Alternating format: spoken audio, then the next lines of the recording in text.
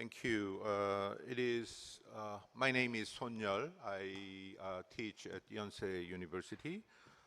It is my distinct honor to chair this panel of eminent scholars. I'm grateful to KAIS and KAIS President Chung for including me in this great panel. We have three eminent scholars for presentation, and also three eminent scholars for discussing the presentation materials. And the title of the panel is Reconfiguring Western Order, as the world is currently witnessing a profound change. So many debates and discursive exchanges are going on, and today's panel is one of them. So we might want to think of what we can contribute to this booming literature. Okay, you exchange it. Right, so that's what we're gonna do, and I would like to address a few points that prefigure our three presentations and discussions. First is, we all know that the current order is in crisis, for sure, but the next question is what really comes next. Are we witnessing a transition to a new post-Western order? Or as recently Canadian Prime Minister Mark Carney said, is the world is in the midst of a major fracture and rupture, and not really a transition yet. So that's one of the issues that we want to discuss, that if there are upcoming developments leading to a potential new orders, post-Western new orders, what are they, and what are the conditions by which each order, potential scenario will take place. That's first. And second, when it comes to a new Western order or new post-Western order, what is the West, the concept of the West? It clearly has multiple meaning. It is a geographic term, East versus West. In our the Korean history, we lived in a China-centered world, and the West came in and tried to adapt to the new order that was happened in the 19th century and many other Asian countries too. So in that sense, it is a largely civilizational concept. Then if the world is moving to a post-Western, would that be another civilizational change, and what would that be for the countries like Korea? Or if the post-Western order there, the West is simply American, then it's about American hegemony. So what is post-American hegemony? Then what are the magnitude of adjustment given to the countries like Korea as a middle power? And third, when we think of South Korea as a middle power and other middle power countries in the world, does post-Western order offer a space that maybe invigorate middle powers activism, or does it reduce the range of freedom, range of choice they play? So what are the conditions in that sense under which middle powers like Korea play in a word of transition. I think those are the several points, I mean maybe the 3 points that I want to address, and that is largely reflected on by our presentations. And we have 6 panelists, great panelists. On my right, Professor Amitav Acharya of the American University. Professor Acharya took a long flight, 14 and a half hour flight to Seoul. And you know, he is an eminent scholar in particularly in this topic, and he has a book to introduce today later. And two Korean representatives. Professor Chun Jae-sung is a Seoul National University professor, and he is the president of the East Asia Institute, a premier South Korean foreign policy think tank. And far right, Professor Hae-jung Lee of Chungang University. Far right doesn't mean that your ideological position. On my left, Professor Jung Gu-hyun of Kangwon University, and left, Professor Choi Woo-sun of the Korean National Academy, Diplomatic Academy, I'm sorry. And the far left, who is not far left actually, Professor Cha Tae-seo, is also professor of Seoul National University. It is interesting to me when I look at the list of participants on this panel. Professor Acharya is largely well known for non-Western IR theories and things. And then our 5 Korean scholars are largely America specialists, American foreign policy, and U.S.-China relations. So the panelists are heavily American flavor.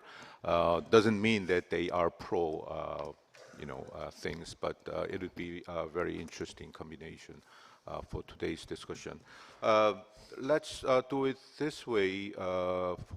Since we have only 90 minutes, each presenter will take 15 minutes, and then turn to 3 presentations, and our discussants.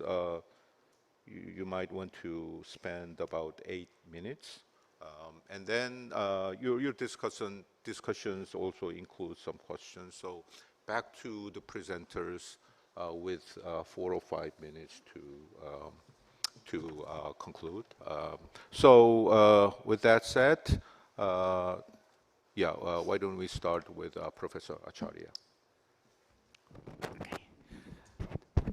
Thank you, Professor Son, and let me also express my gratitude to the KAIS, Korean Association of International Studies, and also to Kanda, Professor Choi, who kindly has arranged, it's not only a long flight, but it's a very expensive flight. And the strain on the body is on me, the strain on the budget is the Korean government. So thank you very much. There's no other way I would have come without that funding. But I should also tell you that I was the keynote speaker of the 50th anniversary of KAIS. Now I remember now. And it was on something about Northeast Asian peace and security. And a couple of years later, I suddenly realized that there is a book which I actually was a co-editor. Nobody ever asked me, but the conference came up with a book. And I was, the title of my keynote was The Imagined Community of East Asia.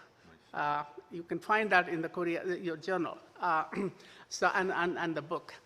So it's very nice. I just forgotten about that, and it's 2026, that was 2006, so 20 years earlier. So very glad to be here to talk about my, not my new book, of course, will be in the afternoon, but I'll draw on it a little bit on this. And decline of Western order and the emergence of a post-Western world. Okay, so I will try to see if I can make this work. Okay, so in fact, both my books on world order with the policy more general relevance have been translated into Korean. And the most recent one is the Once and Future World Order. We'll be talking about it today. Later, but I think the first one actually in some ways is more relevant to what I'm talking about, because it was talking about the end of American world order in 2014. This is the 2014, when Trump was nowhere on the horizon, Barack Obama was president, Hillary Clinton was waiting on the wings. Nobody thought liberal order is over. I said the liberal order is over. That's basically the argument. Because I don't think it has to do with a person. People like Trump can make a big difference in pushing it over the edge. But the long-term structural reasons was always in motion, especially after the 2008 global financial crisis. But it was always going to be like that, because the American hegemony is a product of contingencies, historical contingencies. The World War I, World War II, the decline of Europe, relative decline, exhaustion of Europe, the defeat of Japan and Germany's competitors. China was nowhere on the horizon. India was nowhere on the horizon. So the United States had the field to itself, with geographic isolation, having profited a lot from World War II. The United States has profited from World War I and World War II. Every time there is a war, US profits from it, except the Iran war. But because the US actually made money out of the 1991 Gulf War, because all the allies paid for it. Now they're going to pay for the, maybe the reparation to Iran, but we don't know. But anyway, that was really an important book in that moment. And the more recent book is a global history of world order, which is US world order. It's one element, but I'll talk about it later. Let me just go straight into the argument of this book, and I'll just time myself. Okay. What was the Western order? It's a deeply hierarchical construct. I love your, by the way, this has all the slides, by the way, so you don't have to pay too much attention. It's beautifully done. Thank you very much. So a deeply hierarchical construct, and I'm using the traditional, what do you call the dependency theory argument. Core and periphery is a very good way of actually looking at it. The core, it had two elements, the core and the periphery. The core was intra-Western, among the Western countries, a relationship within the so-called West. US was the core of the core. This is Johann Galtung's term, core of the core and periphery of the core and periphery of the periphery, using the language. The US was the core of the core. Europe and other US allies, including Korea, Japan, Australia, would be the, what I call semi-periphery, or periphery of the core. They were linked to the core, but not quite there. And then the second element was the West over the rest, not West with the rest. So core-periphery relations.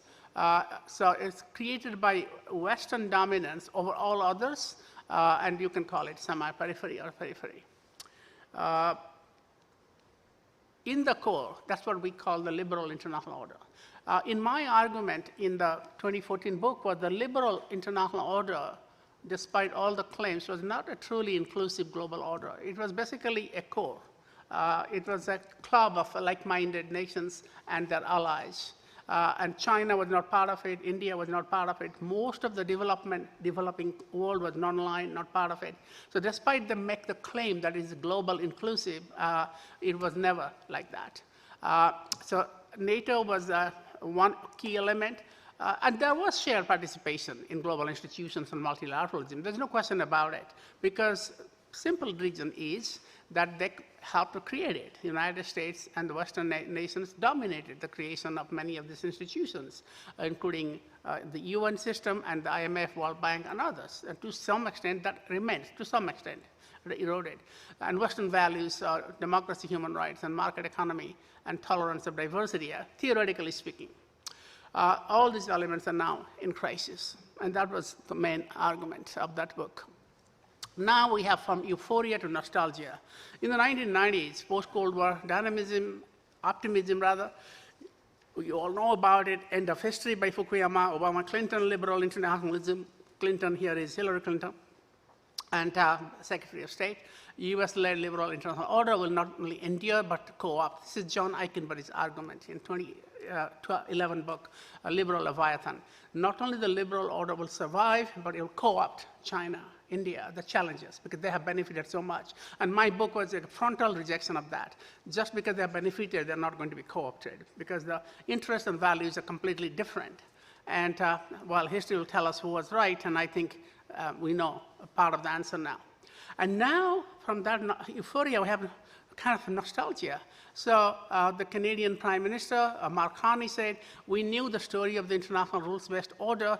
The fiction was useful, but now the illusion begins to crack. Remember, fiction, illusion? Okay. My answer to Carney is, what took you so long? Because this was already becoming clear. Borrell, the former European Union High Representative for Foreign Affairs, I just met him last month when I launched my book in Barcelona. Era of Western dominance is over. The West, as we know, no longer exists. The European Union Commission's President, Ursula von der Leyen. And then finally, of course, the Finnish President, Alexander Stubb, rising star of public intellectuals in the West, statesman intellectuals. Era of Western dominant world is over. So my question here is that this is exactly what I said. The age of Western hegemony is over. Whether or not America is declining, the post-war liberal world order underpinned by US military, economic, ideological primacy, supported by global institutions serving its power and purpose, is coming to an end. This is, again, 2014, not 2026. So it took 12 years. West went through a denial, and then finally, then there are 5 stages of grief, as you know, denial and contestation and grief, and finally you accept. And that's acceptance. And just like Carney, you talk about as a myth, as a fiction, and we are all, in that sense, kind of living in a fool's paradise. This is what he's saying. And, but I think many of us anticipated, many of us, not that many of us, there actually I can't think of more than 1 or 2 other people, maybe Charlie Kupchan, one of them, who talked about this in 2014. Now everybody is in the bandwagon. Everybody is talking about the end of the liberal order. Okay, what are the causes of the breakdown? Well, I think it's very important to remember what happened within the West. The world became too dependent on the US. I'll give you a very quick statistics. It's not in the book, but in more recent papers. In 1960s, the US was the largest exporter in the world, 50s and 60s. In the 1990s, it became the largest importer in the world. Now, during that period of 30, 40 years, every country started to rely on the American market. Exporting to America under the relatively easy rules became the driver of economic growth, not only in Europe, but also China, and not only just the miracle countries like Korea, Taiwan, Singapore. And then military dependence was already there. So Trump comes into power and said, what is my leverage? Market access is my leverage. So tariffs are a beautiful thing. And he went on deploying tariffs from day one in the second term. So that actually why it made the hegemon very confident, overconfident, and bullish, and use a weapon, ready-made weapon, which basically led to the current breakdown, the latest phase of the breakdown of the order. And domestic politics and populism of the Trump, we know about. This is a little unprecedented, although not entirely unprecedented. There have been populism in the West before, but I think this has gone a bit too far. What about the global level, the West-led so-called global order? Well, this was happening already, led by China, the rise of other nations. This is bound to happen. China and India were the 2 largest economies in the world until the 18th century. About 40% of the world's GDP.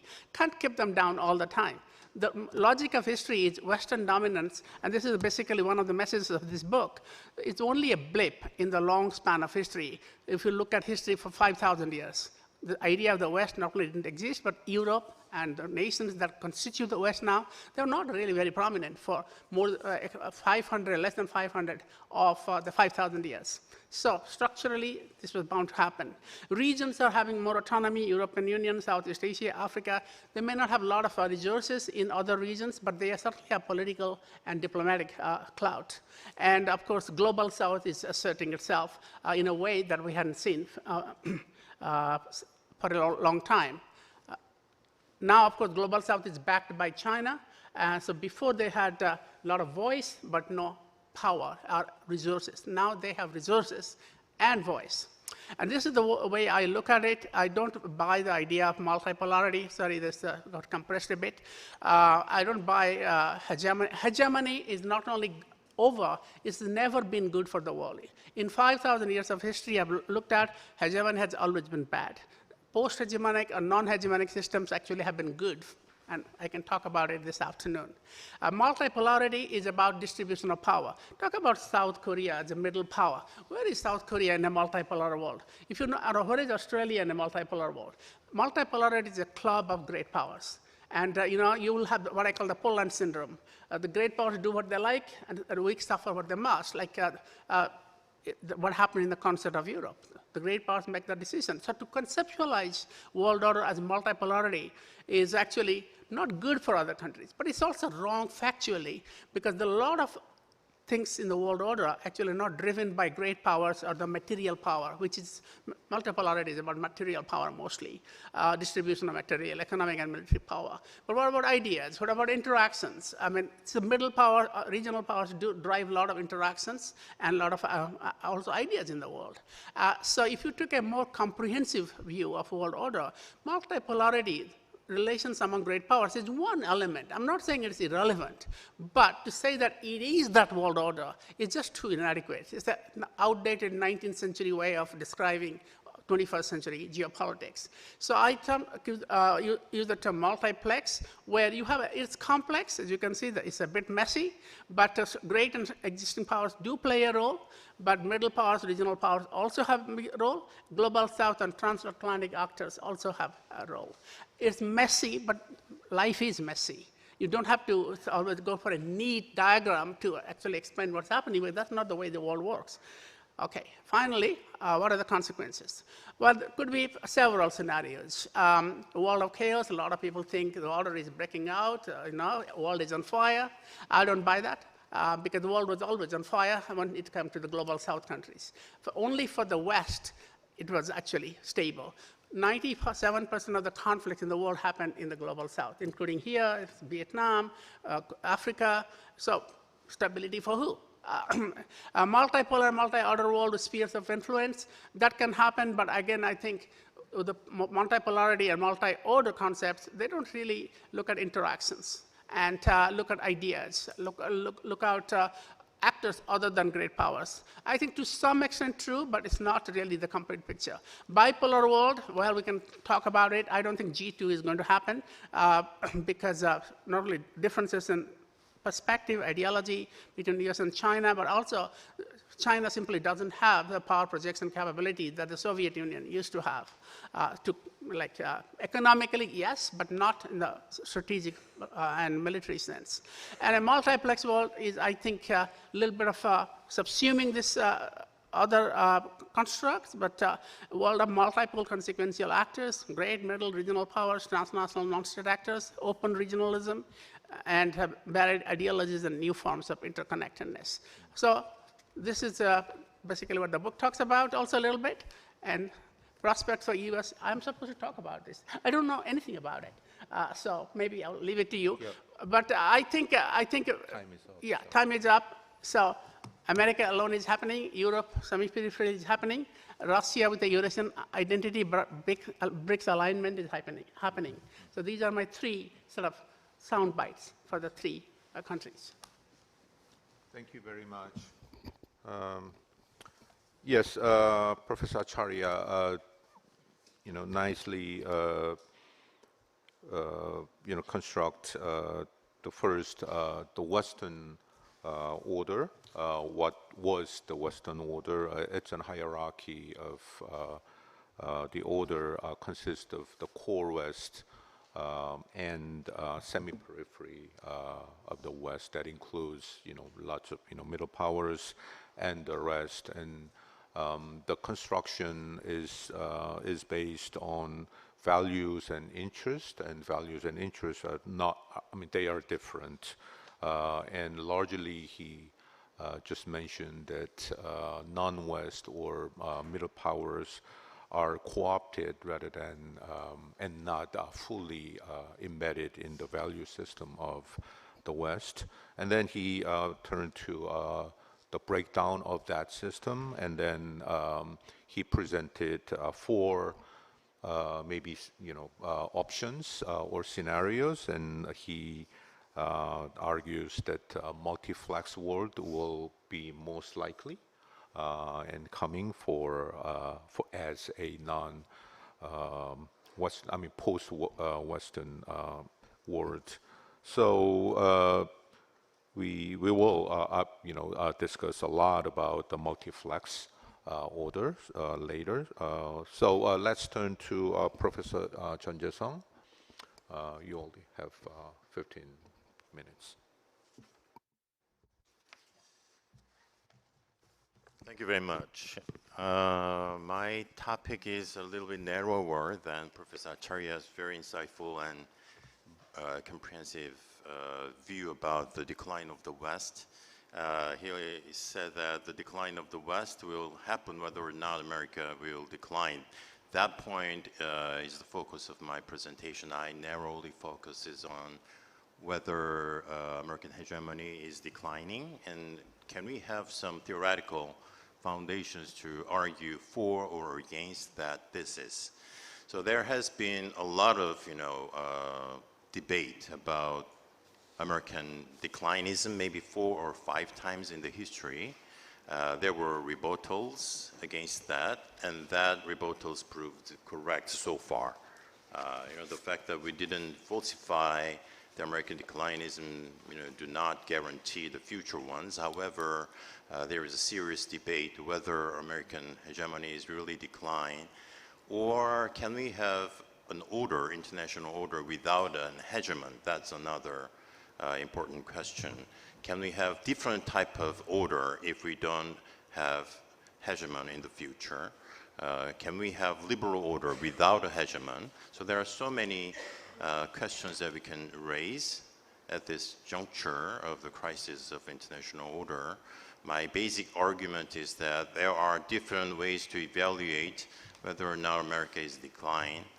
And we have to look at not just the supply side, supply meaning that US has been supply a lot of international public goods. However, there is a rapidly growing amount of international collective goods demand for the last 30 years because we have gone through a very rapid period of globalization and new phenomena such as climate change, development of artificial intelligence, non-proliferation of nuclear weapon crisis and all those things. So there are so many things that hegemonic states should do, which is the cost of a hegemon unproportionally was on the American middle class, for example. So there has been a lot of debates whether American hegemony is really decline. So when we try to evaluate whether or not America is declining, then I think we have 5 theories.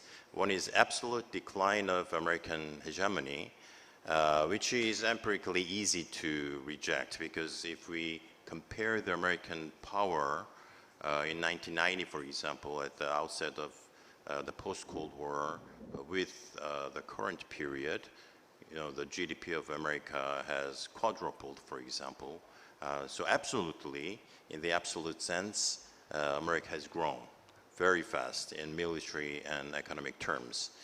However, in relative terms, US share shrinks relative to China and other countries, as we all know. However, there is some kind of measurement problem or trap.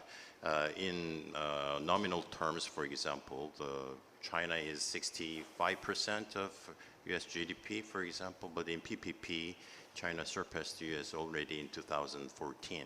So we cannot know yet, relative decline. There was some decline, but is that decline enough to talk about the American decline as a rule? Decline of will.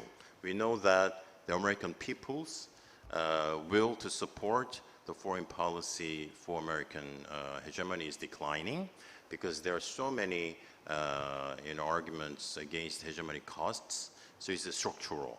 We'll see. And failure of strategy. In the last 30 years, we can say there were some failures of American strategy. Intervention in Iraq, Afghanistan, and the Iran war. However, can we say that it's a really failure because all the following administrations adopt the same strategy.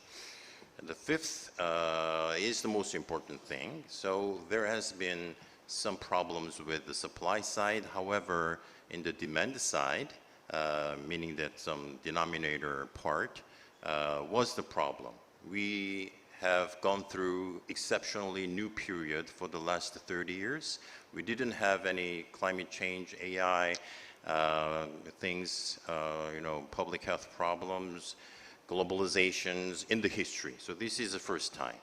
So how can we conceptualize the new challenges for we say, IR theorists say the last 30 years was post-Cold War period, but maybe in the far future, the history book will say that this 30 years was a time of the globalization, the development of the large language model of AI, and the first time that we experienced climate change and all those things. So then we can have several propositions. Demand side decline, the impossibility of single state hegemony, meaning that now any single state cannot wield hegemonic power, not because it's weak, but because the demand of international public goods is so enormous. So any single state, United States or China or any country in the future cannot take the burden of running the world as a single hegemon. We can say now, U.S. foreign policy as a predatory superpower. We'll talk about it. I will say it is predatory, but not a hegemon anymore. It's a predatory superpower, not predatory hegemon, as Stephen Walt recently said. And China cannot replace the U.S. hegemon. China can be stronger than U.S. maybe in the future if China goes very well. However, China cannot be a hegemon in the traditional sense because China will face the same problem that U.S. is facing now. And we will have different type of modes of public goods supply. I will skip this part. We all know the hegemonic stability theory, but I now reread 1985 Snydell's article, meaning that hegemony is a sufficient but not necessary condition for international order. We might have more than one hegemonic power. He said K-group, small coalition of large actors. These days we can say US plus some other countries. We don't know yet. And we are witnessing a very strong unilateralism now. So some people say this unilateral phenomena shows that the decline of the liberal international order. But it could be a little bit provocative, but we can read Carl Schmitt's idea that in the liberal order, domestically, the liberal state is simultaneously inside and outside its own law. So a liberal state is bound by constitutional rules, but that constitutional rules give the sovereign the power to suspend itself, to declare the exceptional state. So in international relations, U.S. bounded by, like Eikenberry says, is institutional arrangement in international arena, but U.S. has been declaring the capacity to suspend the liberal order which U.S. created. So we might say that this unilateralism, even though it's very extreme, is inscribed within the liberal order itself. So the unilateral behavior of President Trump, for example, do not show us the fact that we are beyond the liberal order. Actually, the liberal order itself contains a lot of exceptional state itself. So we'll see if that structural unilateralism is the evidence of hegemonic decline. Demand side, we can skip this because we are experiencing a skyrocketing demand of international different type of collective goods, which US cannot meet. So we can say there is impossibility of a single state hegemony. So the problem that Trump administration is experiencing is not a problem coming from President Trump himself or the America as a state itself. Probably it's a structural problem after 30 years of experience that we are entering into a different period of international order. So U.S. pathway, what kind of future that U.S. can have? Character of public goods, one pathway is adjusted liberal hegemony, meaning that while U.S. can produce some goods with universal character, with open access, all these things, or U.S. will wield coercive hegemony, and then collective goods will convert to club goods, which we are witnessing now, dollar access, market entry, all those things. It can, degrade it into the ordinary great power, which will not supply international public goods. It will just one of the normal superpower with its own interests, providing some partial goods. Or U.S. might want to be an empire. Then it will provide private goods, not public goods. Maybe Trump administration will go below the tipping point. We don't know yet. We can combine a pathway 2 and 4. But there could be another possibility that structure of order itself is transformed. We might have some different post-Westphalian order in which empire might emerge, or we can have some multi-layered postmodern type of international order that may resemble Professor Acharya's multiplex world. But as an interim period, we are witnessing predatory superpower. Predatory means that U.S. evades every responsibilities of order provision while coercively exploiting advantages. And we allies now have not de-risk situations coming from rise of China, but the America risk as well. Some people say China is transactional but predictable, so it's more stable to have a relations with China. But if we assess Chinese power, we cannot say Chinese power is enough to be a hegemon which can replace the U.S. leadership. If you look at the capability, the will of the government, even though the Xi Jinping administration talks about great rejuvenation, all those things, but they don't talk about global hegemony yet. We don't know.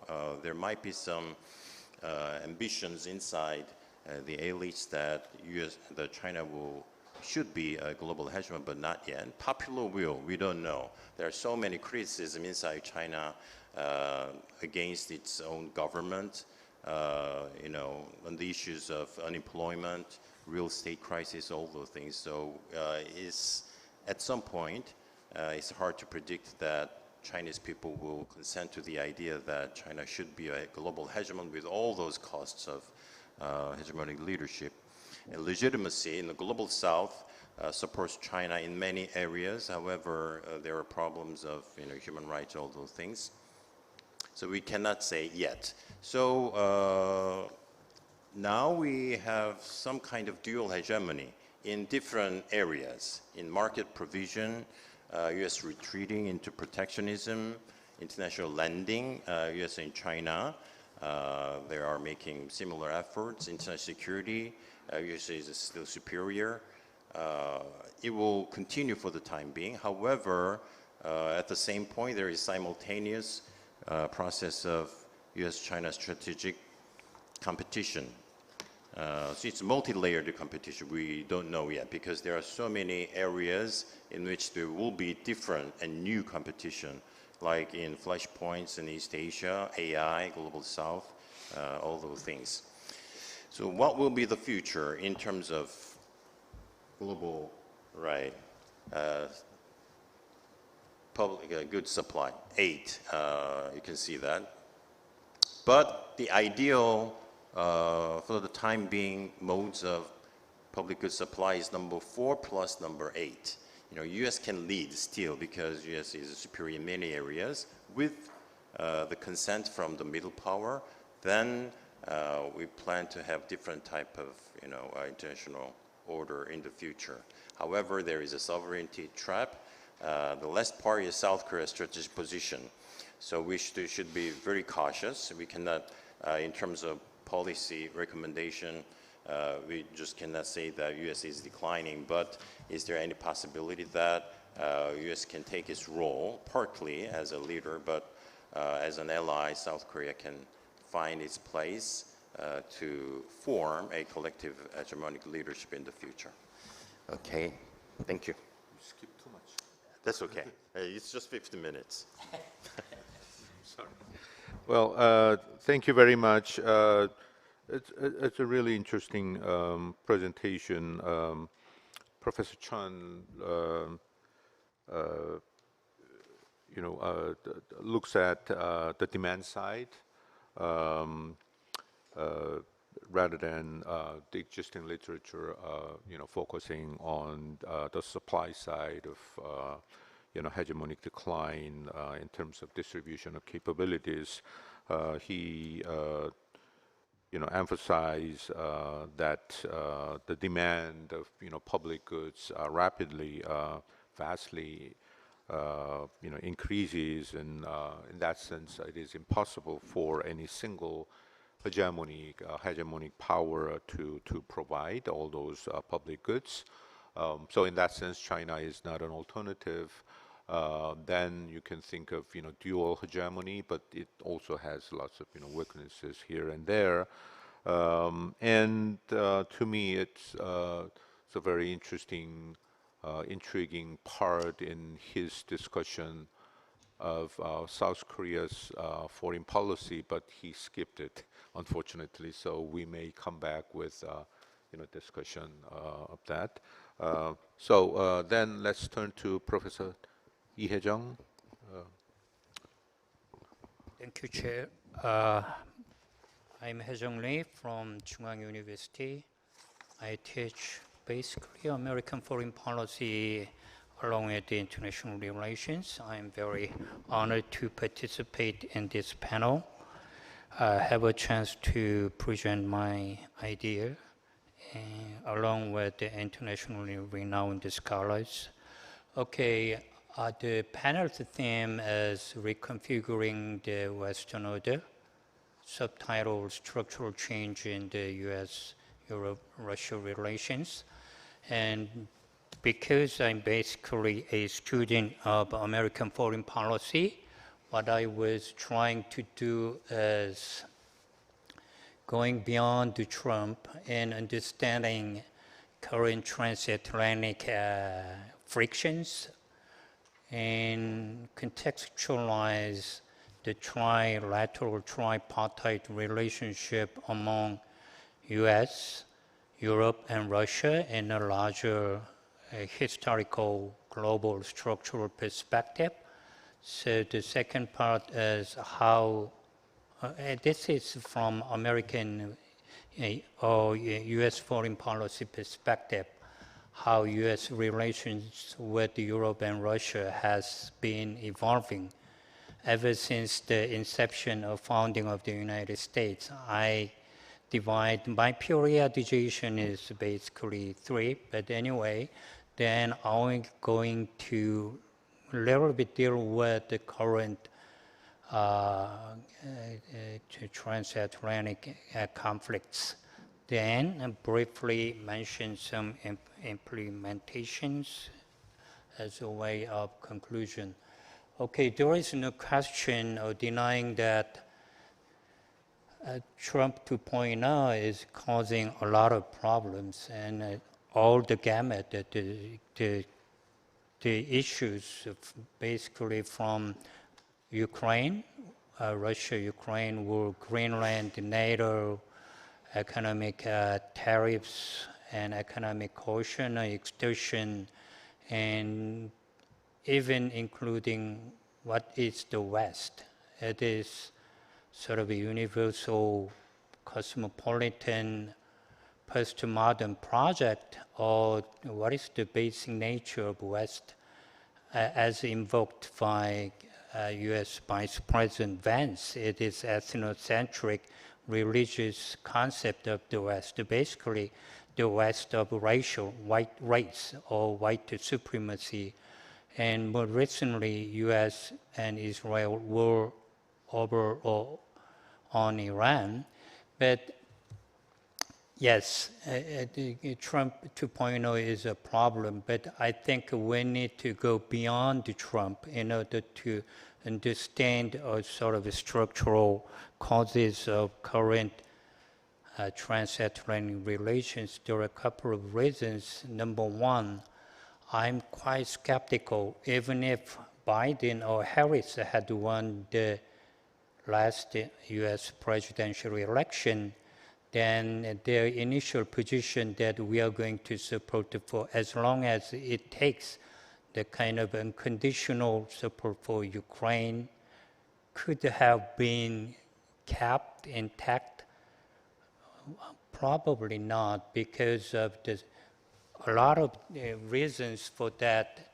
Number one, the sagging U.S. public supported, and morally, the confrontation between democracy versus autonomy, it is Biden's sort of a moral and at the same time strategic rationale, but the rationale has been eroded, to say the least, by Israelis' genocide in Gaza.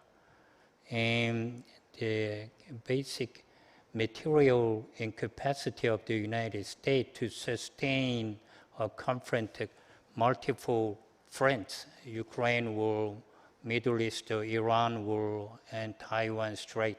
So I think we need to go beyond Biden, the number one reason. And number two, Gorbachev was promised by James Baker that we are not going to 1 inch sort of NATO's expansion into the east, and Yeltsin was promised Russian participation, and Putin in 1997 was promised at least a cooperation with NATO, but somehow from NATO's perspective, that kind of promises were not kept. And at least ever since the United States war on terror, and especially their decision, the Bush administration's decision to withdraw from ABM, Putin's Russia has been very consistent that we are not condone your insistent NATO expansion. So the war, sort of the root cause, the structural cause of war in Ukraine, it began well beyond the current Trump 2.0 administration. And third, and maybe most importantly, what is the West? Trump and Vance's conception of the West is, I think it is basically white supremacy, racist, imperialist West. And it goes back to 19th century imperialism, so we need to go back and look at the history.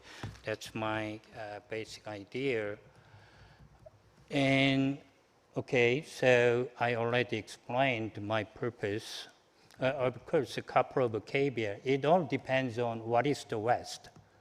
Okay, West may mean, again, postmodern and very inclusive. Korean scholars may be a Western scholar, or Professor Acharya is a Western intellectual or not. it all depends on your own definition of West.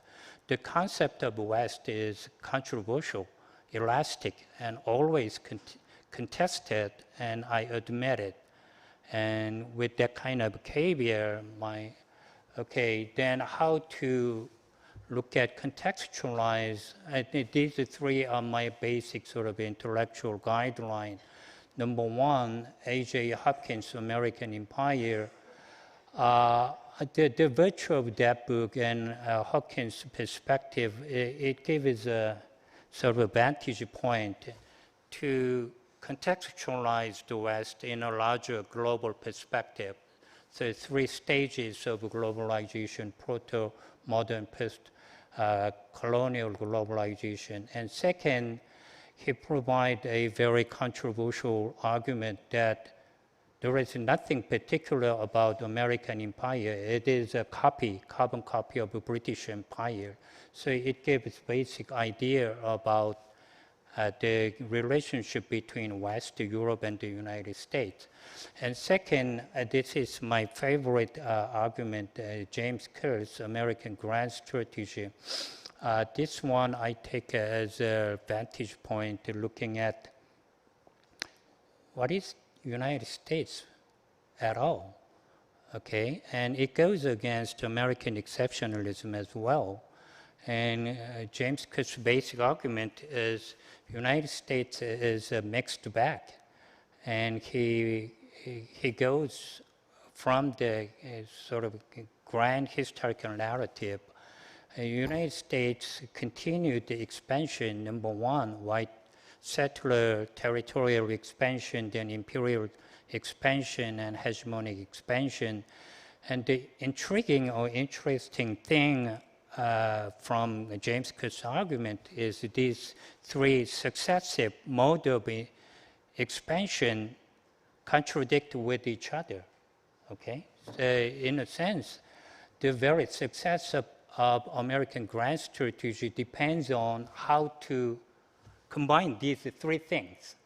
So ethnically, white settler nation state, and economic nationalism aspect, and at the same time, the conventional wisdom of the United States as embodiment of modern enlightenment, democracy, freedom, blah, blah, blah, and how to combine these 3. And number 3, the basic historical relationship between Europe and United States. There's a diplomatic historian, Brooke Bloor's idea, published in 2014 in Diplomatic History. The title is From Isolationism to Neutrality. Basic idea is there is no isolationism in American history. American effort to neutrality finally came to an end during World War I and World War II.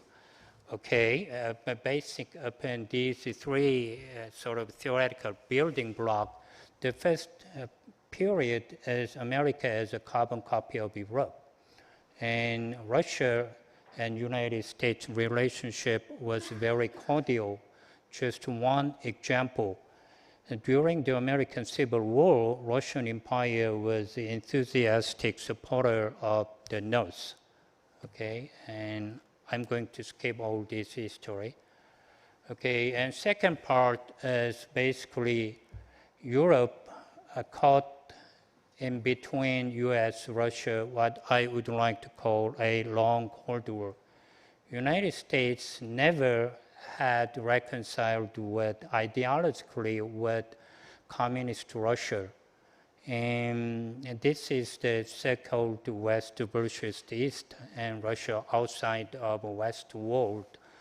And I think the United States had basically, in terms of American hegemony, US has basically 2 projects. The reconstruction of capitalist world economy, and second part, the geostrategic containment of the Soviet Russia.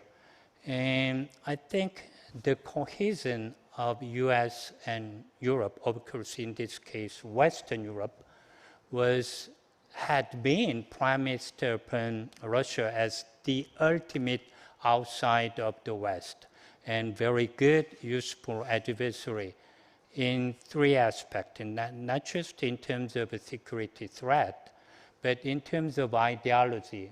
The communist Soviet system was the very opposite of freedom, democracy, capitalism, and at the same time, godless communism. So two versions of the West. Of course, this is very crude stylization. One is postmodern, and the other is very ethnic, ethnocentric, Christian-centric notion of the West. So I did not fully emphasize in my slide, so I'm going to a little bit supplement that my idea why Russia was a so good adversary for United States and the solidarity of the so-called West. Okay, so the two different versions, conception of the West could converge.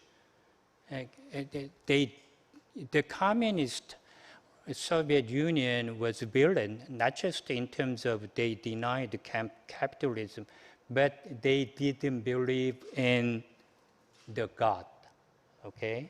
So, but the second point is, at the very beginning, the Marshall Plan was implemented by anti-communism. What does it mean? I think the historical lesson is from the very beginning, the economic foundation of Western solidarity was not that strong. It is basically fragile. And all these problems revealed after the end of the Cold War. Okay, of course, in terms of international or global system, we have different periodization, but if we focus on this trilateral relationship, then I think the period of the third period begin after the disintegration of the Soviet Union all the way down to Putin, Russia's invasion of Russia. And all these problems, to borrow Professor Acharya's phrase, from euphoria to nostalgia, my idea is almost identical. The unipolar illusion and the very ideological security and also economic foundation, these three foundations all crumble down, break down. Okay, and then the unraveling of the last part, the unraveling of the unipolar movement began with, of course, in terms of norms governing war and peace, it began with the very September 11th terrorist attack and war on terror, because it denied every distinction between peace and war. Okay, but the great historical watershed, of course, I think is the financial globalization, the breakdown in the 2007 and 2008. And it began all the calls about the rise of the West and Z0 world. And there is some interregnum political delay. The economic shock revealed fully in 2016, Brexit and Trump. So all the foundation of the trilateral consolidation of the West break down, and this is just a couple of snapshots. The general idea of the decline of the West. Okay, and so I would like to skip this, but basically I would like to give two snapshot idea of trilateral relationship in the Biden administration and Trump administration. And my discussion designated the discussion, Professor Cha raised a very sharp question about that. But my basic idea is what is the most conspicuous feature in Biden administration of this trilateral alliance? I think it is Biden versus Russia. And in Trump administration, it is Trump versus United States versus Europe. Okay, basically Trump administration declared that the war in Ukraine is not ours, it's yours. Okay, so what might be the general implication? I think there is no way out for the United States. Get out. There is no good option for the United States on the Ukraine war. And neither Biden's whatever it takes to support the Ukraine approach, nor Trump's quick fix for peace has worked. And so I could only see sort of a protracted statement or ceasefire.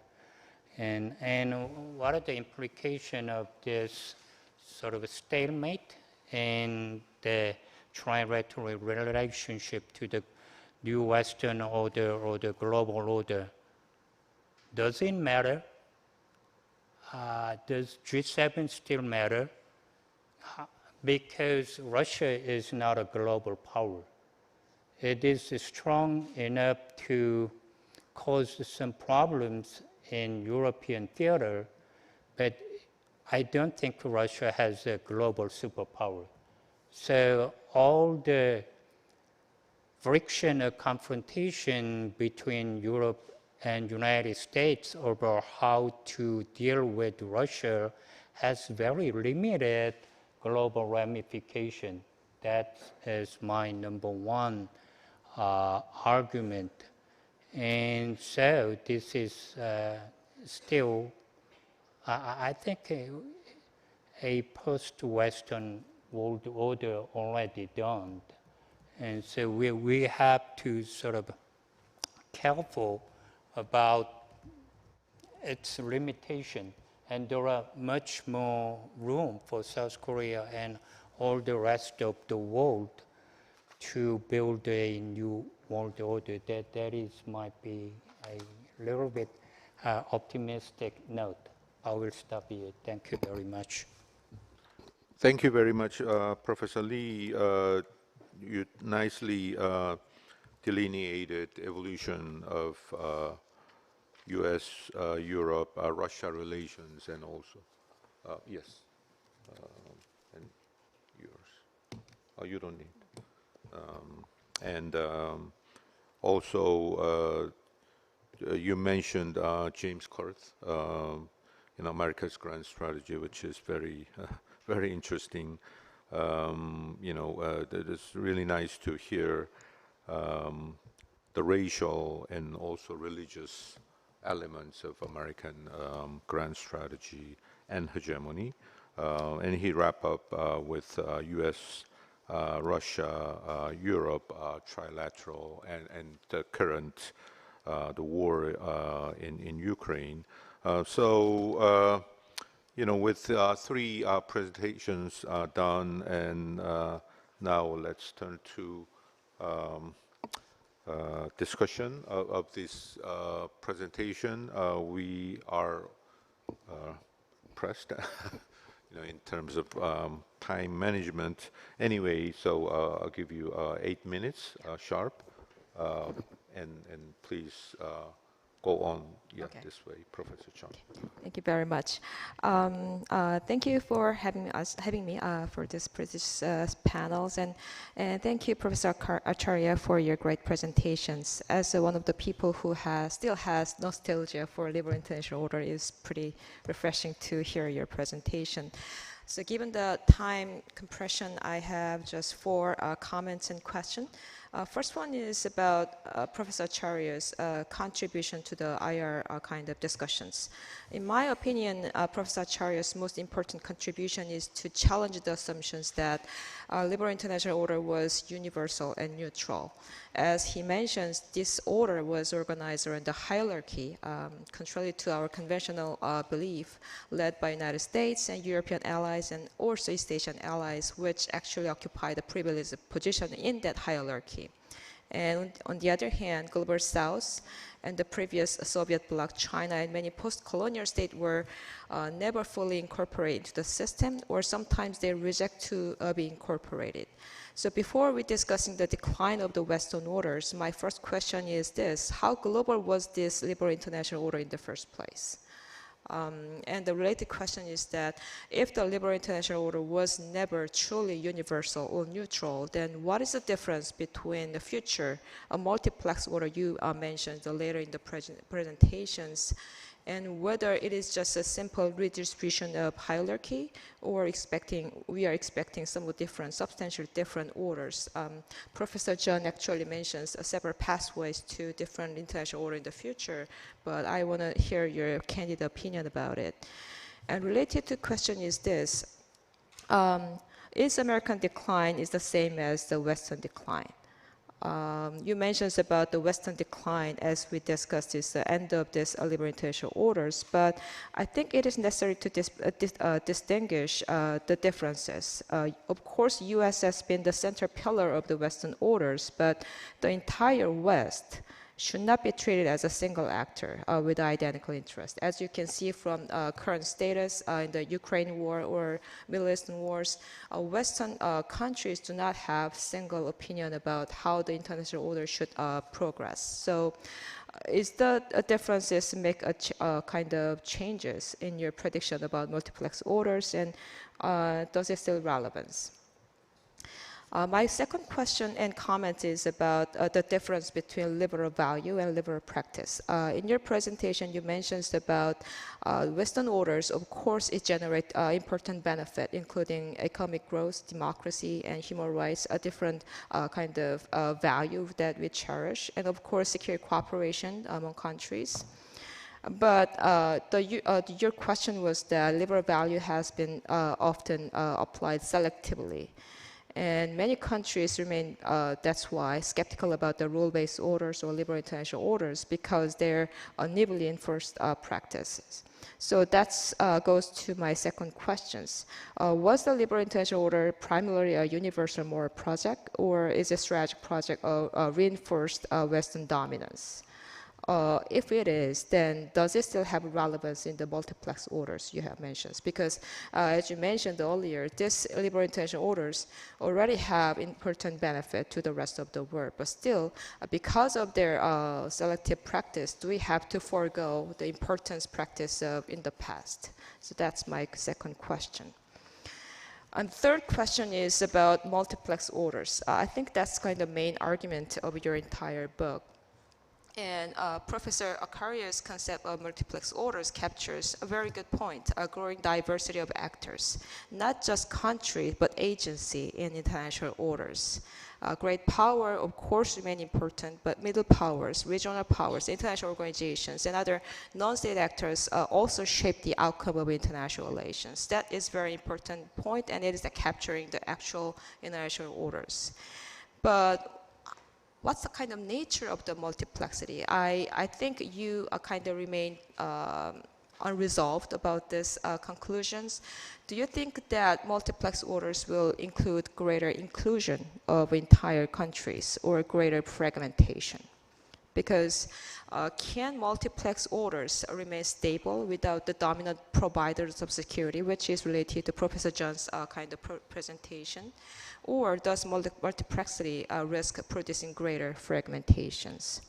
Of course, there is no clear answer at this moment, but at the same time, will this multiplexity produce a more equitable orders? Or it is moving toward more fragmentation or instability is a very important point, and things we have to consider, because that's kind of pathway we are moving forward.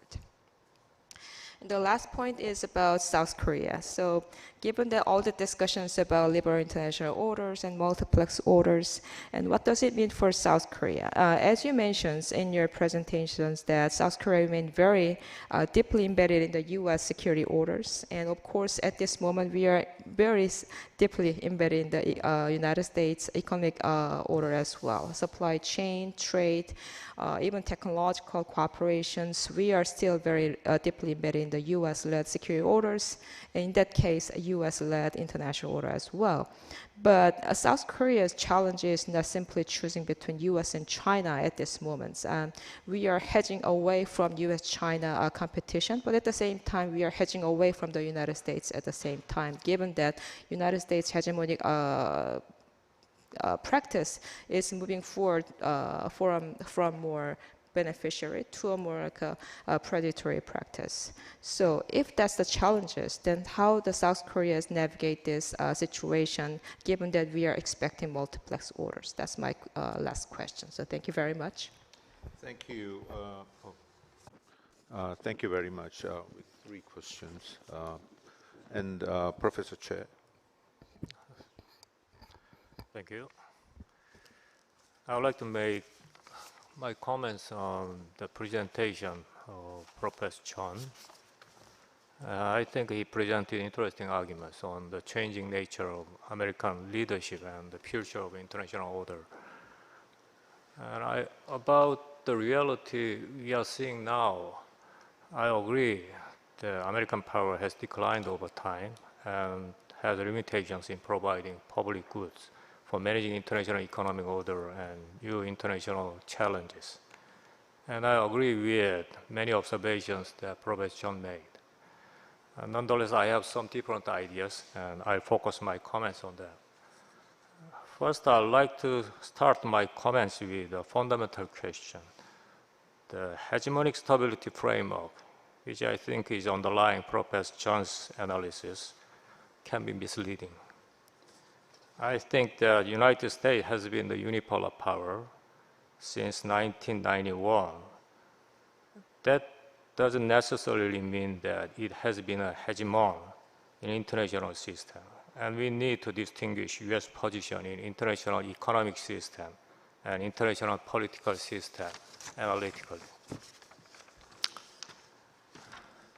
The United States has been a hegemon in the Western Hemisphere since the late 19th century.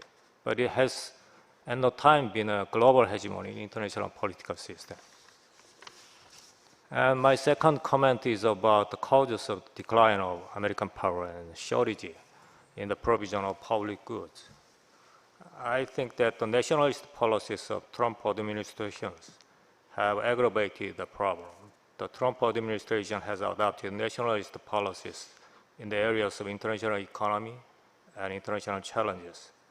These policies have surely reduced the US leadership in these areas. And I agree with Professor Chun that the magnitude of the growing demands in new international challenges make it impossible for any state to solve the problems alone. However, I think that the main reason of the decline of American leadership and the change of its strategy is the rise of Chinese power. Although the internal factors and diplomacy of the United States certainly have made significant effect. I think that the main cause of the decline of US leadership in international economic system has been the rise of China and its resistance to any institutional reform. This happened even before Trump. In this context, the United States has placed a higher priority on securing its own interests, more often ignoring institutional constraints. In the international political system, I think United States has been the main stabilizer, not hegemon. Since World War II, it still plays the same role, although moving to reduce its commitments in secondary theaters, including Europe, to focus on Asia according to the changing balance of power resulting from the rise of China. My third comment is on the future. The power competition between the United States and China will largely determine the future of American leadership and international order. My prediction is that United States will keep its significant advantages in national power, although China will gradually close the gap, at least for 10 years. The international system will likely transit to multipolarity, including India, through some period of bipolarity. Although the advantage of the United States will be reduced, it is likely that the overall stability in international and regional system will be maintained due to the stabilizer role of the United States, a grand balancing alliance, and nuclear deterrence. It will be very difficult for China to emerge as a hegemon dominating Asia, breaking the balance of power for a long time. However, U.S. leadership in international economy and global issues will likely be steadily declined for its limited resources, political constraints, and the magnitude of new challenges. As Professor John said, more collective actions will be required to provide basic public goods in those areas, although difficult. And in some areas such as AI, I think that cooperation between the two rivals is still possible despite their power competition, because the lack of cooperation can lead to common destruction, as we felt since the introduction of nuclear weapons. Lastly, with regard to the changes in US-Europe-Russia relations, I think that the relationship between the United States and Europe in NATO is changing in a fundamental way. The Trump administration is pursuing a new relationship in which Europe would no longer depend on the United States, even in critical capabilities. Europe also has been galvanized by the Russian aggression against Ukraine and the intent of the Trump administration to reduce its commitment to Europe. To focus on China and redistribute resources, the United States will reduce its commitment to Europe while allowing great autonomy of the European allies. I think this will weaken US leadership in Europe, although the NATO will likely survive. And Russia will remain the main threat to the West in Europe. But its power will be weakened over time due to the attrition in the long war and economic sanctions. Russia can be contained by European states with lesser support of the United States. In the long run, Russia will rethink about China and its relations with the West, because the enormous pressure coming from the East after China becomes a real military threat. Thank you very much. And now turn to Professor Cha. Yeah, thank you. I'd like to raise 4 questions that may help further sharpen Professor Lee Hae-jung's main arguments. Initially, the concept of a post-Western world deserves more explicit theoretical clarification. The presentation uses this concept in a rich and suggestive way, but it seems to carry several meanings add-ons. It may refer to the relative decline of Western material power, the weakening of American hegemonic leadership, the erosion of liberal universalism as the normative foundation, the rise of non-Western great powers, or the internal fragmentation of the West itself. These dimensions are closely related, but they are not identical. A world after Western hegemony, a world after liberal universalism, and a world after Western unity are analytically distinct possibilities. Clarifying which meaning of post-Western is more central to the argument would make the project's conceptual contribution even stronger. Next, the presentation's treatment of NATO enlargement as a structural cause of the Ukraine war is persuasive, but it also raised the question of how to incorporate Russian agency and Ukrainian subjectivity into the analysis. It is certainly necessary to examine the ways in which NATO expansion, the failure to build inclusive European security architecture, and Russia's precarious position in the post-Cold War order contributed to the crisis.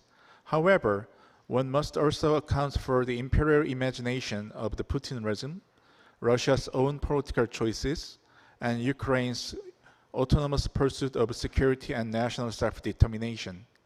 If the war if the war is explained primarily as the result of a collective failure among the US, Europe, and Russia to find a peaceful mode of coexistence, the analysis may risk underplaying the specific responsibility of Russian imperialist aggression and the independent agency of Ukraine people.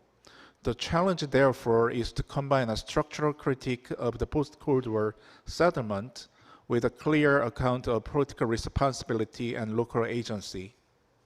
Third, the distinction between Biden's and Trump's failures could be developed more fully.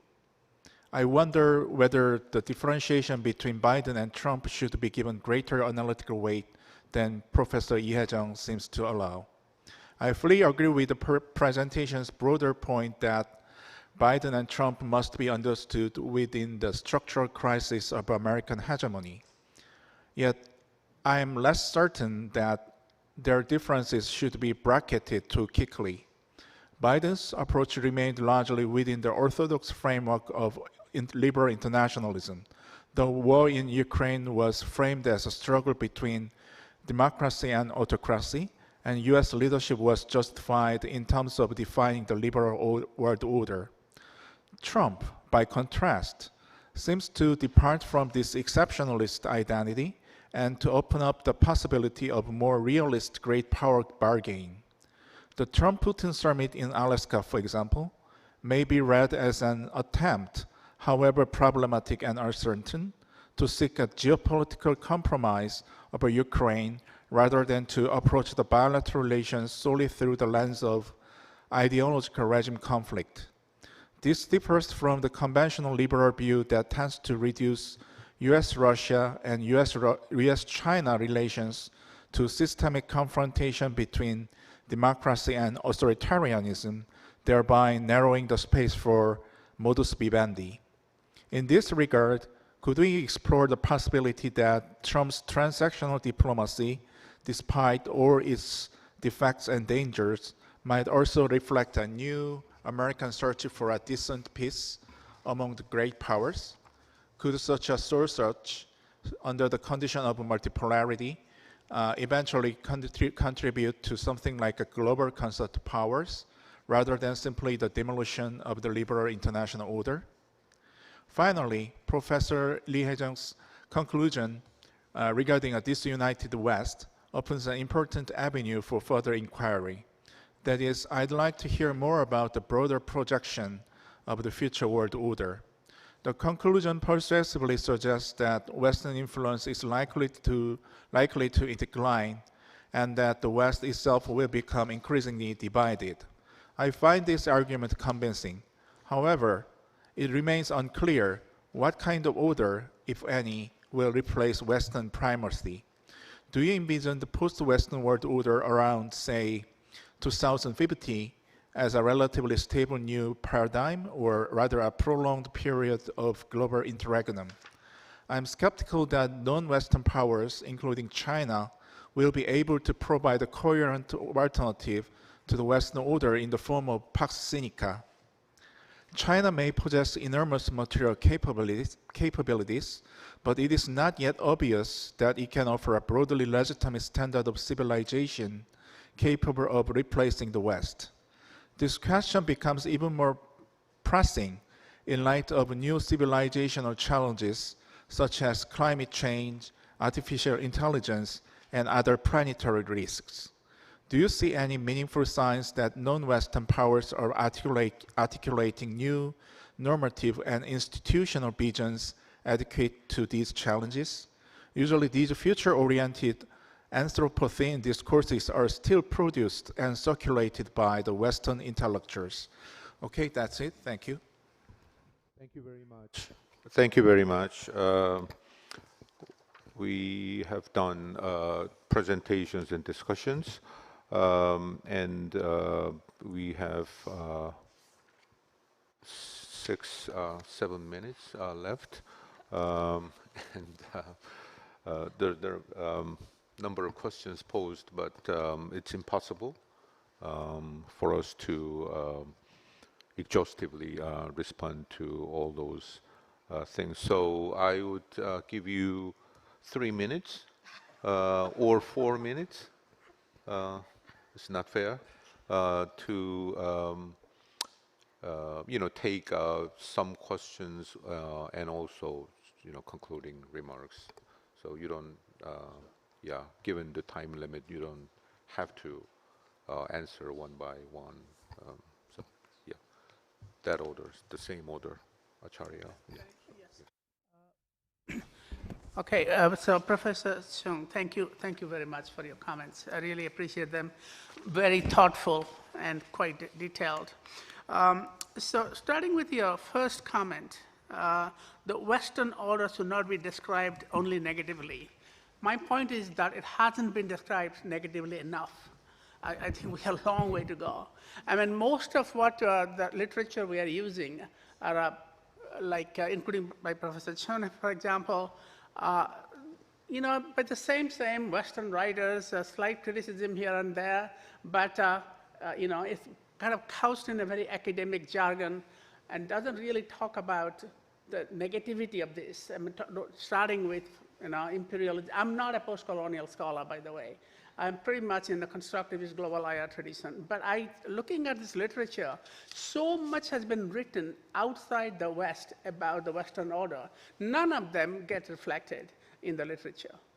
So all these critiques, like my good friend Steve Walt, that come up with predatory superpower, how many times this has been said by people from China, India, Africa, Latin America, dependency theory? We don't have to go to Russia. So I think we have to say more to have some sort of a balance. But generally, of course, everybody recognizes Western order's contributions, but we know that. I mean, we have been schooled in this from primary school. Your second point is that the Global South is not a unified bloc. I completely agree. I have this term, actually, I am advocate of getting rid of the West and getting rid of the rest. West versus the rest. The last paragraph of my book talks about why should we get rid of the West and the rest, or Global South? Because both terms are new, artificial. Historically, in 5,000 years, there are no West, there was no rest. This is basically a Cold War, maybe last 8-year construct. It's been very destructive, and cooperation is now happening across the West versus the rest. So, but you have to get rid of the West first, because that came before Global South did. So if you get rid of the West, get rid of the rest, of Global South, we need to reconceptualize ourselves. And finally, your main point is really that a multiplex world could be more, could turn out to be more conflictual. It could be more inclusive, but more conflictual. I mean, there's always the trade-off. In multilateralism literature, you see that when the number of actors increase, cooperation becomes more difficult. But cooperation happens still. And the idea is that no world order is perfectly stable. So it's stable for who? Conflictual for who? I mean, if you grow up in the Middle East, for a matter, in Asia, maybe not so much Northeast Asia after World War II, you would actually think there's so much conflict during the liberal order. Most of it is by, I'm not talking about colonialism, post-colonial era. So all world orders have conflict. But I think if you have inclusion doesn't mean just bringing countries in, but also looking at ideas that are out there for conflict resolution. The first peace treaty was signed in 1359 BC, and it talked about non-intervention, talked about peaceful settlement of disputes. So there are the free trade, the idea of freedom of the sea started in the Indian Ocean, not by the British. So if you bring in a more expanded conception of global order, you might actually find there are other ways of doing things. Like hegemony has always been bad for stability, always. So inclusivity actually has been good for stability historically. So it's a challenge for academics and policymakers to think broadly, but I would not make the claim, I never made the claim that a multiplex world order will be more inclusive. But another thing is that it is the reality. We are moving in that direction because so many other actors are coming up. And G2, we have arguments against G2. Multipolarity, who is a pole who is not a pole is always contested. So actually the world is complex. That's the real life. And let's try to make the most of it rather than have nostalgia about the liberal order. Thank you very much. Thank you very much. Two very important points. One is about the concept of hegemony, whether U.S. has been a hegemony in military, economic, and political sense. I think we need more discussion. Second one is, are we entering into the times of multipolarity, which is also a very important question. For the concept of hegemony, I think it's very abstract, open to different interpretations. So it's very natural that we have lots of confusions. I think hegemony is not omnipotence for a superpower. Even the unipolar power, they should know where not to intervene, not what not what to do. So it's the strategic skill of restraint, which doesn't appear in Trump period. Multipolarity is different to be a great power and to be a pole. If you want to be a polar state, you should have a great level of attraction to keep other countries inside your bloc, which doesn't appear yet in China or India, as Professor Chia said. So whether or not there will be a unipolarity in the future is remain to be seen, because if we want to have a multipolarity, also there should be a implicit consensus among the polar states, meaning that US, China, or India or Russia should have a implicit consensus that there should be a logic of action among the different blocs, which is not present yet. Thank you. All right, thank you for very wonderful questions. And I think these 4 questions can be sort of, actually 2 sets of questions. One is, what I mean by decline of West, and what comes after the decline of West, and is the rest of the world has intellectual capacity to envision a new post-Western world. So question number 1 and question number 4, actually it's about what comes after the West. And question number 2 and question number 3, I think these 2 questions are about agencies, and more empirical, historical account, the agency of Putin and his invocation of Russian imperialism, and Zelensky, an agency of Biden and agency of Trump. And okay, on the second set of question, I agree with you actually, and I just would like to emphasize that basically what I was doing is less than half-baked idea, basically concept paper.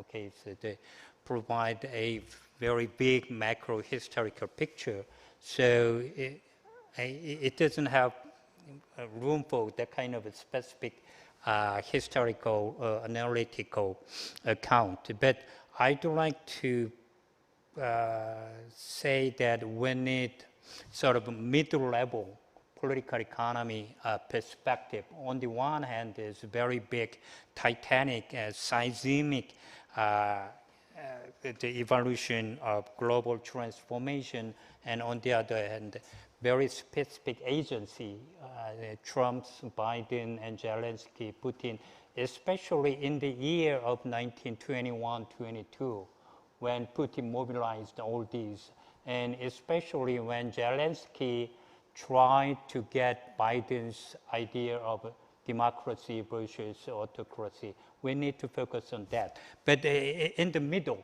sort of, if we think 3 concentric circles, very macroeconomic, great historical transformation, and the realm of agency, and in between sort of a political economy transformation, at least beginning with global financial crisis of 2008, it developed into Eurozone crisis, and it begot refugee crisis, and it sort of ended Europe's postmodern integration project. The claim that we are postmodern, we are modern, racial, and all these things. So out of NATO operation in Afghanistan, Libya, all failure. Then Euromaidan and all the crises. So I think we need the three sort of hierarchical, concentric. And on the first more important question, especially last question, that usually these future-oriented Anthropocene discourses are still produced and circulated by the Western intellectual. But I'd like to ask you, you identify yourself as a Western intellectual or Korean intellectual? The fact that we are discussing in English doesn't mean we are Western intellectual. The very concept of Anthropocene might be circulated by Western intellectuals, but the very idea that human, God, nature belong to one world might be Buddhism, or it might be Hindi, traditional ancient idea. So it all depends on what do you mean by the West. And my very general prediction for the world after so again, my title is not the post-Western world. It is a post-Western world. And my general, very rough idea is protracted triple disorder. Very deep is what is humanity itself. The nature, the relationship between human and nature, the relationship, what is human and what is machine. All these boundaries are blurring. So it is crisis of human civilization itself and the decline of the Western sort of standard of modernization, civilization. It is obvious, I think. The racialism on all these are gone, especially after post-colonial globalization. Okay, so that's my general idea. And again, it depends on. And Western intellectual dominance, I think it is doomed. It cannot go on forever. That's my idea. Thank you very much. I think we need more time to discuss, but yeah, time has already passed.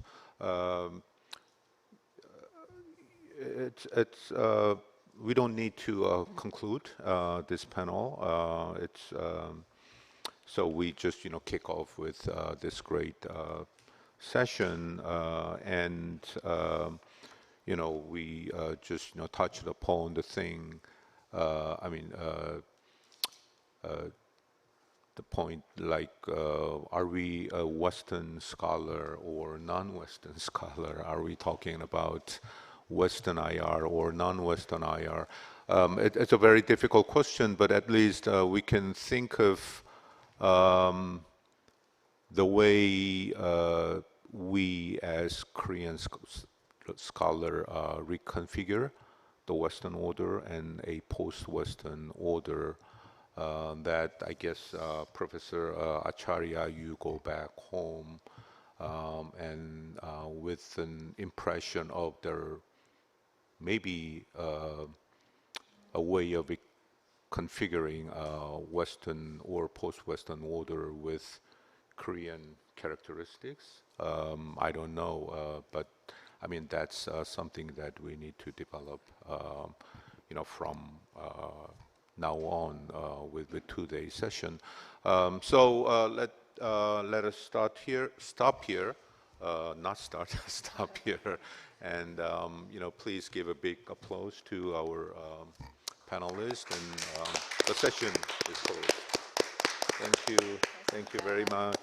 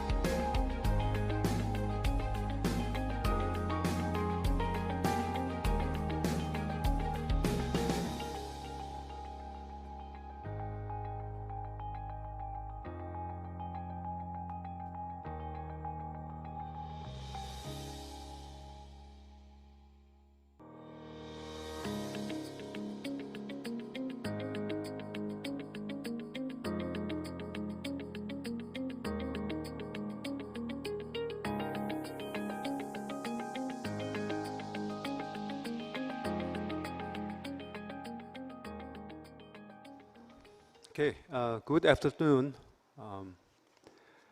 Welcome to the panel, The Rise of the Global South and the Quest for an Alternative International Order. My name is Tae-Young Kim from Sungsil University, and I am very honored to chair this prestigious panel. As you know, we are going through great transformation of international order. Everyone pretty much says that the United States-led liberal international order is gone, it's over, but nobody knows for sure what's going to replace it or what's coming next.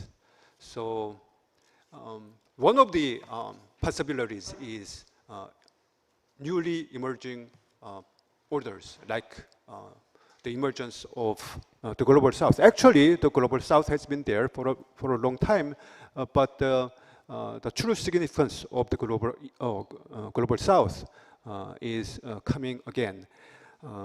So we are going to see how it's going to be played out. So, and we have an excellent group of presenters and discussants. So without further ado, let's begin. Please, Dr. Panda, the floor is yours. Thank you, Chair. Great pleasure to be here, and thank you for that introduction. Let me also thank KNDA, Professor Undak Cho, and also Dr. Seong Oh for this kind invitation. Great pleasure to be here with all the distinguished panelists here. I think your introductory note about Global South has set the course of this discussion. So what I'm going to do in my presentation is to draw the distinction that is needed today, the distinction between BRICS or BRICS Plus and the Global South. What very often we are seeing when there is a lot of discussion is happening about the changing discourse of international order, then we try to confuse ourselves by saying that BRICS is an offshoot partner formulations of Global South. And we try to draw a lot of parallel, lot of similarity, and try to use it very confusingly. Whereas if we see a little deeply, both BRICS or BRICS Plus and the Global South narrative, both are different. And that difference is significant to draw because in today's geopolitics, that distinction really matters. And that's the core of my paper. And I think this is what I was talking to Professor Unduk Cho some time back in New Delhi, you know, when we met. And we discussed that in this changing international order, what is really significant is that there is great power competition, there is middle power formulations, and there is rising power space. But in the rising power space, very often we confusingly used BRICS with the Global South. Now let me draw some of the differences in order to talk about why Global South should not really be confused with a BRICS or BRICS Plus, and why Global South needs a greater identity for itself, even though there has been a lot of debate and discussion about the conceptual formulations of Global South. But at this moment, we don't have a better formulations about that. You know, I'm involved with another research project which talks about Global South and emerging powers or emerging economies. Global South does have a southern hemisphere network, but it is not really defined by that. It is a much more abstract, much more blurred, and much more bigger concept that has a colonial past. And I think that is the narrative of Global South, which really draws its distinctness from BRICS and BRICS Plus today. Now, also what we need to also understand today is that when we are talking about BRICS Plus, we are essentially talking about a cohesive economic grouping. A cohesive economic grouping which are emerging economies and they are having some kind of institutional characters with them. Whereas when we talk about the Global South is a much bigger political, developmental, and normative community that we are talking about. And this normative community existed a long time back. It existed 1950s and 1960s. If we go back to, Bandung Conference, if we go back to, late 50s or early 60s, we do talk about the Global South narrative that time. Of course, the concept probably did not really, gain that much importance, but we talk, if we refer to the ASEAN Relations Conference of 1954-1955, then we do find a trajectory of the origin of Global South from there. So therefore, confusing the two oversimplifies contemporary geopolitics should not be the order of the discussion. Also, what is interesting that we must really take a note of it, that BRICS Plus today represents a kind of a power representation. It's more about powers. It's about economic powers. If we talk about BRICS per se, it's about China, India, Brazil, South Africa, and Russia.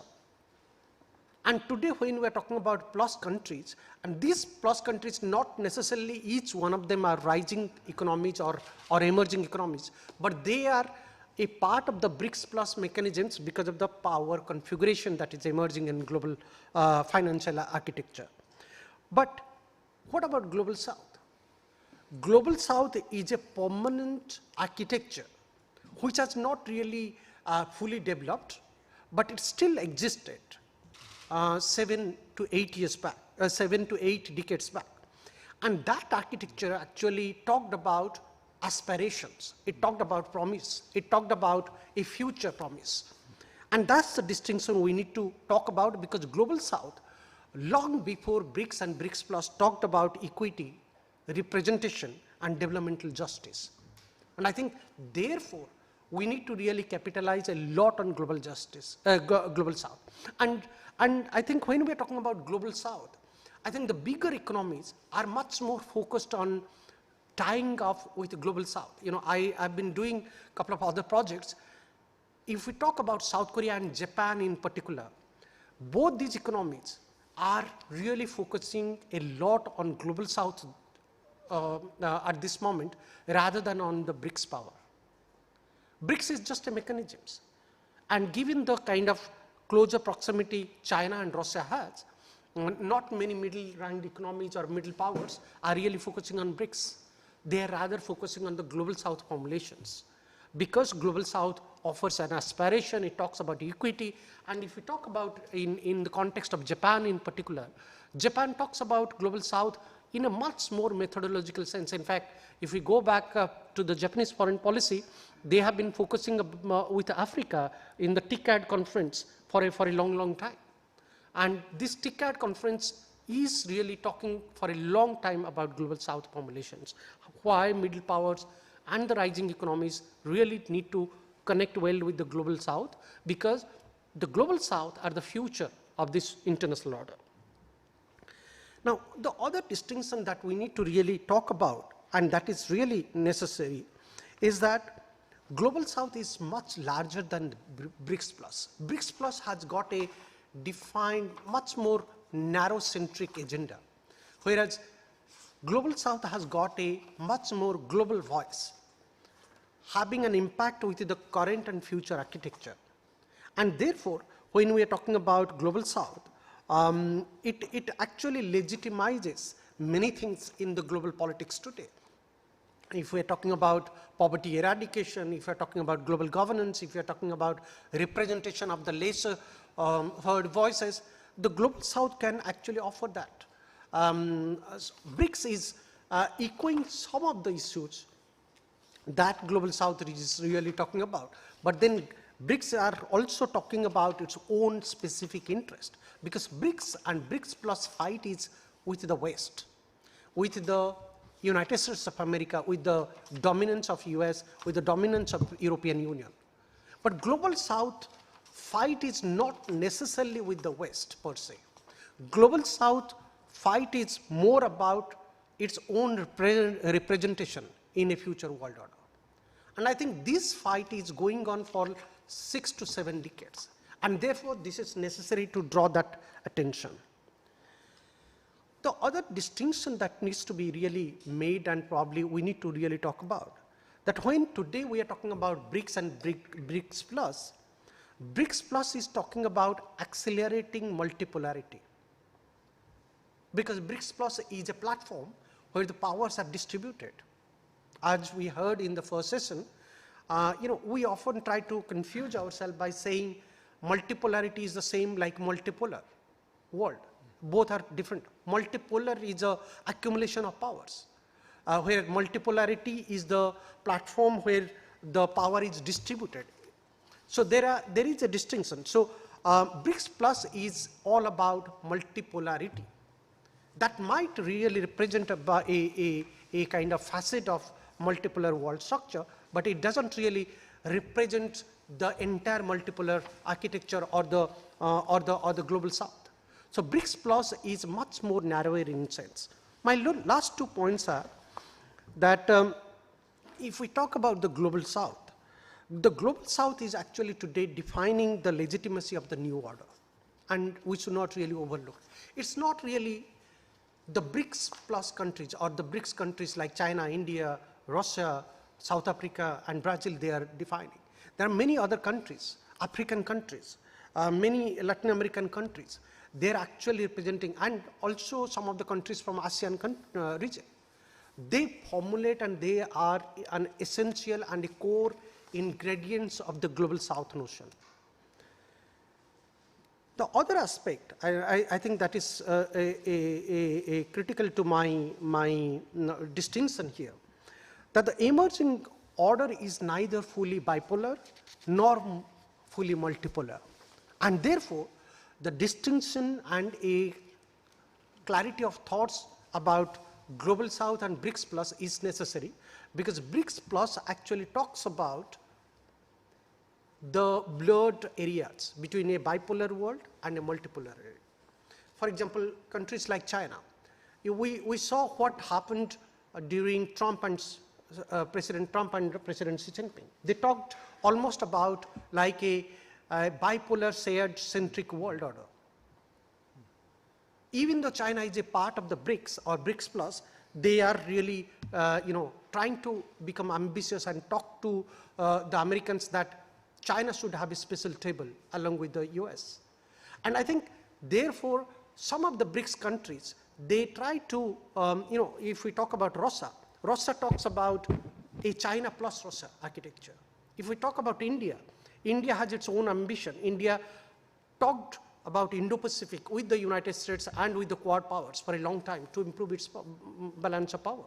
So I think there is a very blurred space between BRICS and the BRICS powers' ambition. And that actually brings to the core, core of this middle power configuration.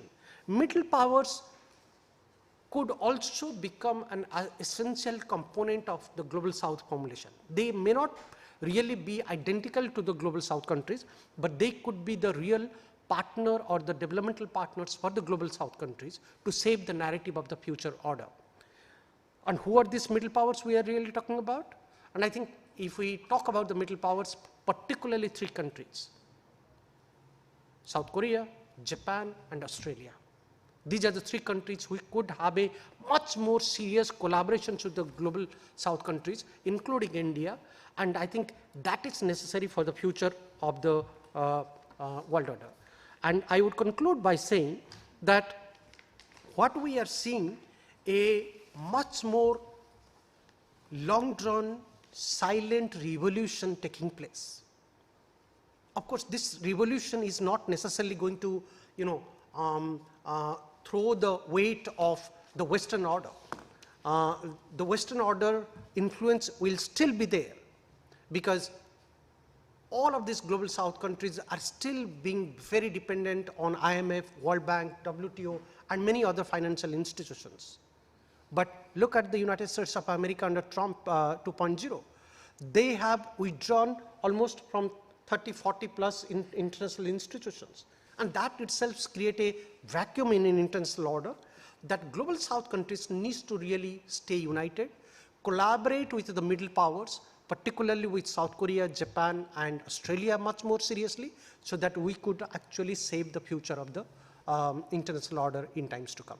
I'll stop here and probably invite your comments and criticism in time to come. Thank you. Oh. Thank you, Dr. Panda. We always talk about the global south, and we always talk about the BRICS, but we don't know for sure about their definitions and distinctions, and Dr. Panda just clarified them. Thank you. And Dr. Xue Li, the floor is yours, and you got 15 minutes. Okay. Move forward to the first page. Next one. Again. One more. Continue. Okay. Thank you very much for the organizer, chair, and also thanks the Professor Lee to recommend me to attend this conference. This is, I think, almost 6 or 7 years I haven't been here. In the 15 minutes, because I have article in this collection, so in the 15 minutes I will focus on the two topic or two part. The part number one is era of the civilizational competition. I make a little bit change with my articles here. So this morning, Professor Acharya say we are in the decline of the Western order and the emergence of the post-Western world. This kind of the opinion, it seems to me, is accepted by the increasing international relations scholars, just as he say, from different continents. But in South Korea, maybe it's kind of different. And so the problem is what kind of the order is shaping. Acharya didn't answer this one. He say it's not multipolar, it's a multi-complex. That means what? It's not so clear. I will try to answer this one based on my research. I'm sure that we are heading to a new era, which is an era of the civilizational competition. Why?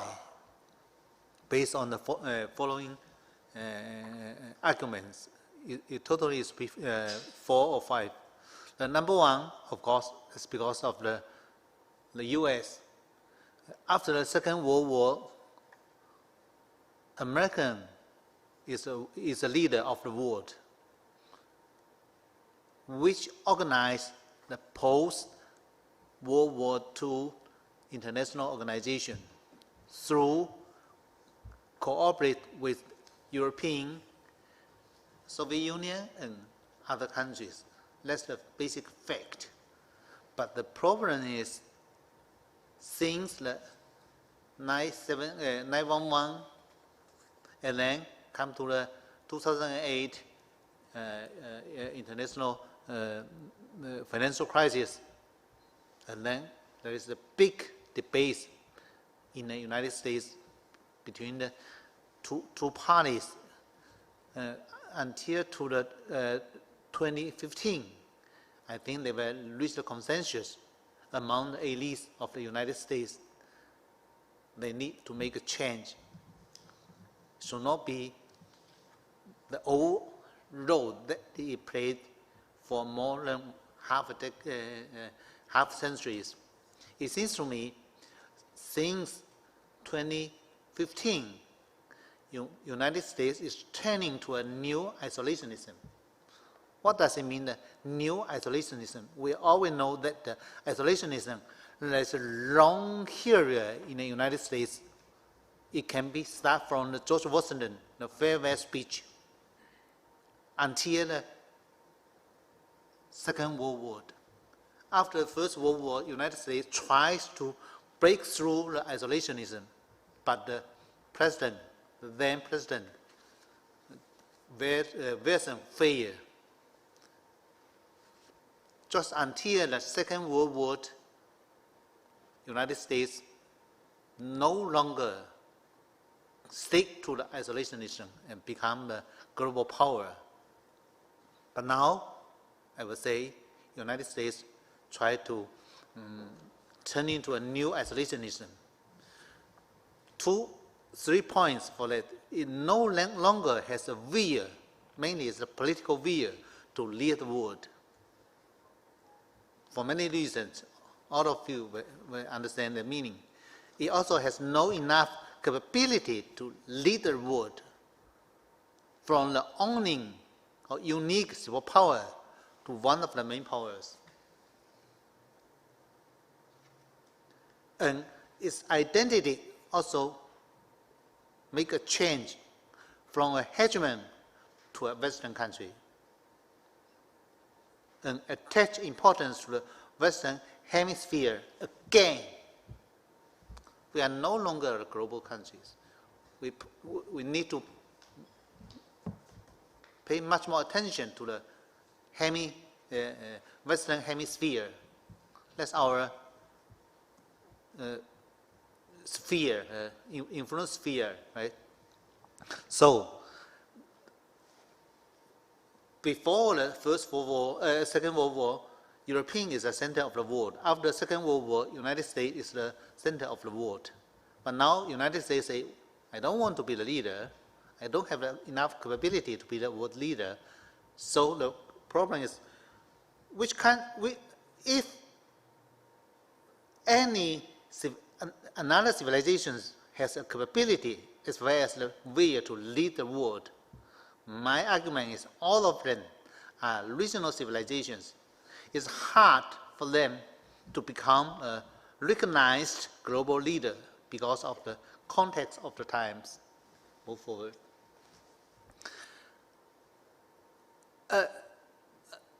In the era of the civilizational competition, I would say, non-Western civilizations. This one, Western civilization, when we talk about Western civilization, we really refer to the Protestant Catholic civilizations. It excludes Orthodox civilizations. Non-Western civilizations are emerging. Number one is the Chinese civilization. Number two is the Hinduism. I won't say it's Hindu. I say it should be the Hinduism civilization. It's emerging. It's very obvious, particularly during the Modi administration. Powerful. Maybe you will agree with it, right? That's a fact. And of course, they have another rival or object. It should be the Islamic civilization. Sound like that. Okay. Then also we have the Sunni civilization. We have the Shia civilization, the Turkish civilization, African civilization, mainly just the sub-Sahara area, Latin American civilization, Orthodox civilization, Japanese civilization. So we have a lot of civilization. So number two is the competition performs the key characteristic of the relationship among civilization, which means the cooperation is the mainstream of the relationships among the civilization. Cooperation is the tributary part of the relationship between them, and conflict happens regionally or partially. I don't think a new world war will come out in foreseeable future. Move forward. Part two, based on this context, what the kind of the Chinese diplomacy towards the global South is, I would say, the 5 points. China was focusing on cooperation and development. The outcome is, number two, largest economy in the world and largest trade partners for more than in 20 countries. Since reform and open up policy was enforced since 1979, China never launched a war and will keep it in foreseeable future. I would like to say this is the first country in our history. Let's know another countries go this way. Think about Japan, Germany, United States, France, British. All of them launch a lot of war. Right. Second one, Global South. I think that, in my opinion, the Global South will perform as the main object countries as well as the main partners for China. Belt and Road Initiative is kind of the big, before, at the beginning, it's a strategy. Now, Chinese government changed it from a strategy to an initiative. I think I focus on the BRI research for more than 10 years. Already published 6 books, and another 2 books is forthcoming. According to my research, I would say BRI is mainly focused on the Global South countries.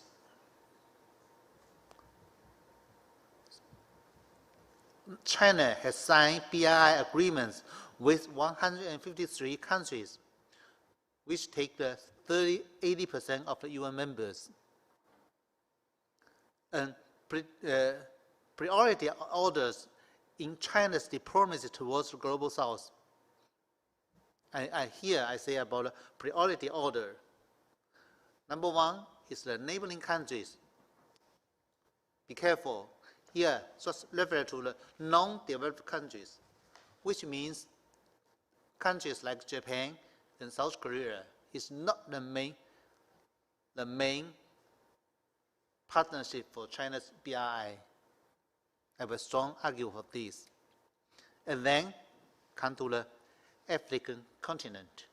That's the top 2 for Chinese BRI strategy or initiative. And then we'll say about the Western Asia countries, Latin American and Caribbean countries, Central and East European countries, and then Oceanian countries will stay at the last one, in which cooperation with the Western countries will continue.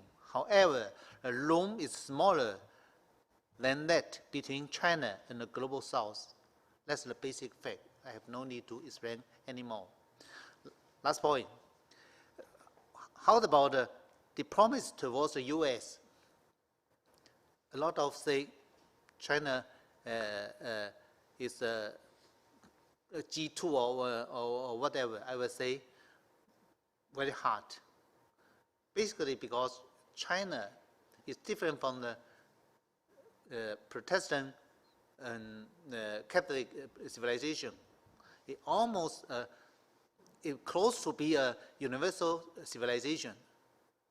Besides that, all civilizations are local or regional civilizations, which is very hard for those kind of country or those kind of civilization grow up to be the world leader and to be the to take the role that the United States has played before.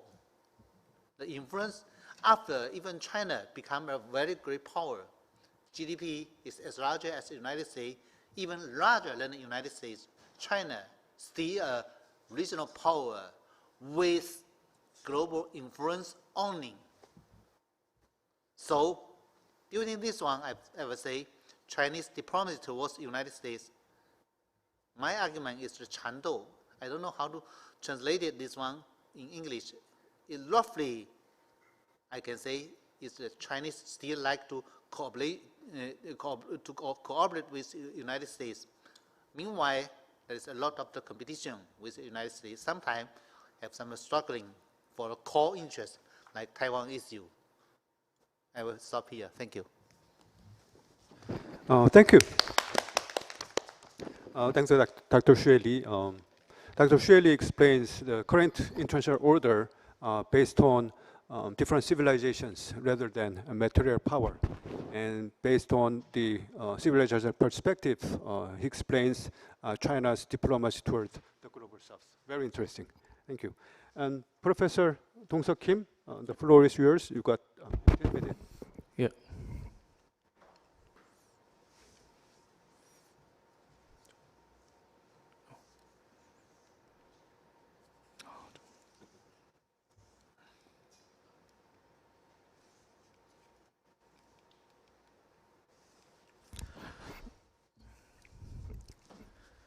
Good afternoon. My name is Dong-Seok Kim.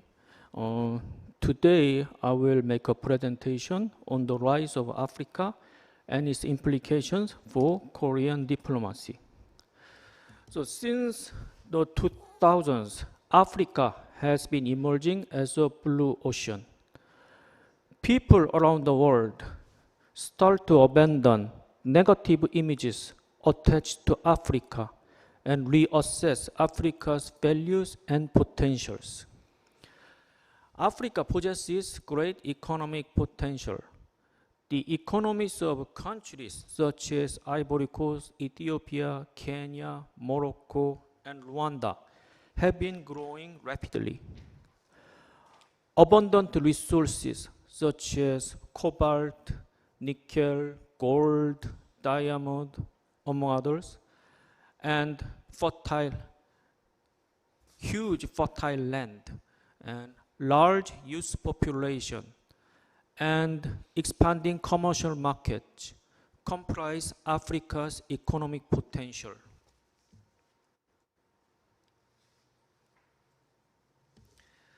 And Africa also holds great political potential.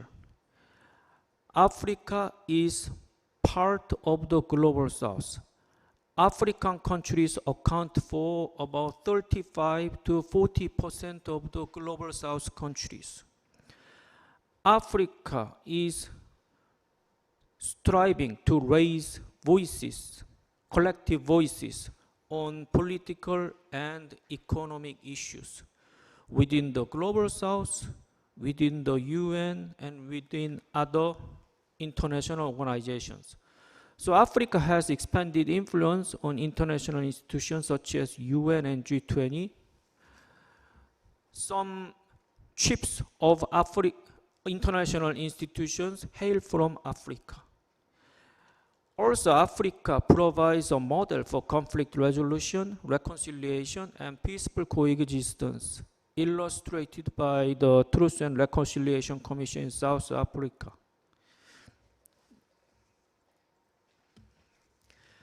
And amid the ongoing crisis in the Middle East, Africa is emerging as an alternative transport route. The US-Israel war against Iran makes people realize that political unrest or upheavals in the Middle East endangers the Strait of Hormuz and the Red Sea, and ultimately jeopardizes the global economy. So people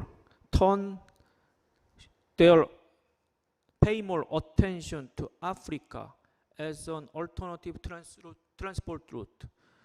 That's why China, United Arab Emirates, Turkey, Russia, many countries invest more in the port development in South Africa, Ethiopia, Somalia, and Nigeria, and other countries. Okay, and African cultures, music, movie, art are gaining popularity around the world.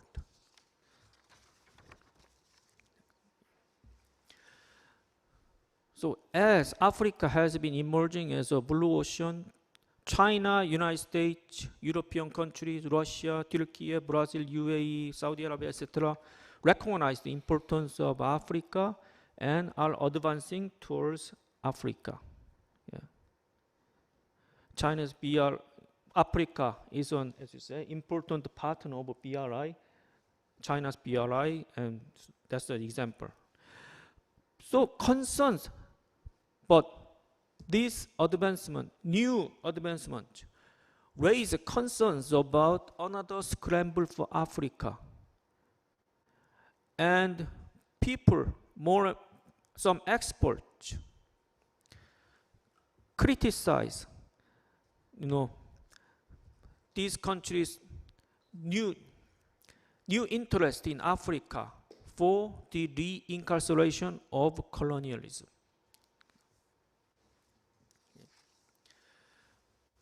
Korea and Africa. Korea shares history with Africa. Korea was colonized by Japan for 35 years. Many African countries suffered colonial rule. And Korean War decimated South Korea. Many African countries were ravaged by civil war or other types of war. Poverty was rampant and infrastructure was in shambles. So after the end of the Korean War, South Korea received a huge amount of aid from the international community. And Korea succeeded in transforming from underdeveloped country to developed one. Yeah. Undergoing this transformation, Korea is indebted to the international community. So many Koreans contend that Korea has an obligation to repay this favor by foster cooperative relationship with African countries. So Korea strives to vitalize relations with Africa and to establish genuine win-win relations. And how to forge genuine partnership with Africa?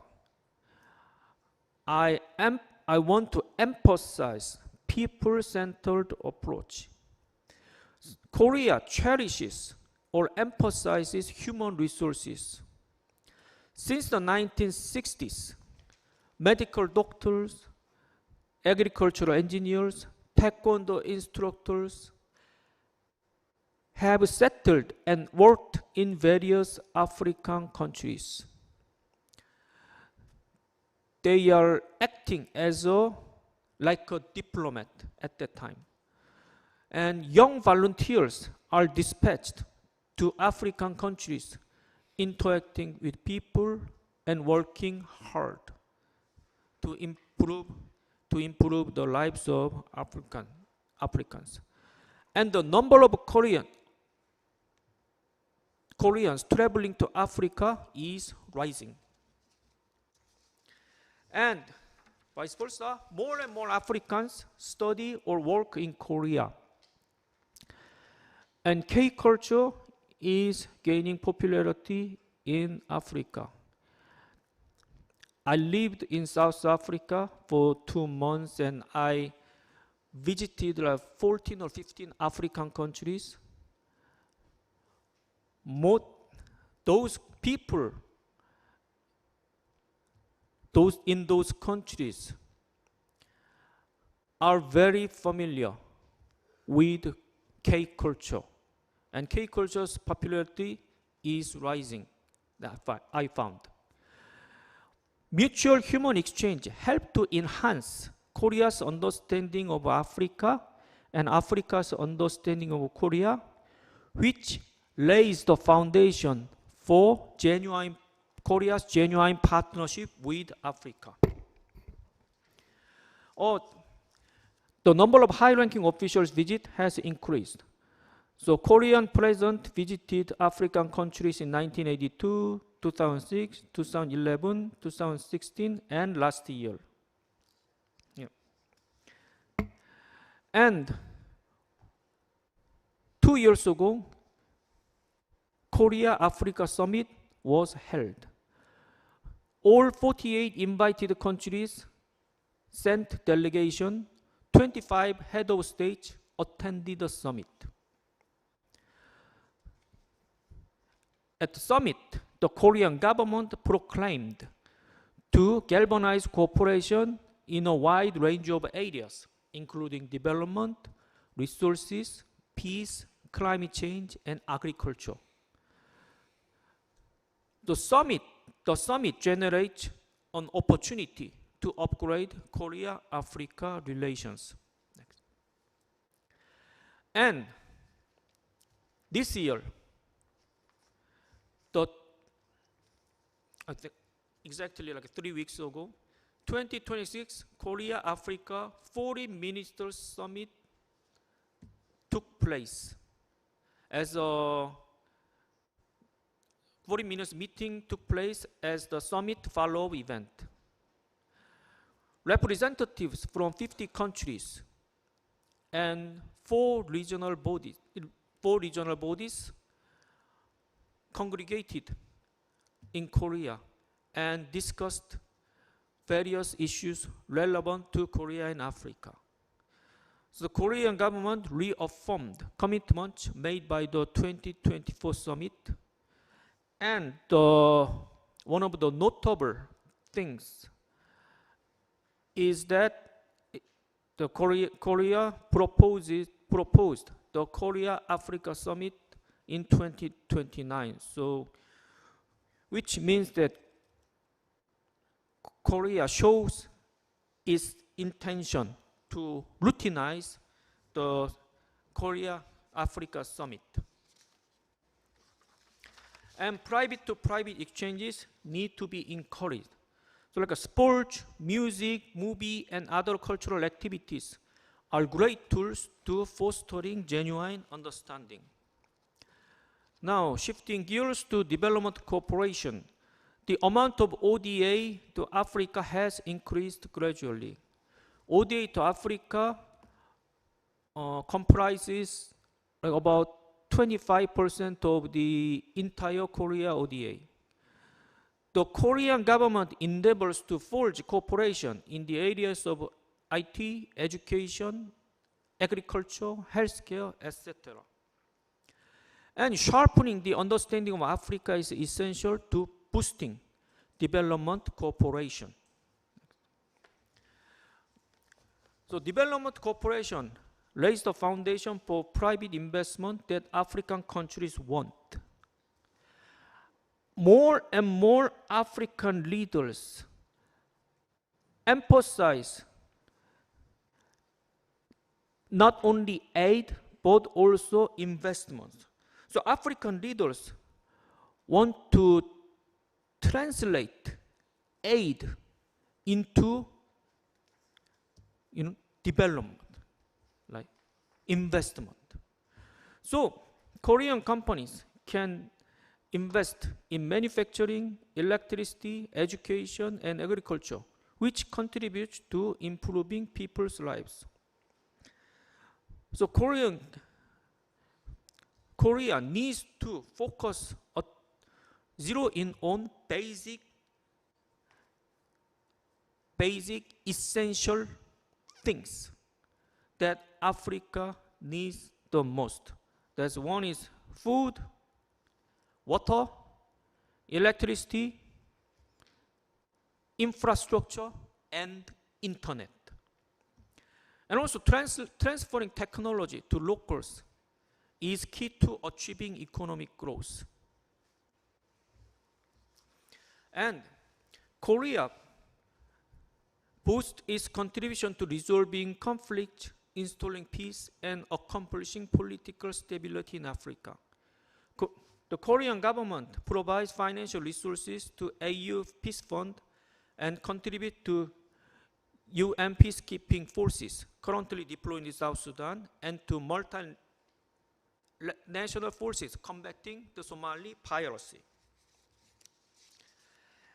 And Korean government also seek to support the improvement of governance in Africa. Africa's underdevelopment is caused by lack of good governance. A lot of people argue. So, like, for instance, the Korean government can help the African countries to organize elections, or to help the African government to ameliorate the administrative systems, etc. And Korea need to galvanize. Korean government is galvanizing effort to address global issues such as refugee, women and children, climate change, and health issues. So Korea diplomacy needs to globalize further. And how does Korea achieve both economic growth and democratization? Yeah, that's the question that many times I receive when I visit African countries. So transferring know-how is essential, so African countries can customize it to the extent to suit their conditions. And also, Korea needs to learn from Africa, learn how African countries resolve conflicts, harmonize diverse groups and communities, and foster reconciliations. So I will conclude with some suggestions for future Korea's diplomacy. So Korean government, is doing now, but approach Africa in a genuine and sincere manner. And implementation of the declaration made by the Korea-Africa Summit and Foreign Ministers meeting matters. So Korean government should endeavor to implement the declaration as much as possible. And Korean government need to routinize the summit like China's FOCAD and Japan's TICAD to foster genuine relationship with Africa, and utilize multilateral summit and forge close ties with AU and sub-regional bodies in order to overcome the limitations of bilateral diplomacy, and expand opportunities for mutual exchanges among ordinary people. And government, Korea need to exert effort both to spread the K culture and to increase access to African cultures. One way spread of culture is embedded, reflect the imperialistic mind. So Korea should steer clear of this kind of mentality, and design and implement projects that fit Africa's needs and contribute to its development. Thank you. Okay. Thank you, Professor Kim. Professor Kim explains how Africa is rising and what it means to the global politics, and South Korea's important relationships with this growing Africa. And which is good. South Korea has been paying a lot of attention to the African continent, and the relationship has been developing. That's wonderful. But maybe not tomorrow. Tomorrow morning, South Korean national football team has a big showdown with one of the African teams. So we'll see how it turns out. Okay. Thank you all to the presenters. And we also have excellent discussants. Since we don't have much time, please, Professor Che, please go ahead. You got 5 minutes. Only 5 minutes. Yes. Okay. I'm sorry. Hi everyone. I'm Professor Kyung-jun Choi at Political Science Department in Konkuk University. It's my pleasure to participate in this discussion on the rise of the global south and the quest for an alternative international order. More specifically, I'm very happy to take the role as a discussant on Professor Panda's presentation and paper. Professor Panda's paper and presentation offer significant insight into understanding the direction of today's international political structure. Many people are talking about the transformation from a unipolar structure dominated by the United States toward some kinds of bipolar structure composed of the United States and China. Many people are talking about U.S.-China conflict.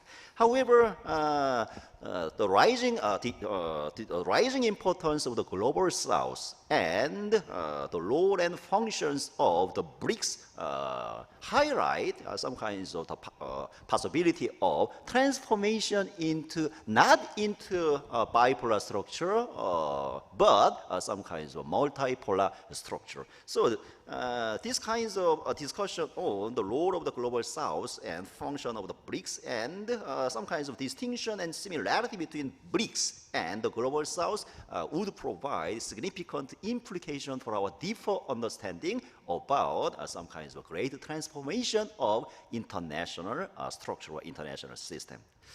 An important point raised by Professor Panda in his presentation is definitely the differences between the global South and BRICS countries, which are often overshadowed by their similarities. Okay? So Professor Panda clarifies the clear distinction between the global South and the BRICS. Okay? The global South as newly independent nations that have experienced colonial rule and still remain economically underdeveloped inherits the legacy of non-aligned movement and advocates for some kinds of more equal international order and some kinds of equal possibility, equal chance for accomplishing economic development. But as Professor Panda points out, BRICS, this organization, its focus is more narrow and concentrate on more specific issues such as some kinds of the formation of new international financial system, and they try to utilize their geopolitical or geo-economic leverage in order to cope with some kinds of the Western-centered international order. Okay.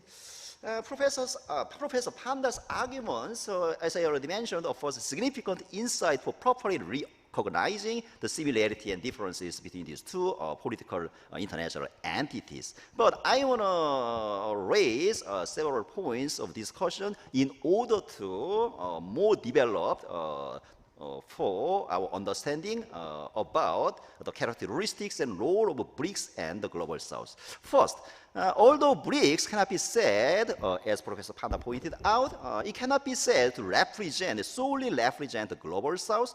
It is important to consider whether any other international organizations or international entities that represent the voices and demands of the global South countries. In other words, we cannot overestimate, over-evaluate the role of the BRICS as a representative of the global South. However, we need to think about other kinds of international organizations or some regional organizations that truly represent the role or truly represent the demands and asks of the global South countries. Okay? We need to examine which international cooperative organizations, aside from BRICS, have been established or being envisioned by the countries of the global South, as well as how the demands and voices of the global South have been collectively expressed within various international organizations and institutions.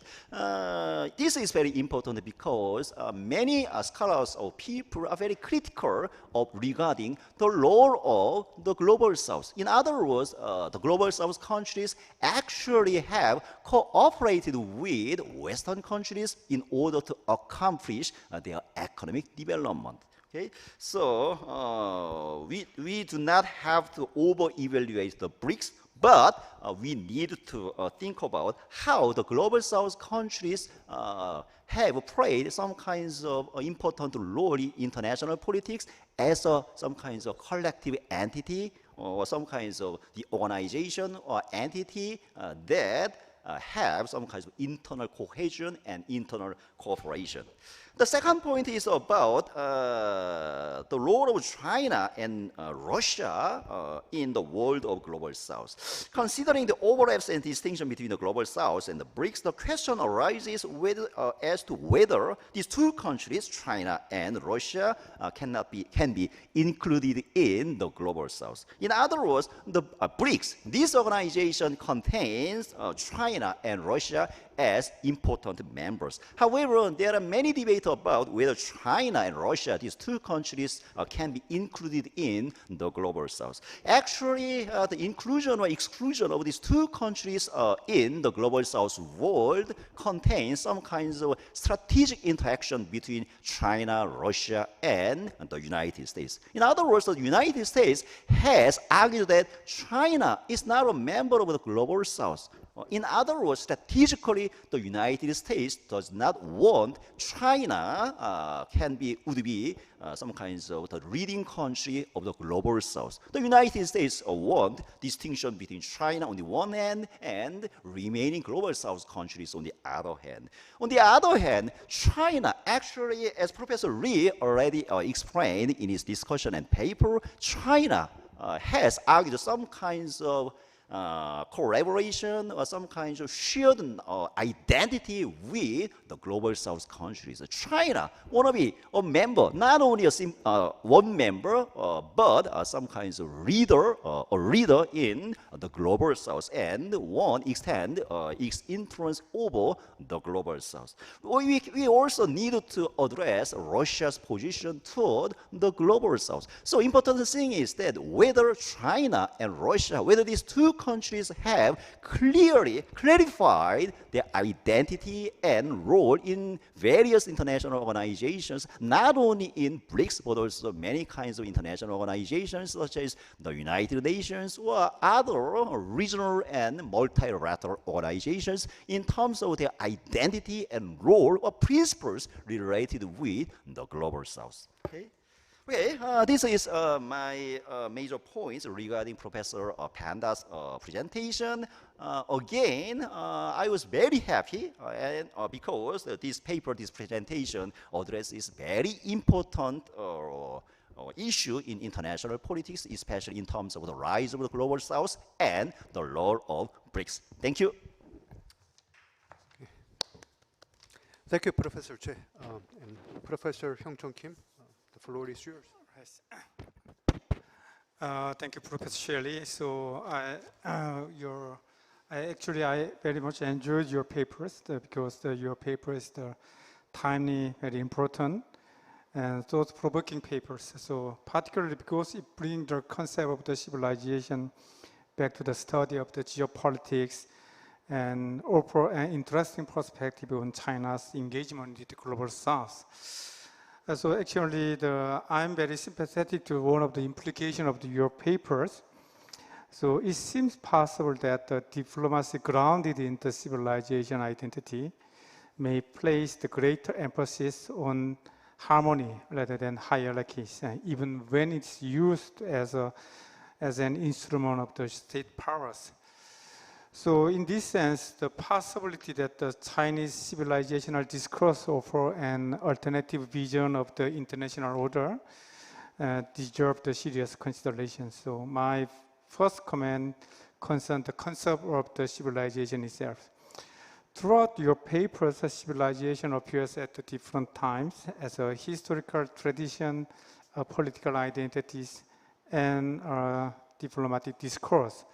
These meanings overlap, but they are not identical. For this reason, I think it would be helpful to clarify whether civilization is understood primarily as a historical identity or a geopolitical formation or a strategic discourse which is mobilized by the state. Without such clarifications, there's a risk that civilization becomes broad descriptive terms rather than a precise analytical categories. Second point, I would encourage clearer distinction between China as a state and China as a civilization. This is the long-lasting question whether China is a state or the civilizations. So China is a sovereign state pursuing security, economic, and political interests. Therefore, it may be analytically more precise to see China not as a civilization acting in international politics, but as a state that strategically mobilizes civilizational identities. This leads to what I see as the paper's central analytical questions. So how much explanatory weight should be assigned to civilization itself? The papers and your presentation discuss issues such as the BRI and connectivity, infrastructure development, and great power competitions. So these are largely geopolitical and economic phenomena. These raise an important question. Does civilization independently shape China's foreign policy behaviors? Or does it primarily provide a language throughout which geopolitical and geo-economic ambitions are legitimized and mobilized? These are different arguments, and they require different kind of the evidence. So finally, comparative perspective may be also useful. Though China is not the only country employing civilizational discourse. As you mentioned, that Russia, India, and Turkey have all invoked civilizational identity in different ways. So to conclude, I raise this question not to dismiss the potential value of the civilizational approach to international relations. Rather, if concepts such as harmonies and mutual respect and then non-interference are central to China's civilization vision, then the key analytical challenge is to demonstrate how these principles translate into the concrete pattern of behaviors and retrains in the exercise of the China's power. So my central question again is whether civilization itself shaped China's foreign policies, or whether it primarily serves as a discourse through which strategic interests are justified and advanced. Again, I really enjoyed your paper. Thank you so much. Thank you, Professor Kim. And Professor Jisun Song, the floor is yours.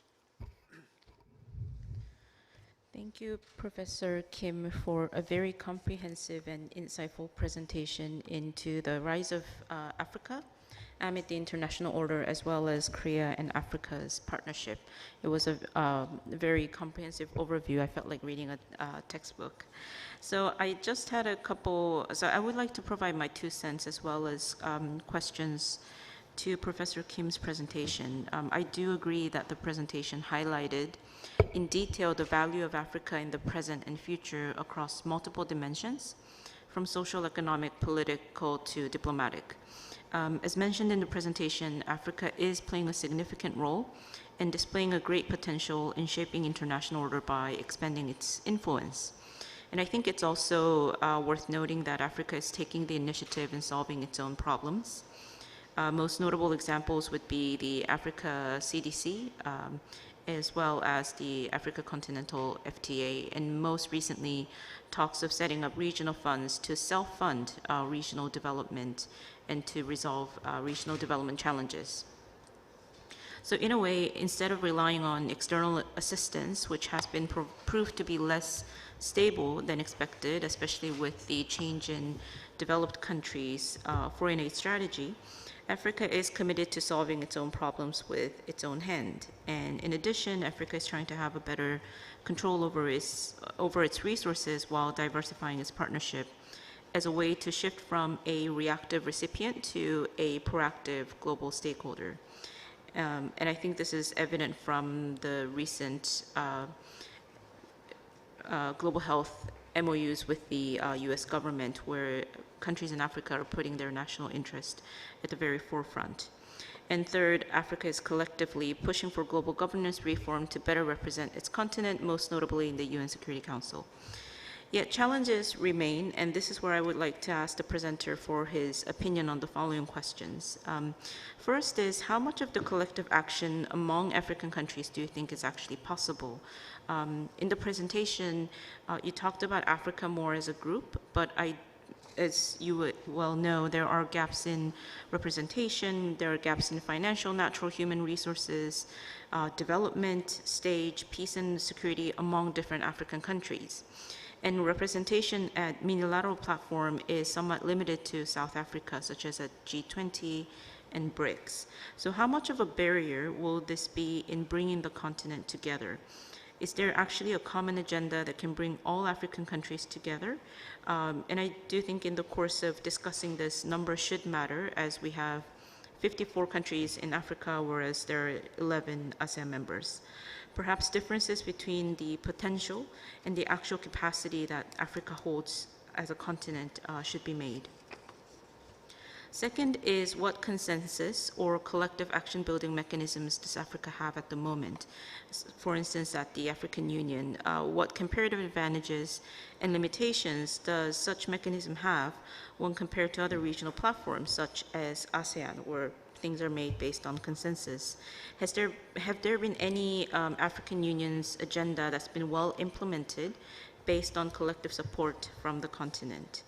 And third is, how can Africa break its dependence on external financial resources to maintain its national interest and priorities? For instance, support for infrastructure, health, and even AI from major providers have been criticized for undermining Africa's sovereignty. Providers are showing stronger interest in commercial diplomacy with Africa over traditional foreign aid partnership.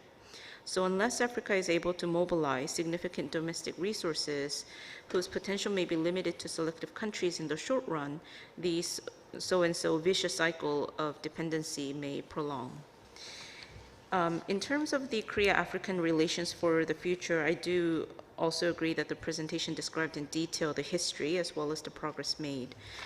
Korea has certainly improved its people-to-people exchange and development cooperation diplomacy with countries in the African continent over the years. And of course, as mentioned, the first ever summit was a summit with the region was held in 2024. But I also do think that in this area there are challenges.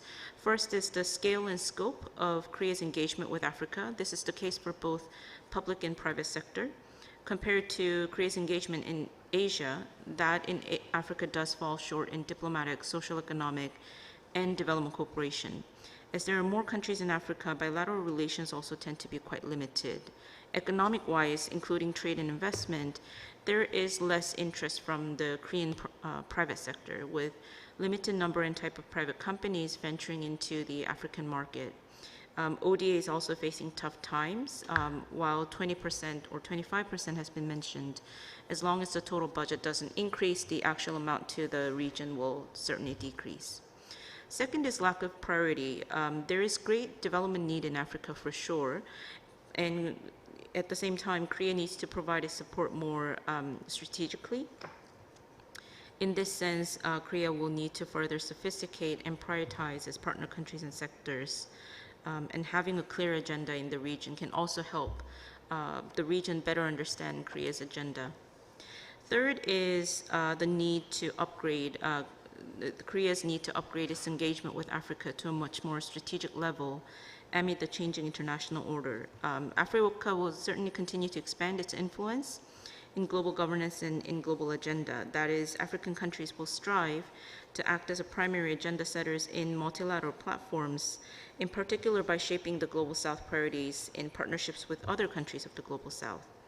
The current government also places high priority in diversifying its diplomatic engagement with the Global South and better respond to global challenges. And in this case, while having the regional approach, Korea will need to develop a much more tailored bilateral partnership strategy that meets both mutual interest and priorities. And that is it. Thank you very much. Thank you, Professor Song. Every presenter and discussant has kept the time limit, which is the best any panel chair could ask for. So we have some time left. I'll open the floor to the audience. Please, if you have any questions.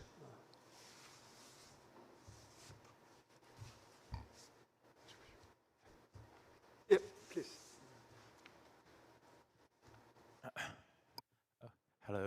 I'm Jiun Cha from Seoul National University. I'm a doctoral student, and I have a question for all the,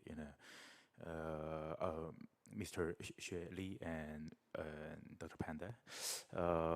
My question is actually like when we talk about the global south, it's a really ambiguous definition that brought all the countries together, but there are no clear the forces that drive those countries together.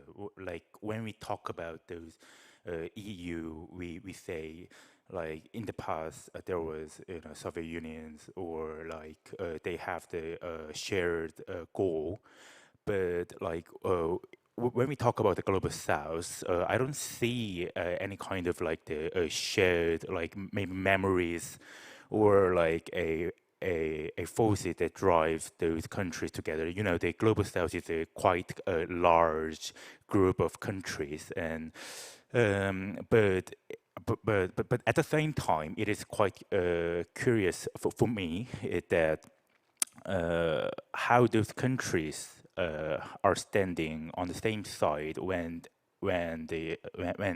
on some global agendas.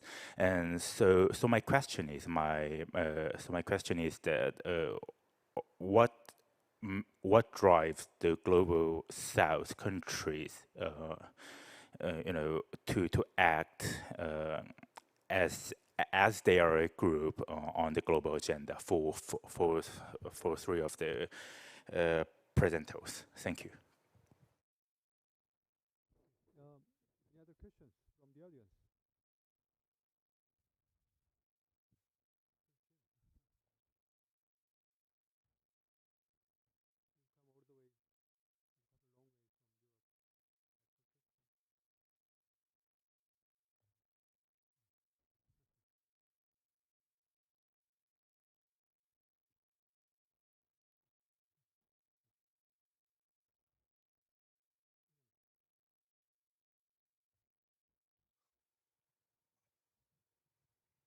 I wasn't planning to ask any questions, just enjoying what the presenters have said and then presented. I really enjoyed Panda's presentation, so I would like to ask you whether you could further elaborate the possibility or area of cooperation between Global South and Middle Powers. Probably you can exemplify some specific cases or potential opportunities. And then also I really enjoyed the Xu Li's presentation, but I agree with Professor Kim Hyung-jong's comments and then questions. I would like to hear more about the relationship with civilizational conflicts or competition. And I think your concept, co-petition, is not really new. Many people talked about it.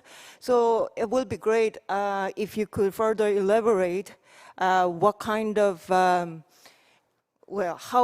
would you see this so-called, let's say, we don't know what kind of world order is going to come out eventually, when and where, and then probably you could more focus on, instead of what kind of order is coming out, maybe you can focus on the processes. How do you see the Sino-US rivalry and cooperation in this process? You would like to see more peaceful transition, or more conflict, how can I say, more confrontational phases? And lastly, Professor Kim Dong-seok, I learned a lot actually, and then I lived in Latin America and then Africa actually for some time. So I'd like to see, but as the commentator, discussant mentioned, Africa is not really unified actor. So how do you, what's the South Korean government's approach to seize this global South and especially the African countries? Thank you. From the Dr. Panda, including the discussant comments and questions from the audience. Okay. You got about 4 minutes. Okay. So first, let me answer the discussions. Thank you very much for those useful comments. Really helpful, and I'm going to develop this as a paper. So your comments will be really beneficial for this paper. Thank you. Your point about whether there are any other groups are there which really better represent the global South better? No, we don't have. But then there are institutions which are there which shares the interest of the global South. For example, African Union. If we talk about African Union, they almost talk about some of the issues which are very identical or similar to the global South. If we talk about ASEAN per se, some of the ASEAN issues that ASEAN discuss are very close to the global South agenda. If we talk about SARC, South Asian Association of Regional Cooperation, of course SARC is not really very functional these days because of India-Pakistan conflict. But if we talk about SARC, original agenda and their, original motives, it was actually very closely looking at some of the issues which actually Global South really talked about. So probably BRICS has succeeded to the extent of, echoing the spirit of the Global South much more than some of these institutions like, African Union, ASEAN, what they have done. Because African Union, ASEAN and SARC, they represent a sub-region or a specific regions, whereas BRICS represents the wider gamut of the emerging economies. So therefore, there is a lot of overlap between BRICS and Global South. But at the same time, we should not really misperceive them as identical. Yes, BRICS is really a forceful organization which is coming with a new development bank, with talking about connectivity, governance issues, and echoes a lot of spirits that Global South really originally talked about. But they are definitely not identical. So thank you very much for that point, which is very helpful. I will come to the question about specific areas of collaborations. I think there are a lot of governance issues. For example, climate issues, climate governance, renewable energy, poverty eradication, pandemic happened, COVID-19 pandemic happened, so health crisis is one of those issues, which actually brings together the BRICS countries, the BRICS plus countries, as well as the Global South countries. But I think the distinction here also needs to be made is that BRICS today and the BRICS plus countries today talking about really forcefully talking about reforming the global financial institutions, particularly the Bretton Woods institutions. But the Global South countries are not really talking about those issues. So that could be a medium of collaborations, because both the countries are actually in Global South and BRICS countries, they have a common interest when it comes to alternative financial institutions or alternative financial architectures. So therefore, we need to talk about the reform of the global financial institution, particularly the Bretton Woods institutions. Also a small point that if we talk about the BRICS and BRICS plus countries, they are working more as interest groups, trying to represent their core interest. And the Global South countries are also working individually or as a sub-regionally, as I mentioned, more as interest-based groups. How they could collaborate on some of these issues to act more as pressure groups, that needs to be seen. So from interest groups to pressure groups, if that transition can be made through specific issue collaborations like governance issues, climate, health, pandemic, and renewable energy, poverty eradication, and also on infrastructure and connectivity issues, that would be the common areas to collaborate and try to have a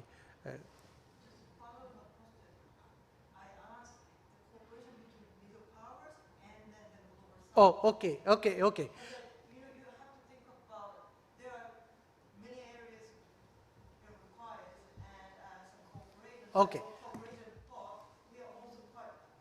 I missed the middle power. I missed the middle power thing. So there are 3 areas where specifically middle powers could collaborate with the global south countries, or in fact to some of the BRICS plus countries. One is that if we talk about the global, middle powers, particularly South Korea, Japan, Australia, they are countries which could offer a lot of donations, financial aid, and assistance programs in order to address some of these issues like health pandemic, poverty eradication, governance issues. So that could be one area. The second area is that it is necessary to have the support of the middle powers in bigger forums to create that pressure tactics against the Western hegemony, particularly in IMF, World Bank, and WTO. If we talk about US and Europe, they have the maximum disputes today either with China or with India when it comes to trade and economy. So there we need the middle power support. The global south countries need global middle powers. And third is, I think this is a new area which is coming up, is cyber, ocean governance, hybrid security, and the global south countries, the emerging economies, they are actually suffering a lot, and probably countries like Japan, South Korea could actually come and have that necessary collaborations to help these countries and guide these countries. So that would actually save the future governance process much better. Thank you.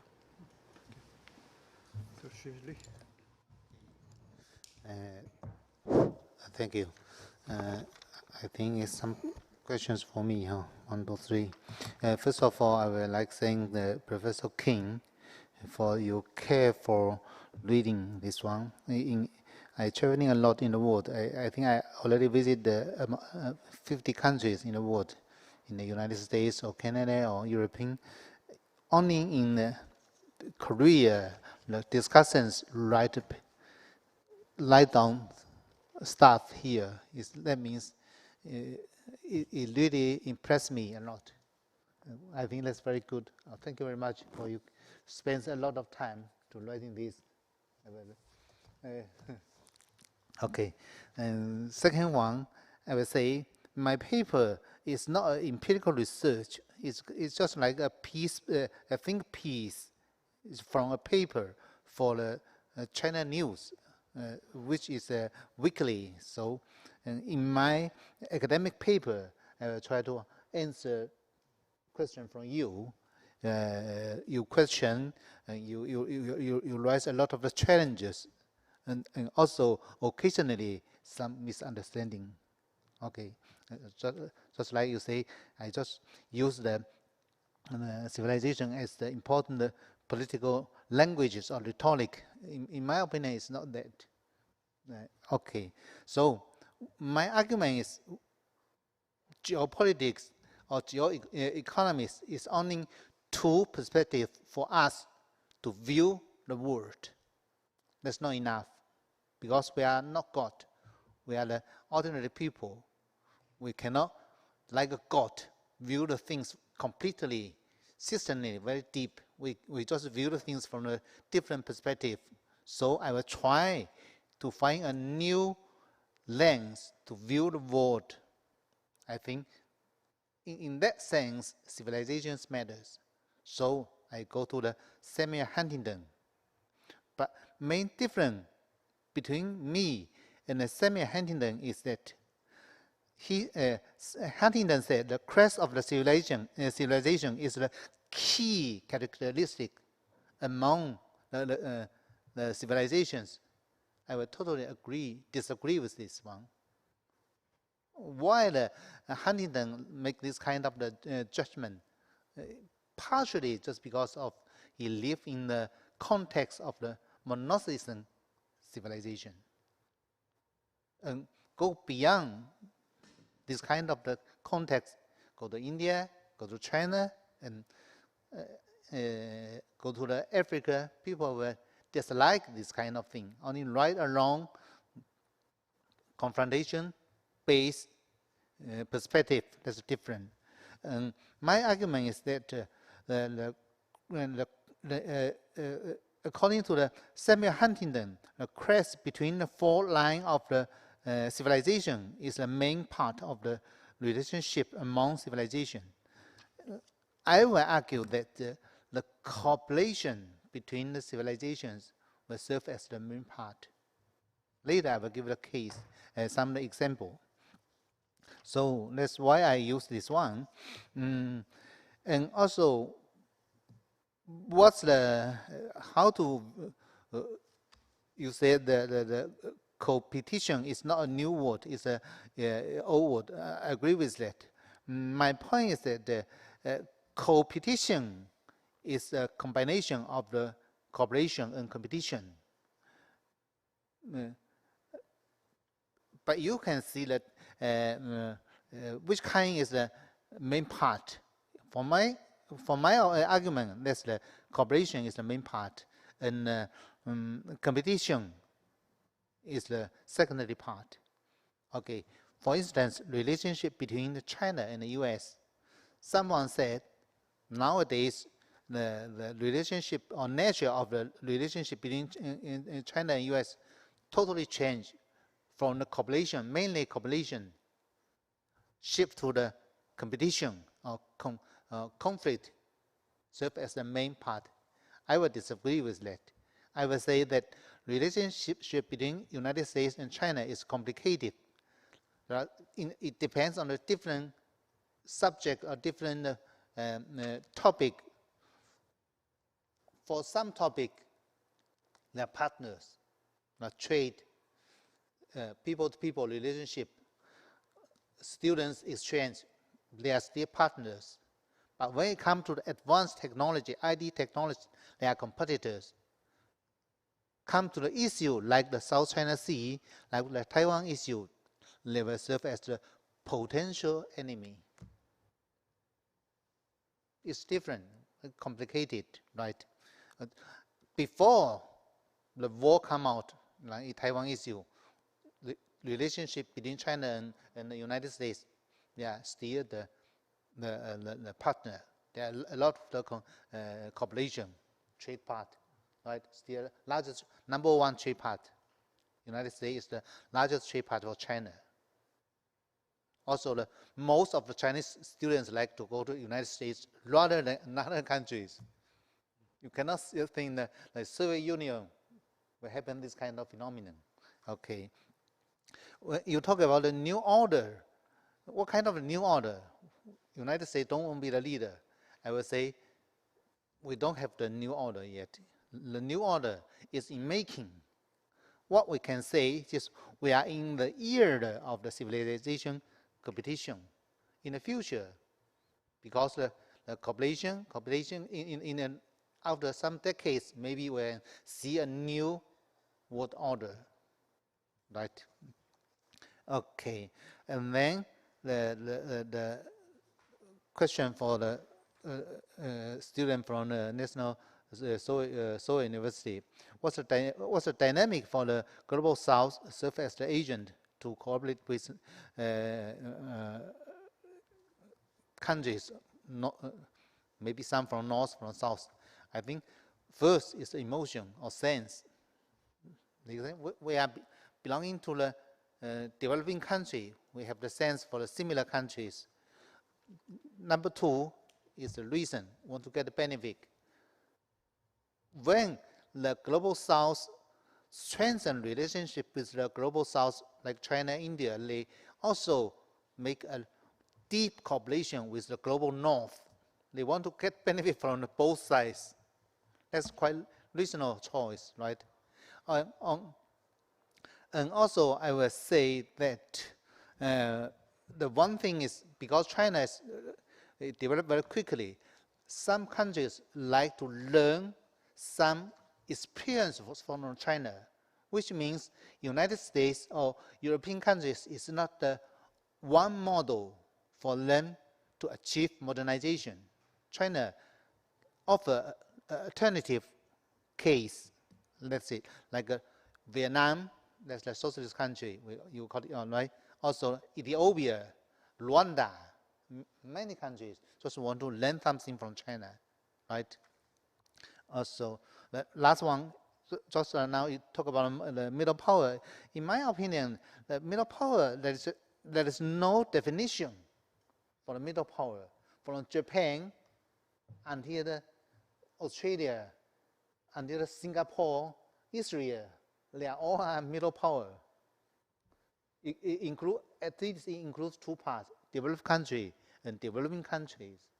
So it depends. When you talk about this one, you need to clarify this one and what kind of role you will play. Thank you. Can I quickly respond to the middle power? Or maybe after that? Okay. Yes. So I will make it brief. So Africa consists of 54 countries. Yes, Africa is diverse. Every country has their own interest, and state interests collide with each other.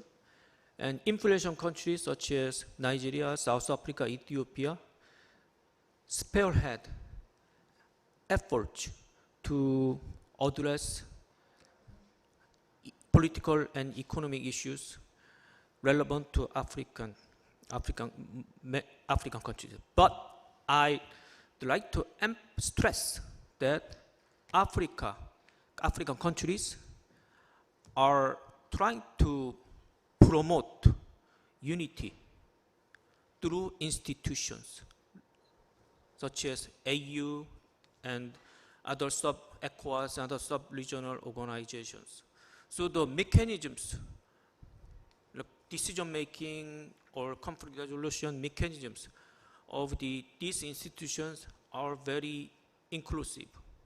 Not just dominant countries like lead these organizations. So like small countries and weak countries can raise their own voices in these organizations. And African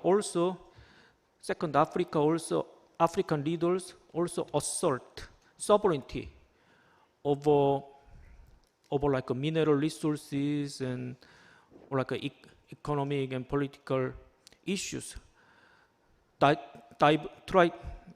to diversify their economy and escape from heavy reliance on resources. So African leaders does not bow to like a Western pressure or pressure from outside anymore. So thank you. Because the organizers asked us to quit soon. Thank you all, the presenters and discussants and the excellent audience and the staff, everyone in this room. And also I thank to the KAIS and Korea Foundation for organizing this excellent and prestigious panel. I hope this panel and what we discussed would contribute to further dialogue and exchange. Thank you.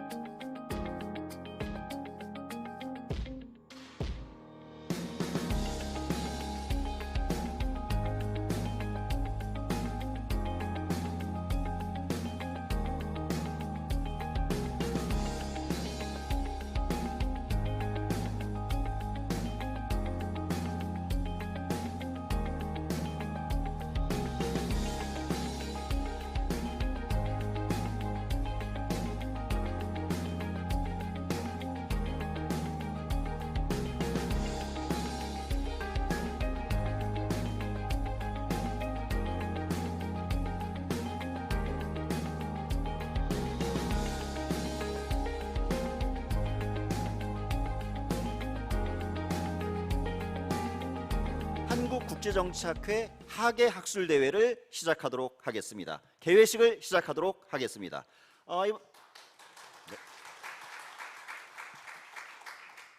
이번 한국국제정치학회는 한국국제정치 70년 국익중심 세계질서와 이론 실천의 재구성이라는 대주제에 따라 2026년 6월 24일부터 26일까지 3일간 LW 컨벤션에서 개최되고 있습니다. 자, 본격적으로 이제 개회식을 시작을 할 텐데요. 국민의례는 오늘 회의의 그런 일정상 생략을 하고 정한범 회장님의 개회사를 먼저 시작으로 오늘의 개회식을 시작하도록 하겠습니다. 정한범 회장님 모시겠습니다.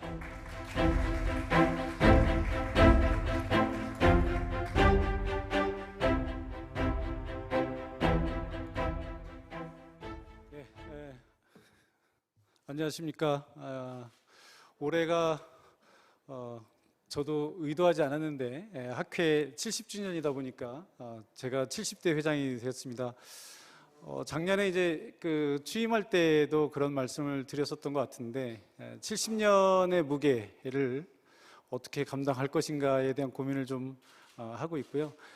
뭐 여러분들 잘 아시겠습니다만 뭐 세상이 이제 기술의 시대를 넘어서서 AI의 시대로 이제 전환이 되고 있고요.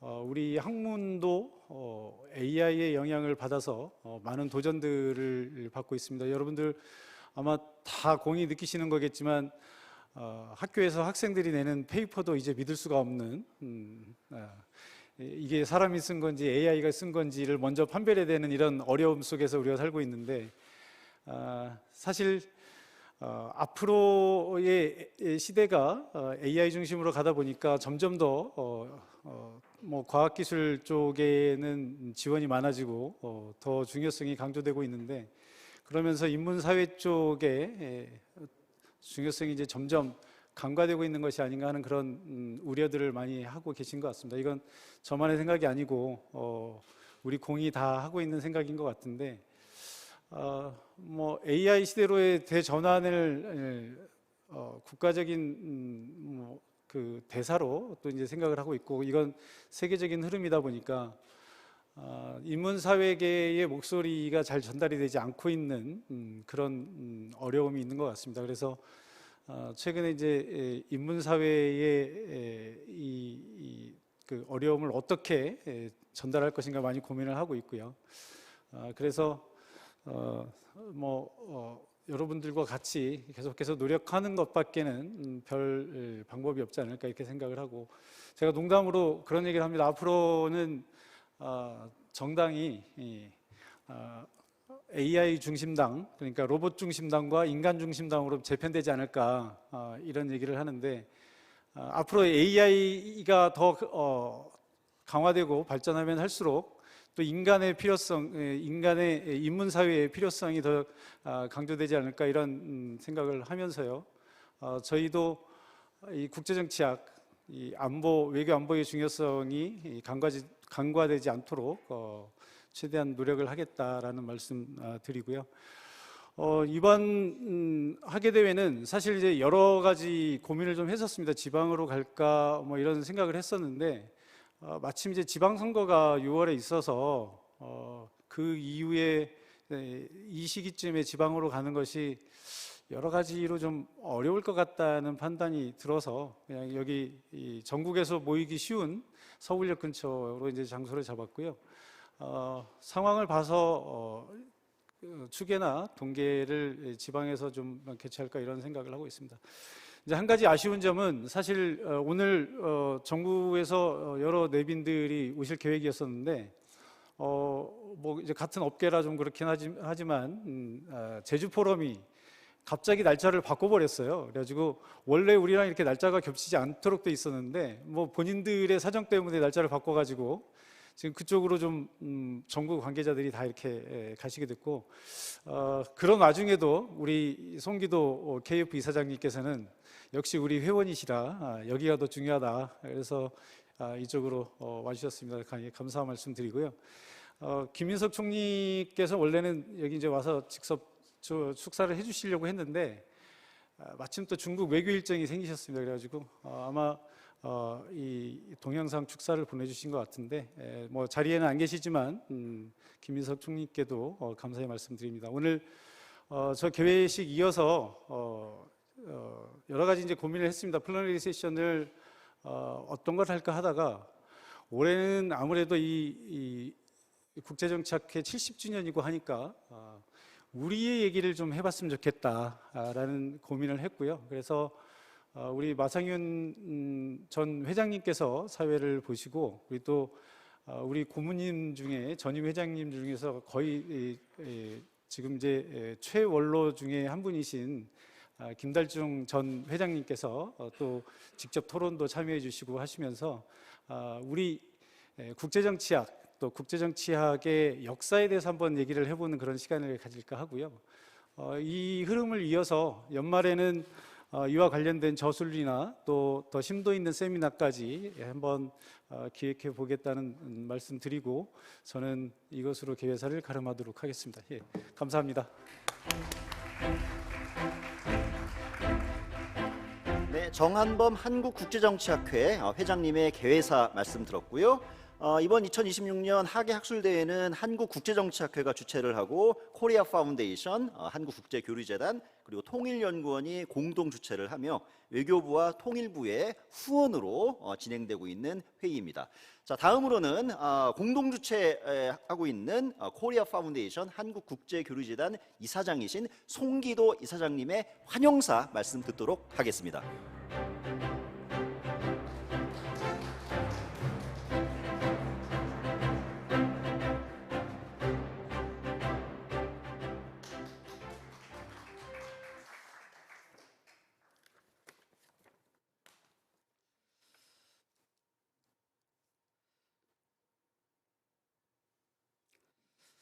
예, 반갑습니다.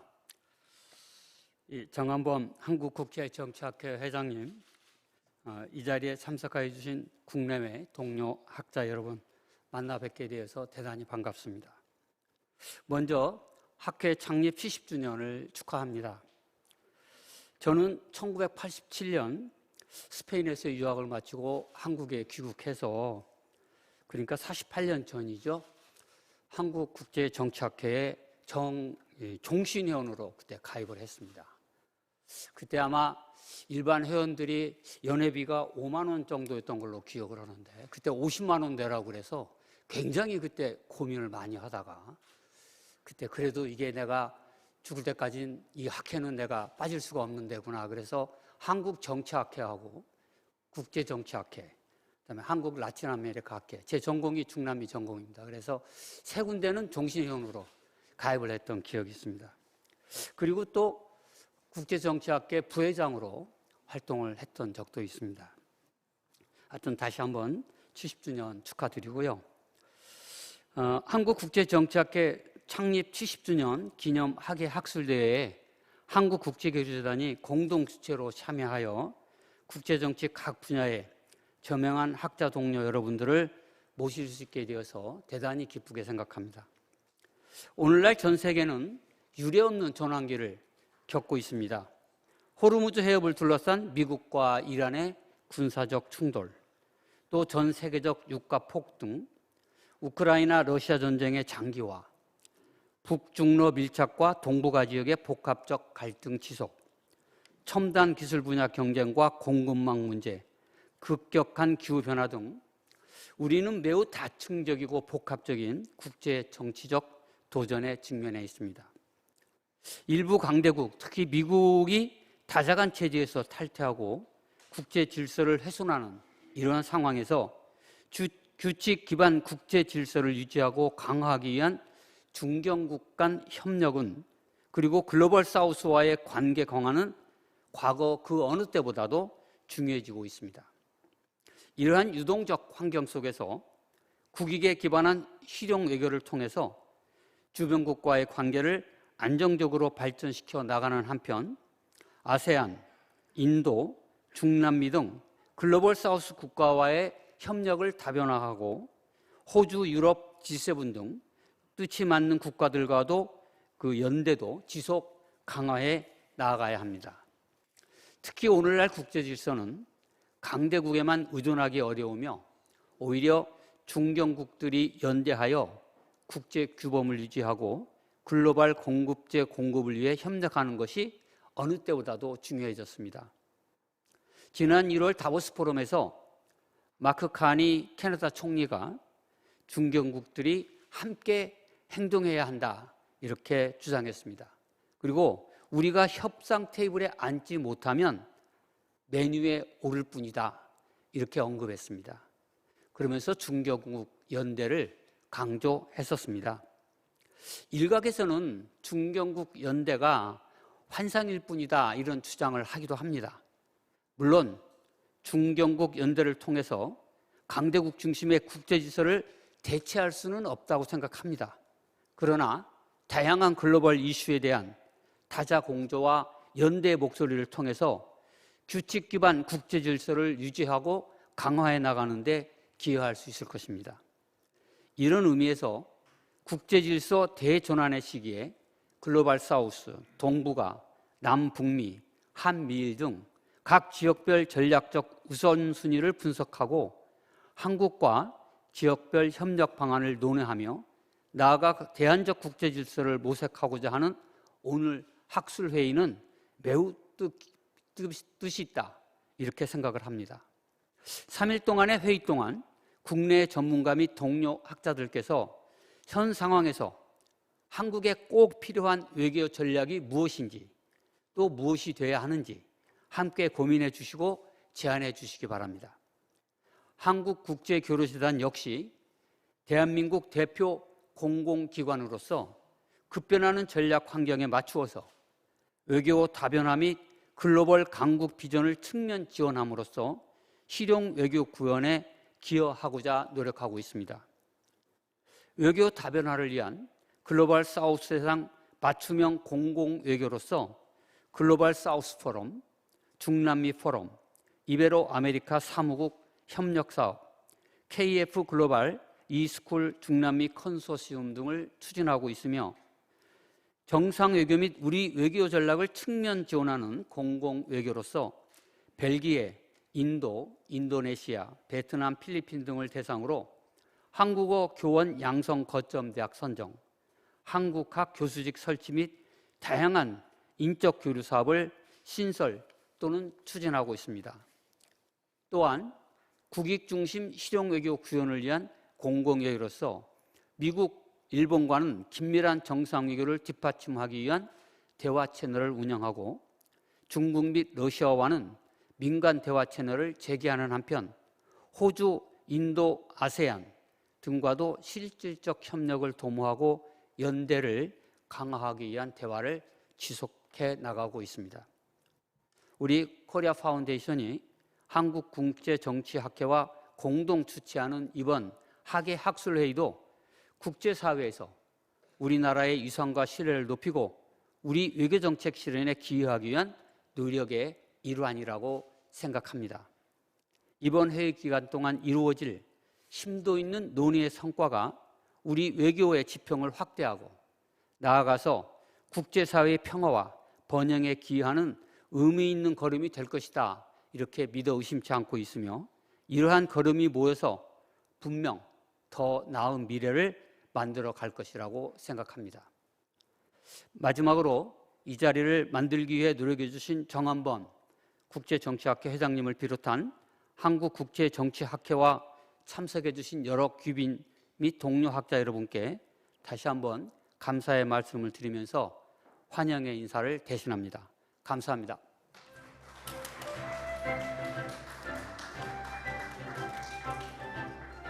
네, 이번 하계학술대회를 공동 주최하는 한국국제교류재단의 송기도 이사장님의 환영사 말씀을 들었습니다. 네, 다음으로는 축사가 예정되어 있는데요. 김민석 국무총리께서 일정상 직접 참석은 어렵게 된 상황이 되었습니다만 영상을 통해서 이번 한국국제정치학회 2026년 하계학술대회를 축하를 하는 축사 영상을 보내주셨고요. 영상을 시청하도록 하겠습니다.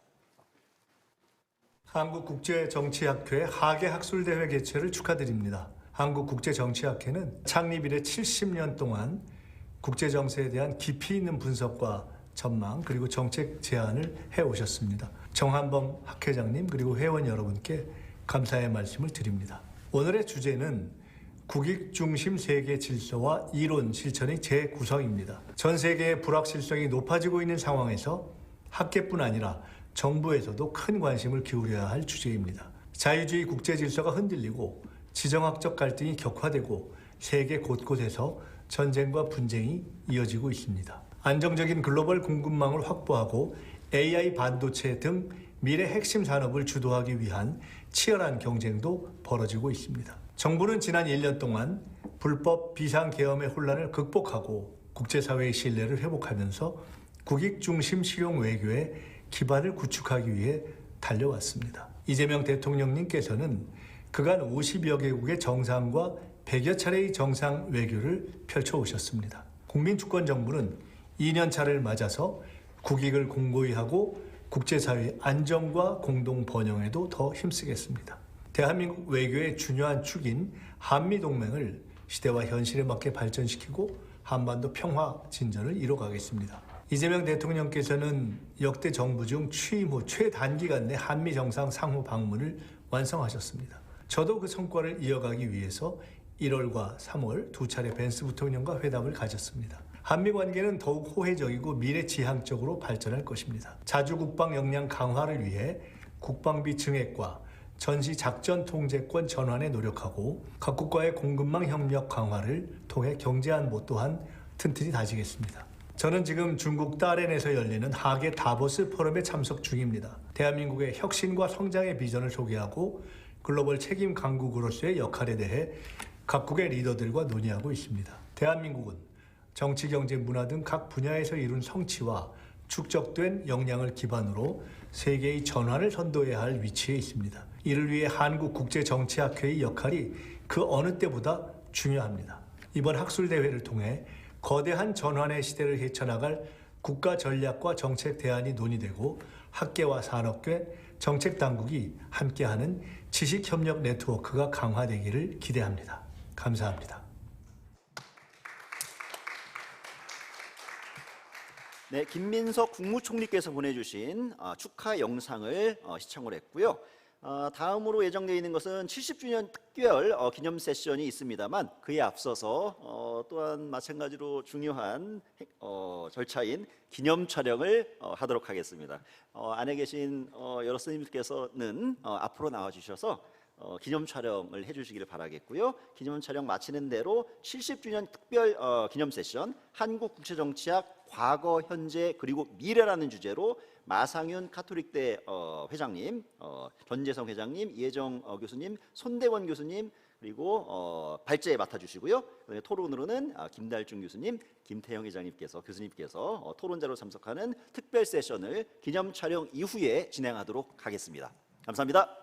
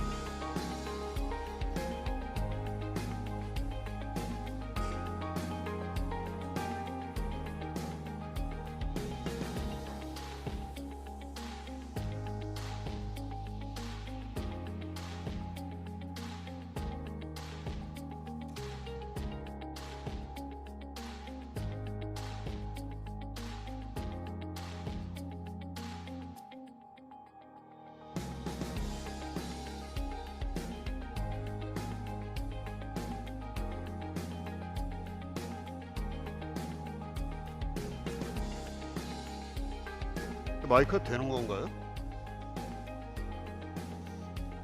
마이크가 지금 되고 있어요? 안 되는 것도 같고.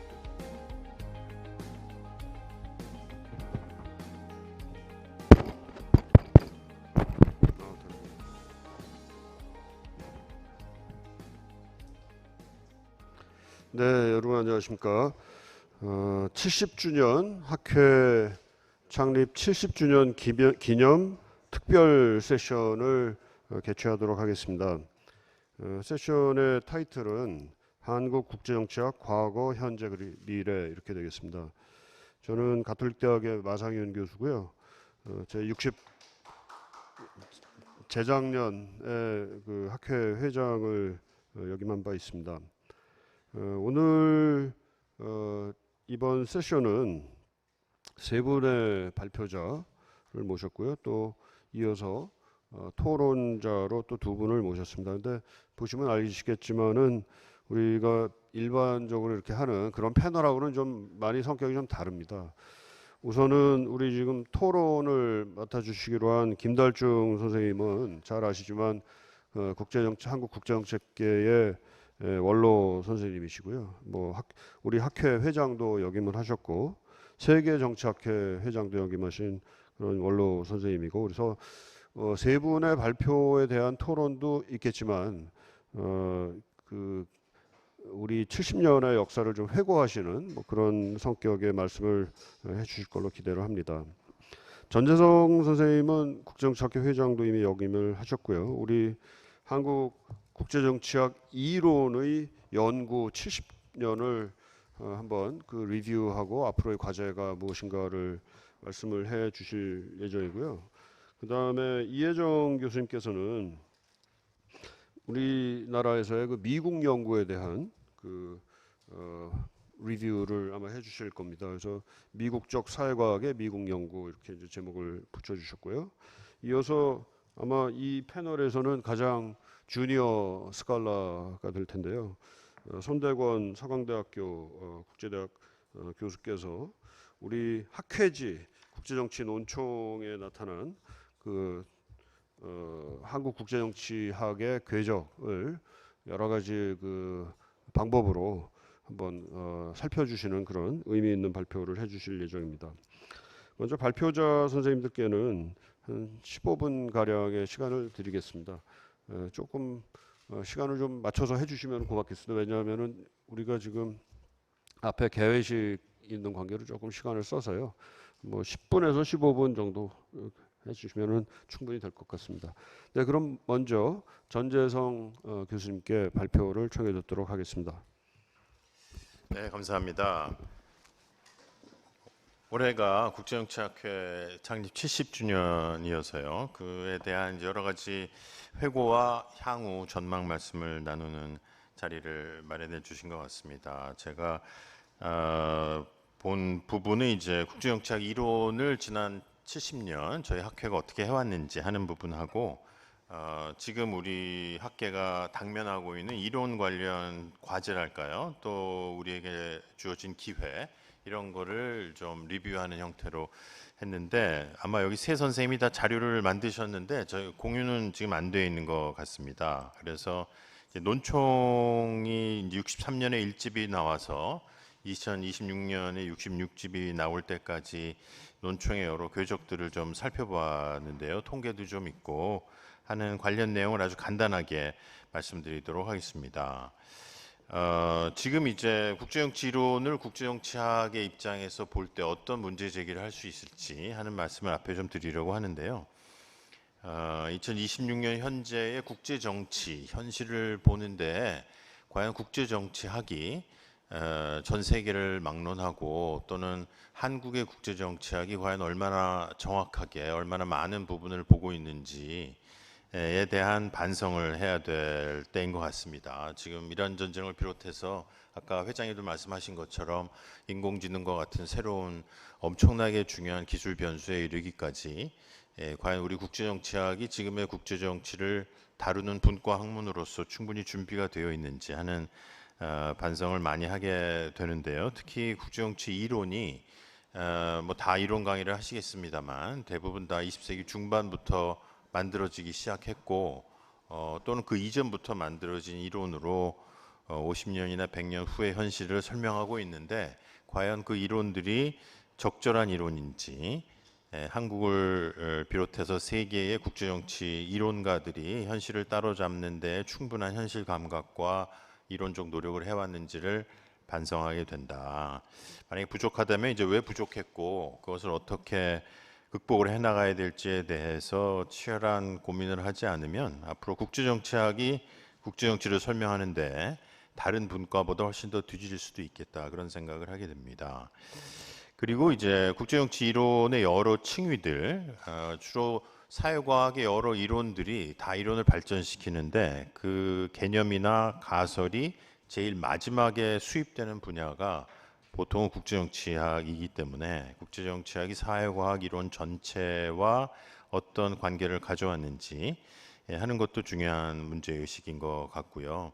그런 면에서 국제정치 경험이론뿐만 아니라 메타이론, 규범이론 등과 같은 이론적인 층위에 대한 논의도 더 치열하게 할 필요가 있다.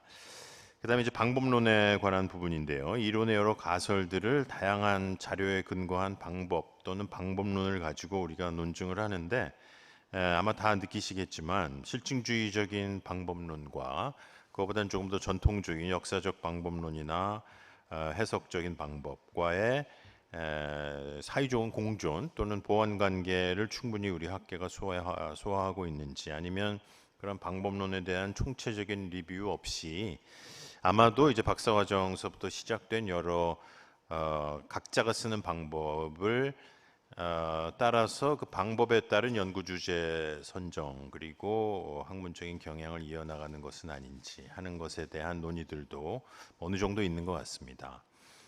그 다음에 이론과 역사와의 관계에 관한 것인데요.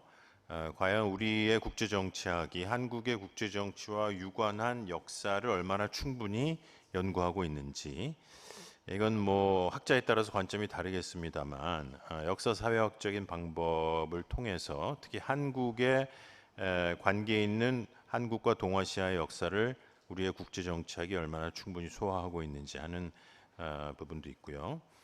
또 문제 해결 이론과 비판 이론 간의 오래된 논쟁점. 그래서 우리가 학계 내에 갇힌 학자로서 현실을 설명하는 데에만 그칠 것인지 아니면 지금의 국제질서의 문제점을 비판적으로 보고 실천과 연결되는 어떤 계기를 마련하고자 노력을 얼마나 해왔는지 또는 그런 노력이 줄어들고 있는지 지금에 들어와서 하는 부분이 있습니다.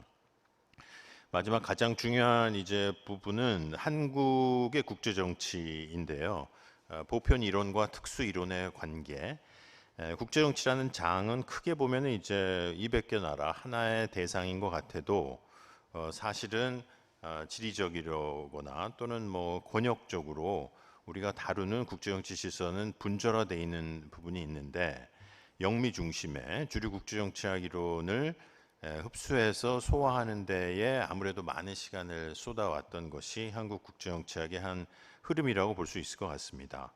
하지만 이제 최근 상당 기간 동안 글로벌 국제정치 또는 탈서구, 탈식민 국제정치 이론의 흐름 속에서 한국의 국제정치학도 한국적 또는 이제 한국발 국제정치 이론에 대한 노력이 일정 부분은 있었다고 평가할 수 있을 것 같아요. 그래서 저는 이제 한국적이란 말보다 한국발이란 말을 더 적합하다고 생각을 하는데요. 한국에서 시작은 되었지만 국제정치 전체를 설명할 수 있는 보편 이론으로서의 후보 이론을 제시하는 데에 한국 국제정치학계가 노력을 할 필요가 있다 이런 생각이 들고요. 그런 이제 흐름 속에서 우리가 거시적인 이론 틀과 세부 이론들을 어떻게 조합해서 이론을 제시할 수 있을 것인가 하는 부분이 있다. 지금 우리가 갖고 있는 뭐 현실주의, 자유주의, 구성주의, 구조주의 이런 기존의 거시 이론들은 지금의 현실을 설명할 때 거의 도움이 안 되고 있는 현상이라고 생각합니다. 뭐 이란 전쟁만 놓고 보더라도 뭐 워낙 다양한 요소들이 겹쳐 있기 때문에 과거 우리의 그 세부 분과였던 안보 이론이라든지 경제 이론, 기술이 하나의 사건에 융합돼서 나타나기 때문에 우리가 뭐 나는 안보 전문가고 나는 경제 전문가고 하는 식으로 세부 분야를 나눠서는 국제정치를 설명하는데 아주 심각한 한계를 가질 수밖에 없는 상황에 이르렀기 때문에 과연 우리가 뭐 전체에 관한 이야기는 합니다만 이론적으로도 소위 거대 이론을 새롭게 만들어 간다면 이런 세부 이론들의 분절화 또는 융합 경향을 함께 어떻게 고려할 수 있을 것인가 하는 질문을 하게 된다. 그 다음에 이제 자료로 쓴 것은 논총을 통해서 본 이론 논문의 경향들입니다. 굉장히 흥미로운데요. 아주 간략하게만 말씀드리도록 하겠습니다. 전체 우리 논총 중에 IR 이론 논문은 67편 정도로 카운트가 될 것 같고요. 역사나 외교사 논문이 한 82편 정도. 그리고 전체 우리 논문 중에 이론 논문은 10% 안쪽 정도의 비중인 것 같아요. 우리가 물론 다 이론을 사용하지만 이론만을 다루고 있는 논문이 그렇게 주류는 아니다 하는 게 이제 첫 번째 경향이고, 그런 이론이 이제 외교사나 역사와 연결이 되는 것이 굉장히 중요한데 거의 비슷한 비중으로 그렇게 대다수는 아닌 논문 경향을 보이고 있다는 것이고요. 시기별 이론 논문의 경향을 살펴보면 뭐 1, 2, 3기 이렇게 자의적으로 나눌 수 있을 것 같습니다. 우리 학회가 시작된 냉전 절정기서부터 대땅트, 신냉전 초기, 탈냉전 초기 2000년대 그리고 대략 2010년대 이후의 경향으로 나눌 수 있는데 세부적으로는 뭐 여러 가지 논의가 있겠습니다만 초반에는 한편으로는 이제 그 국제정치학회 창립 시기에 동주 이용희 교수님과 같은 고 연배 시니어 선생님들의 문명권이라든지 그 서구 국제정치학과 약간 거리두기 속에서 만들어졌던 한국적 국제정치가 시작이 됐지만 곧이어 서구 이론의 직수입, 특히 현실주의 계통의 직수입이 많아졌고 그것을 구체화하는 중범위 이론으로서 세력균형 이론이나 억제 이론, 동시에 자유주의 이론이 수용되기 시작했고 신냉전 초기에 들어서면서 구성주의, 우리가 흔히 생각할 수 있는 경향입니다. 탈냉전 들어서면서 이론이 다원화되면서 구성주의나 영국학파, 비판 이론이 본격화되기 시작했다. 그리고 2010년대부터는 한편으로는 이제 우리의 외교사를 연구하는 역사 중심의 연구자들의 노력에 힘입어서 이론에서 역사로 갔던 방향이 역사에서 이론으로 가는 방향으로 역전되는 양상도 조금씩 보이는 것 같습니다. 동시에 한국발 대안적인 시각에 대한 노력이 이제 급증하는 모습을 보여서 우리 특히 젊은 연구자들의 노력으로는 우리의 현실에 기반을 둔 이론 연구 경향이 더 강해지고 있다라고 볼 수 있을 것 같고요. 각 시기별로 이제 현실주의, 자유주의, 구성주의, 비판주의, 메타 이런 영국학파들의 통계를 볼 수 있다. 이번 시간 관계상 넘어가도록 하겠습니다. 그리고 전체적으로 보면은 이제 초기가 국제정치학의 어떤 선언기 또는 문제 제기기였다고 한다면 20세기 후반서부터는 이론화를 시도하는, 그러니까 이론을 수입해서 케이스에 적용하는 노력으로부터 그 theory building이 되는 거죠. 그 theory building의 시도기가 대략 21세기서부터 시작이 돼서 비서구 탈식민, 뭐 관계주의 이런 식의 시도가 시작이 되었고 지금은 이제 이론 생산기로 접어들어가고 있다고 볼 수 있을 것 같습니다. 그 뒤에는 이제 각 시기별 이론과 역사의 연구 추세가 있는데요. 이론이 이제 비슷한 형태로 쭉 진행이 됐다면 국제정치학, 외교사의 측면에서 역사 연구가 상당히 진행되는 경향을 보였다. 그래서 초반에는 이제 완전한 역사와 이론의 분리기라고 한다면 냉전기 후기에 접어들면서 이론과 역사의 접점이 생기면서 한국 전쟁과 냉전을 서구의 국제정치 이론 또는 사회과학 이론으로 설명하려는 조금 더 본격적인 노력이 이루어진 게 아닌가 그런 생각이 들고요. 탈냉전 초기에 접어들면서 이론과 역사가 상호작용을 하기 시작하는, 그래서 다양한 형태의 이제 역사 기반 중범위 이론들이 나오기 시작하고요. 최근에 들어서서는 이론에서 역사로 가던 방향이 역전되어서 역사에서 이론으로 가는 방향, 그래서 역사 사례로부터 개념을 추출해서 우리의 역사와 한국의 국제정치를 이론적으로 설명하려는 그런 경향, 또 상당히 많은 논쟁, 또 근대 편입 이전, 19세기 이전의 한국의 외교사에 대한 여러 가지 논의들이 이루어지고 있다고 볼 수 있을 것 같습니다.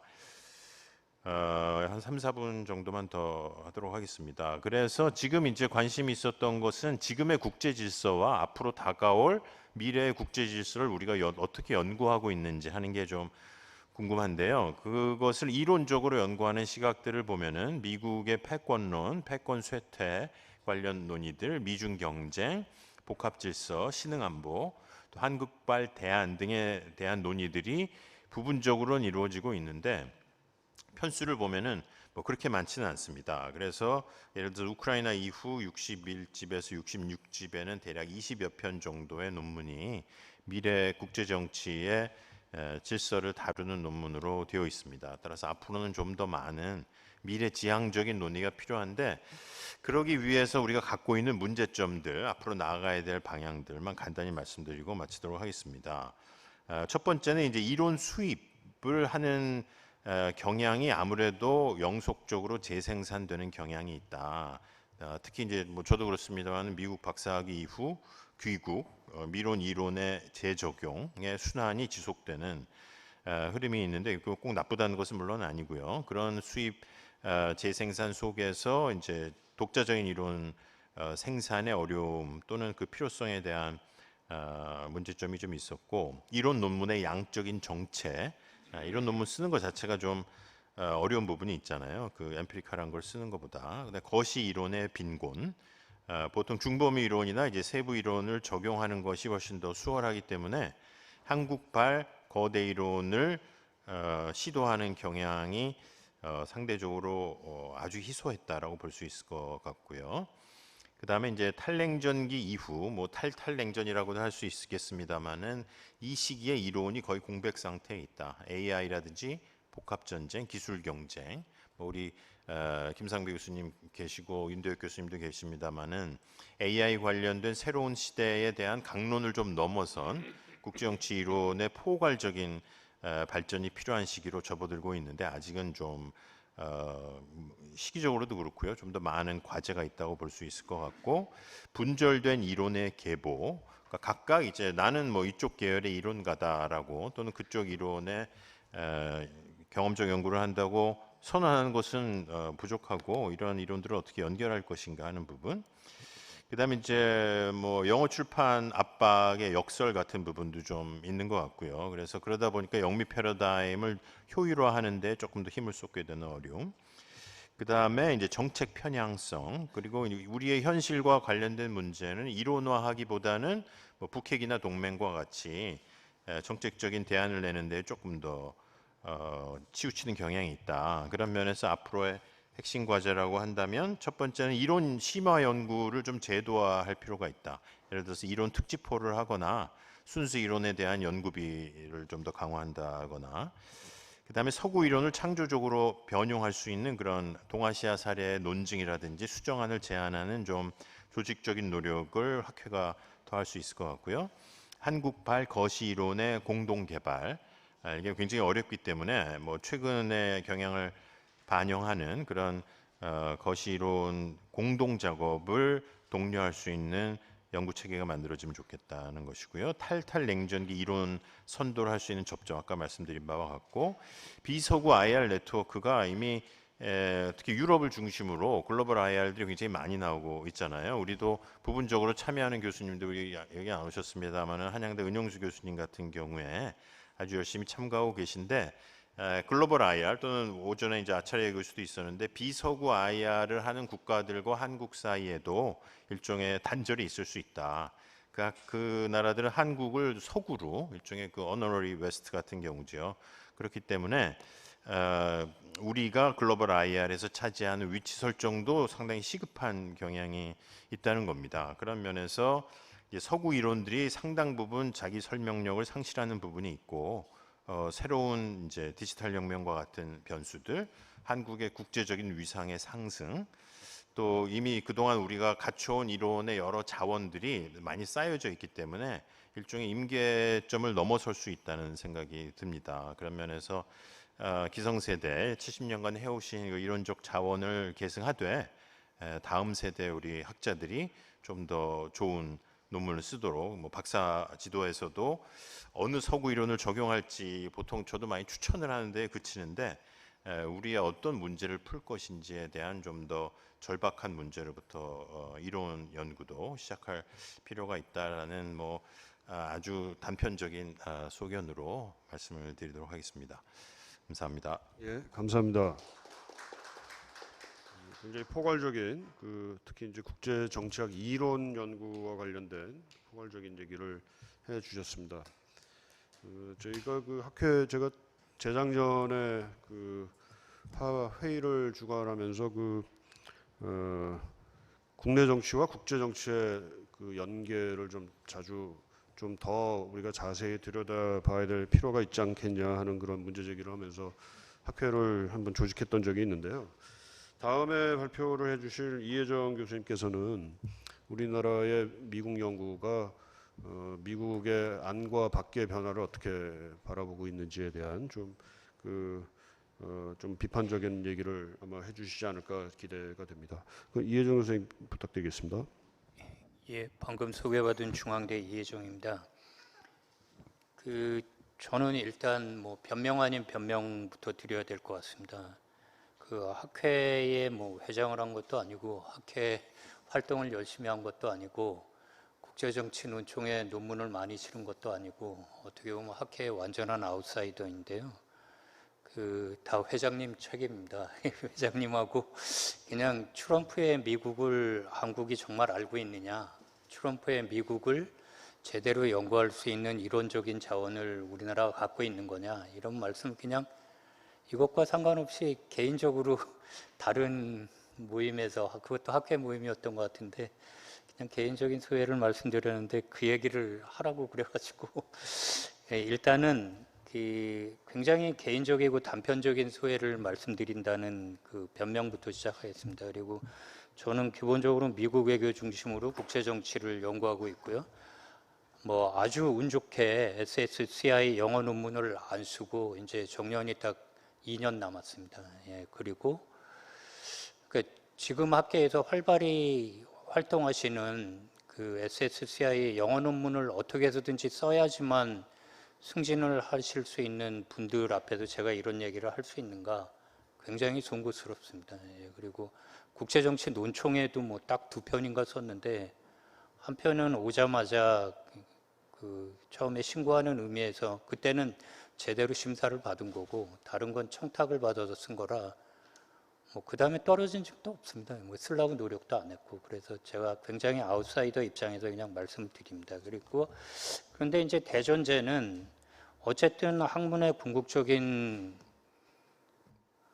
목적, 소명은 현실을 설명하는 거고 특히 국제정치학이 굉장히 실천적이 강하고 그런데 이런 상태에서 이 국제정치학의 성격을 스탠리오프만이라는 이제 프랑스 출신 미국에서 교수하신 분이 1977년에 쓴 국제정치학이란 건 미국의 사회과학이다라는 거기서 말씀하신 기본적인 이런 거죠. 이제 전통주의 연구에서 70년대 얘기니까요. 정말 뭐 옛날 얘기죠. 전통적인 연구에서 과학적인 연구로 돌아섰고 방법론은 실증주의로 가고 이렇게 가면 미국의 국제정치학이 어떻게 되냐면 미국의 이익에 복무하게 된다. 뭐 이런 얘기가 이제 미국의 사회과학으로서 국제정치인데 크게 보면 우리나라가 세계화를 미국화가 되면서 지식사회학적으로 미국의 학제를 직수입하는 경향과 뭐 여러 가지가 있었던 것 같습니다. 예, 이렇게 되면 미국 안에서 그러니까 제 기본적인 입장은 뭐냐면 한국 입장에서 미국은 엄연한 외국이다. 그러면 뭐 저도 미국 유학했지만 미국에서 미국이 아닌 국가를 다루는 방식은 무엇이냐? 언어와 역사와 정치학으로 내려오면 비교 정치입니다.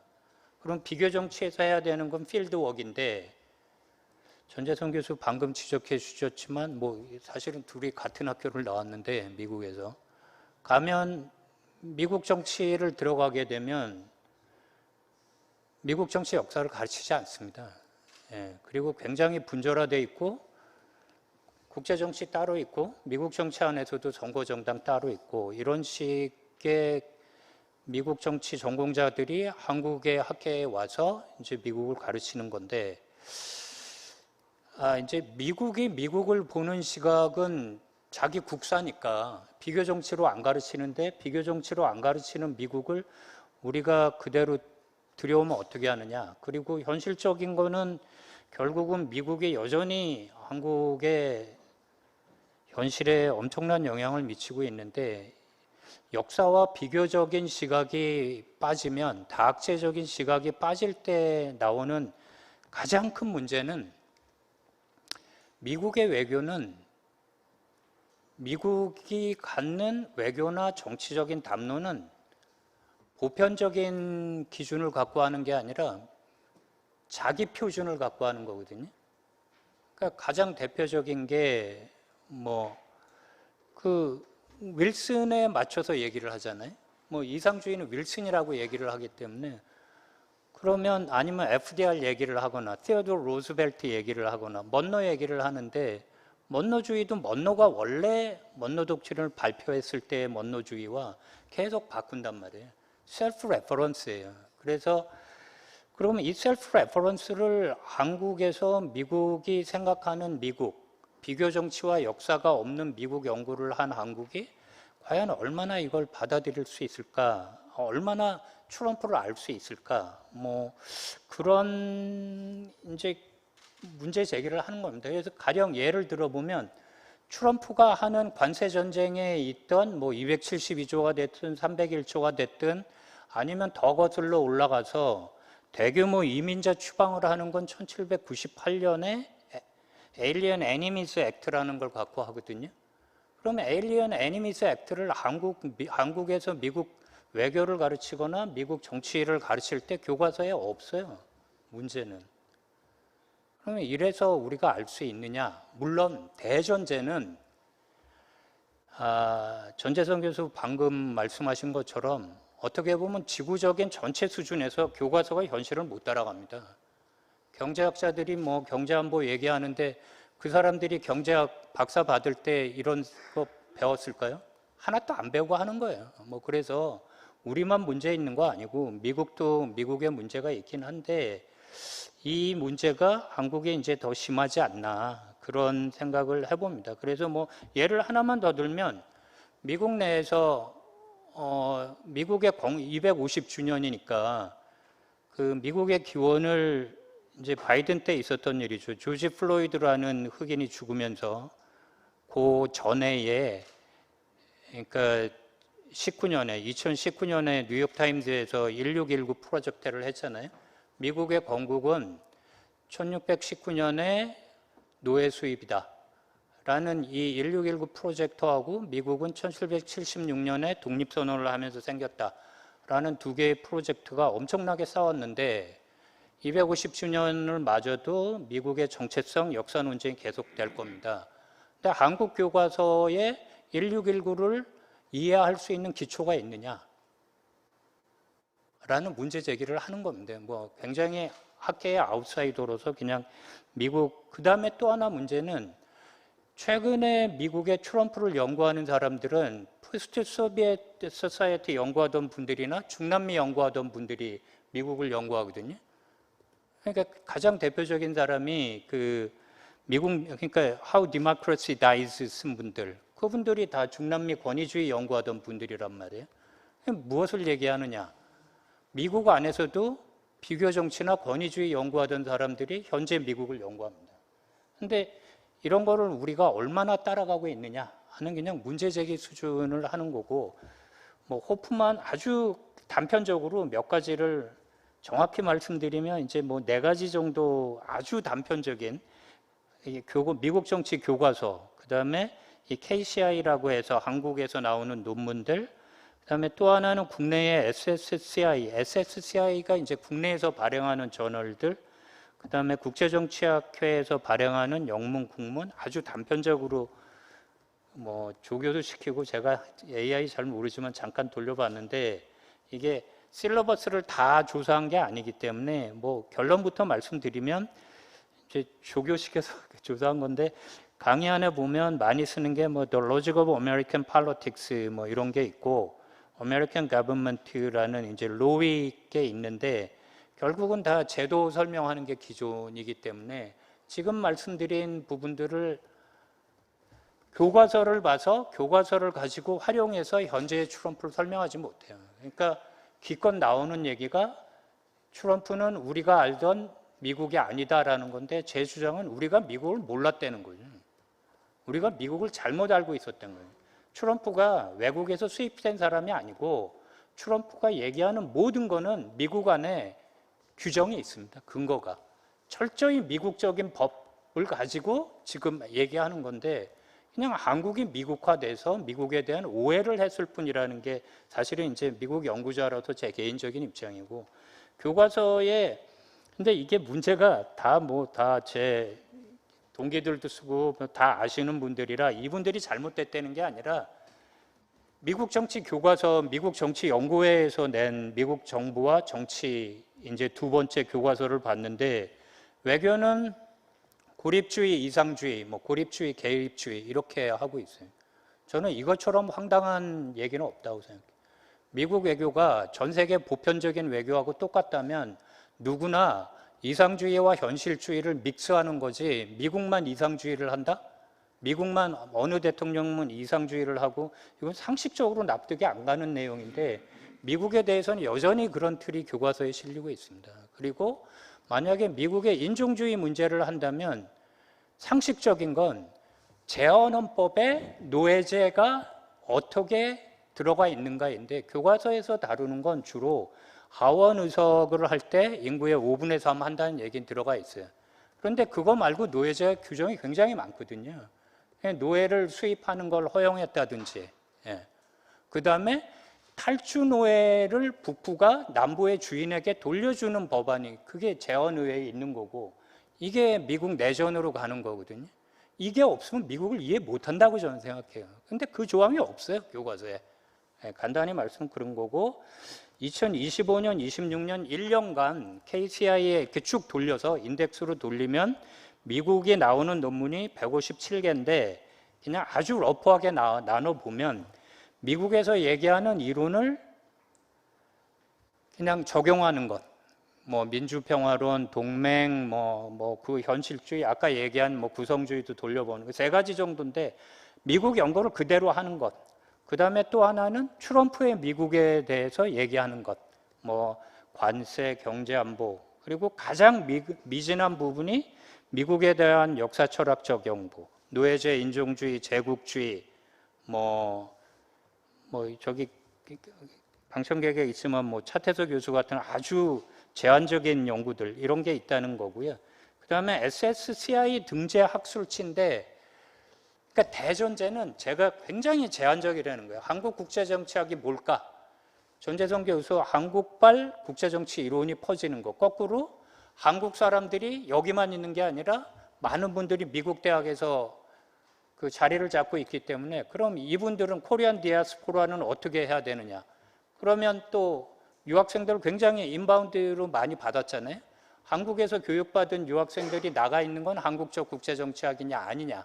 그래서 이 지식사회학적인 일종의 루트를 굉장히 잘 봐야 되기 때문에 대단히 무책임한 얘기를 한다는 변명을 다시 한번 드리면서 인상기적으로 보면 한국에서 출판하는 4-5개 되는 특히 그 국방연구원에서 내는 걸 비롯해서 영어 저널은 대단히 종속적이 된 것 같아요. 죄송한 말씀이지만 영어로 해서 한국 케이스를 보여주는 하나의 루트가 돼버린 것 같다는 게 아주 단편적인 그거고 그 다음에는 이제 국제정치 논총하고 이게 뭐 2개인데 그거는 정 교수님하고 두 분하고 뭐 겹치는 부분이기 때문에 따로 제가 말씀드리지는 않겠습니다. 그래서 결국은 그냥 뭐 정리를 해보면 우리만의 문제는 아니다. 그리고 학계의 아웃사이더인 제가 이렇게 주제넘게 와서 비판을 하는 입장은 아니다. 그 대신 그냥 미국 연구를 나름대로 저는 아웃사이더의 입장에서 해봤는데 트럼프는 철저하게 미국적인 산물이다. 그러면 비교 정치와 역사에 대해서 우리가 얼마나 미국 연구를 비교 정치 연구로 해본 적이 있느냐 하는 문제 제기를 하고 마치겠습니다. 예.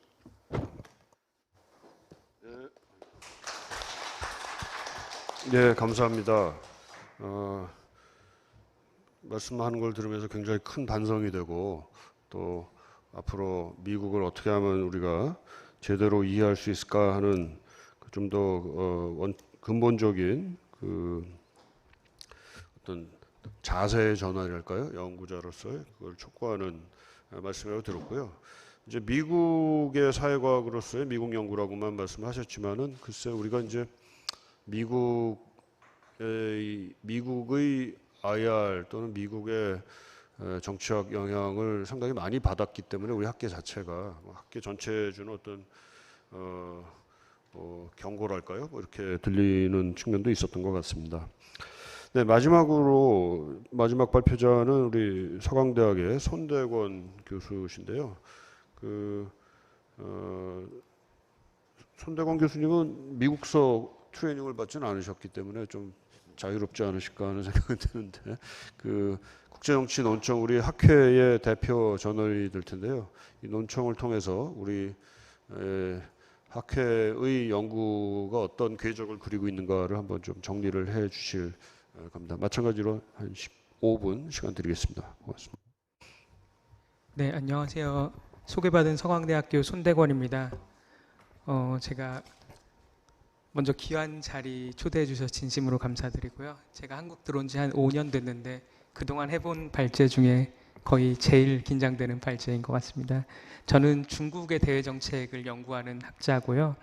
그러다 보니까 저하고는 약간 동떨어진 분야에 대해서 발제를 준비를 하게 됐는데 그럼 어떻게 이 발제를 준비할까를 고민하다가 한국국제정치학회에서 발간하는 국제정치 논총을 통해 갖고 한국국제정치학이 어떻게 변화하고 있는지를 보자라는 그런 생각을 했습니다. 그래서 제목은 국제정치 논총을 통해 본 한국국제정치학 연구의 궤적이라고 잡아봤고요. 잘 아시다시피 국제정치 논총은 1963년부터 국제정치학회에서 발간하고 있는 한국을 대표하는 학술지라고 생각을 합니다. 국제정치 논총이 1963년부터 발간을 해왔기 때문에 그동안 수천 편의 논문이 실렸습니다. 이 수천 편의 논문을 제가 하나씩 다 확인하는 거는 아무래도 시간 관계상 그리고 저의 역량 부족으로 인해서 불가능할 것 같고요. 그래서 저는 1920년부터 현재까지 20년을 기점으로 뚝 끊어가지고 21세기에 국제정치 논총에 게재된 논문들을 확인했습니다. 구체적으로 2020년부터 현재까지 국제정치 논총에는 일반 논문 1181편, 그리고 리서치 노트 34편, 그리고 서평 28편이 게재가 됐습니다. 이 중에서 서평은 제외를 하고 일반 논문과 리서치 노트를 합쳐가지고 1215편의 분석 대상 샘플을 만들었고요. 이 분석 대상 샘플을 발행 연도, 권호, 제목, 저자, 주제어, 그리고 초록으로 코딩을 했습니다. 문제는 2000년대 초반에 발간된 논문들은 초록이 없어요. 그래갖고 이걸 어떻게 할까 하다가 초록 대신에 이런 경우에는 서론을 하나씩 다 OCR을 돌려가지고 문자 인식을 해갖고 서론으로 초록을 대체를 했습니다. 그리고 분석을 하는 과정에서는 클로드를 활용을 했고요. 잘 아시겠지만 AI를 활용할 경우는 AI hallucination으로부터 자유롭지 않잖아요. 그래가지고 클로드와도 계속 더블 체크를 하면서 했고요. 동시에 챗GPT를 통해서 상호 검증을 해가면서 AI 할루시네이션을 최소화하려고 노력을 했습니다.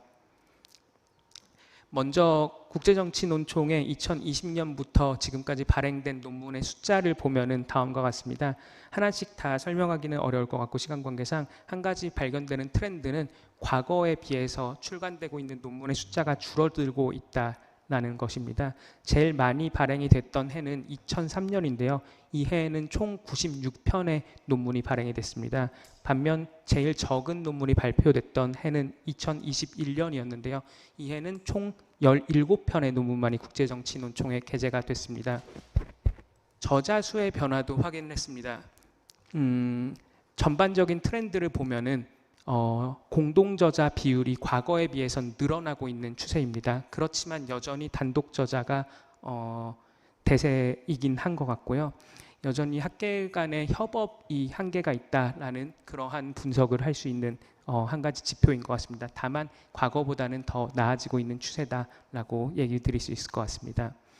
그럼 어떤 분이 가장 국제정치 논총에 많은 논문을 발표를 했는가, 이것도 한번 따져봤는데요. 앞에 계시는 김상배 교수님께서 가장 많은 논문을 발표해 주셔서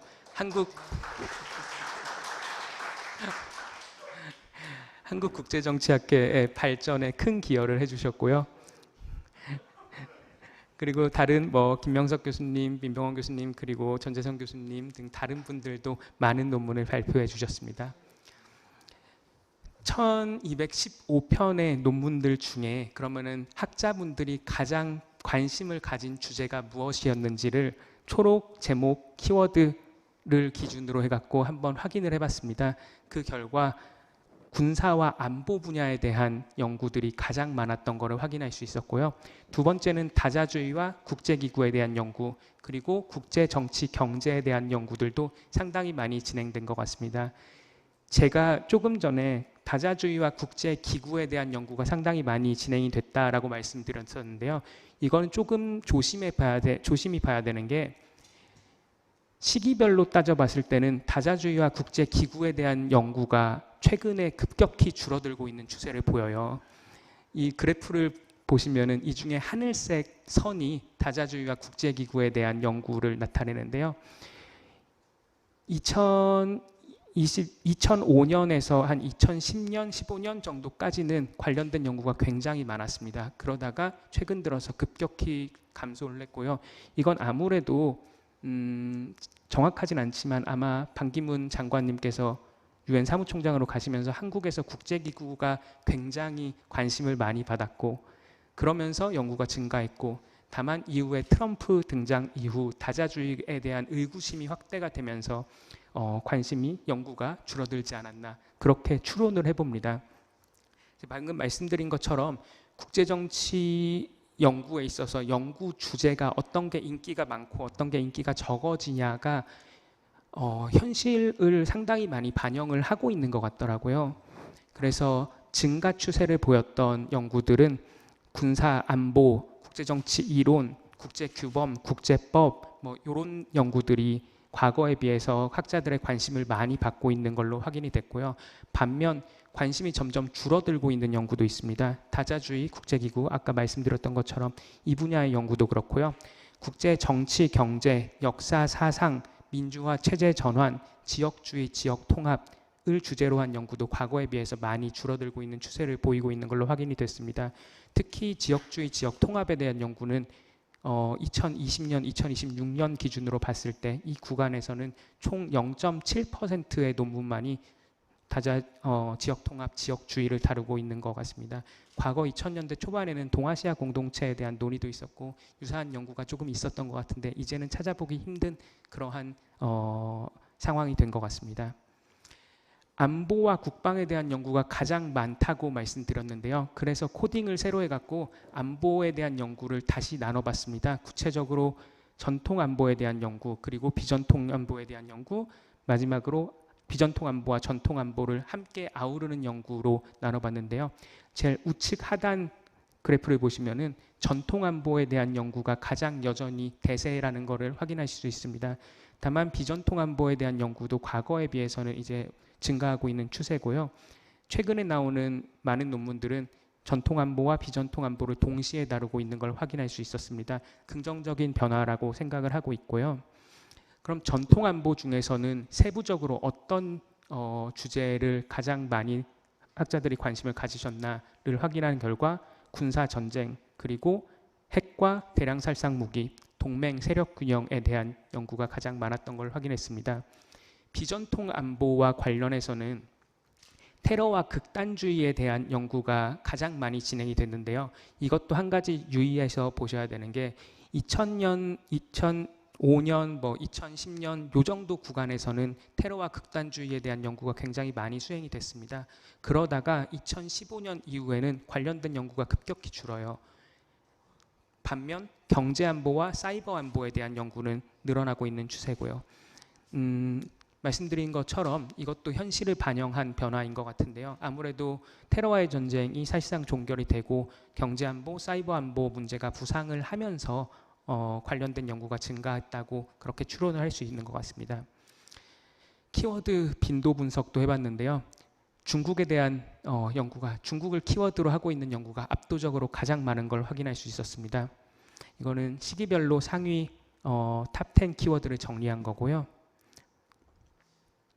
단일 국가에 대한 연구 그리고 양자관계에 대한 연구도 확인한 결과 단일 국가에 대한 연구로 중국에 대한 연구가 가장 많은 걸로 확인이 됐고요. 양자관계에 대한 연구도 미중관계에 대한 연구가 가장 많은 걸로 확인이 됐습니다. 특히 최근 들어서 중국에 대한 연구가 급격히 늘어난 것을 확인할 수 있고요.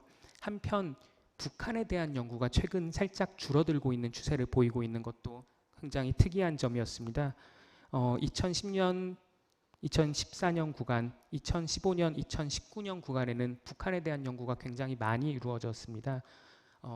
아무래도 김정일의 사망 그리고 김정은의 집권, 그 후에 있었던 Fire and Fury로 대표되는 한반도의 긴장 상황, 싱가포르 회담 그리고 하노이 회담의 결렬, 이 빠르게 변화한 한반도의 상황이 북한 연구를 증가하게 만든 원인이었던 것 같고요. 그 후에 최근에 북한과의 특별한 접촉이라든가 개선할 수 있는 그러한 여지가 별로 없는 상황을 반영해서 북한에 대한 연구가 줄어든 걸로 그렇게 추론을 하고 있습니다.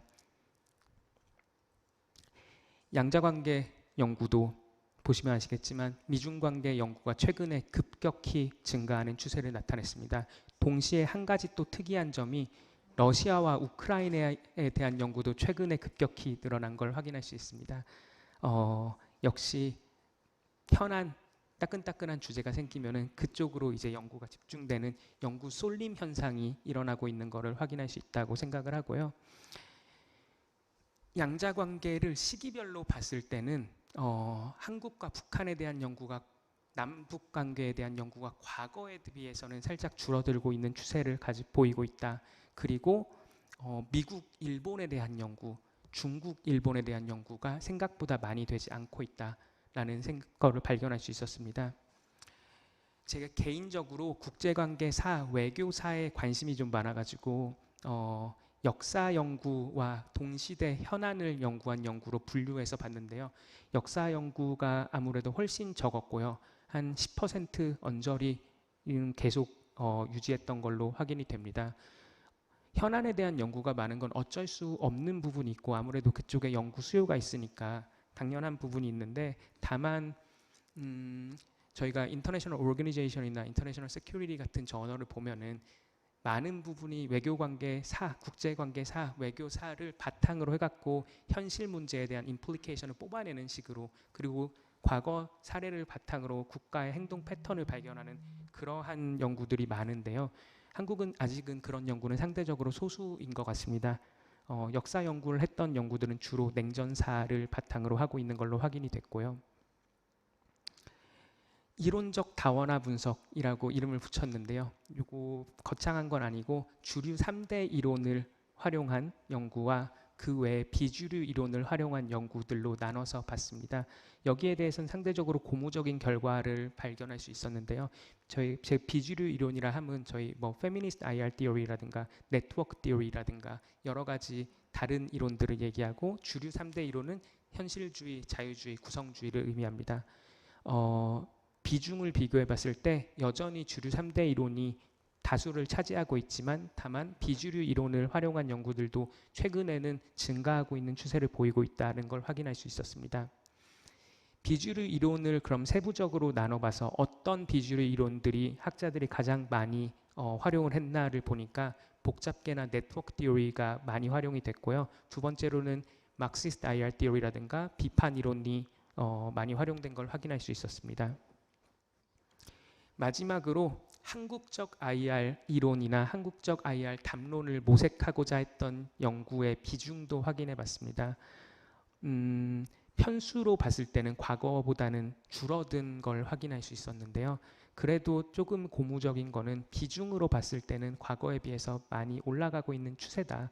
여전히 한국적 IR 담론을 찾고자 하고 모색하는 그러한 시도가 현재까지는 매우 큰 가시적 성과가 세계적으로 받아들여질 수 있는 수준의 가시적 성과가 있었다고 말하기 어렵지만 여전히 노력이 계속 경주되고 있다는 것을 저는 긍정적인 변화라고 생각을 했었습니다. 요약하자면은 연구 주제의 다각화가 조금 필요한 것 같습니다. 안보에 대한 연구가 너무 집중돼 있고 특히 전통 안보에 대한 연구가 집중돼 있는 것 같습니다. 또한 현안을 위주로 연구 주제 몰림 현상이 나타나고 있는 걸 확인되는데요. 예를 들어서 러시아 우크라이나 전쟁이 일어나면은 많은 학자들이 다 같이 러시아 우크라이나 전쟁에 대해서 연구를 하고 그리고 뭐 미중 간의 무역 전쟁이 일어나면은 갑자기 다 그쪽으로 몰려가서 그 연구를 하는 그러한 연구 쏠림 현상이 발견되고 있다고 생각을 하고요. 동아시아에 대해서 연구가 집중되고 있는 것도 향후 장기적으로는 한국국제정치학회가 조금은 벗어나야 되는 부분이지 않나라고 생각을 합니다. 뭐 중국을 연구하고 있는 제가 드리기에는 조금 부끄러운 말씀이긴 하지만 개인적으로는 조금 더 다양한 지역과 다양한 시대에 대한 연구들이 이루어지고 이걸 바탕으로 한국적 임플리케이션을 뽑아내는 그러한 연구가 조금 필요하지 않을까라고 생각을 합니다. 그리고 뭐 이론적 다원화와 뭐 한국적 IR 담론 모색에 대해서는 저는 개인적으로는 긍정적인 변화가 아직은 조금 긍정적인 변화가 확인되고 있지 않나 그렇게 생각을 했습니다. 네, 부족한 발표 들어주셔서 감사합니다. 여기까지 하겠습니다. 네, 고맙습니다. 네, 우리 논총이 1963년부터 나왔는데 2000년 이후에 그 연구 성과를 굉장히 여러 측면에서 잘 분석을 해주셔서 우리가 이렇게 지내왔구나 하는 것을 다시 한번 좀 생각해보는 그런 시간이 아니었나 싶습니다. 다음으로 토론 시간인데요. 뭐 토론이라기보다는 또 우리 세 분 앞에서 발표해 주신 것에 대한 얘기도 되겠고 또는 우리 학회 70주년에 대한 70년에 대한 또 그 얘기도 아마 같이 되지 않을까 싶습니다. 먼저 김달중 전임 회장님께 마이크를 넘겨서 우리 학회 70년에 대한 회고 그리고 또 해주실 제언 뭐 이런 것까지 좀 부탁을 드리도록 하겠습니다. 네.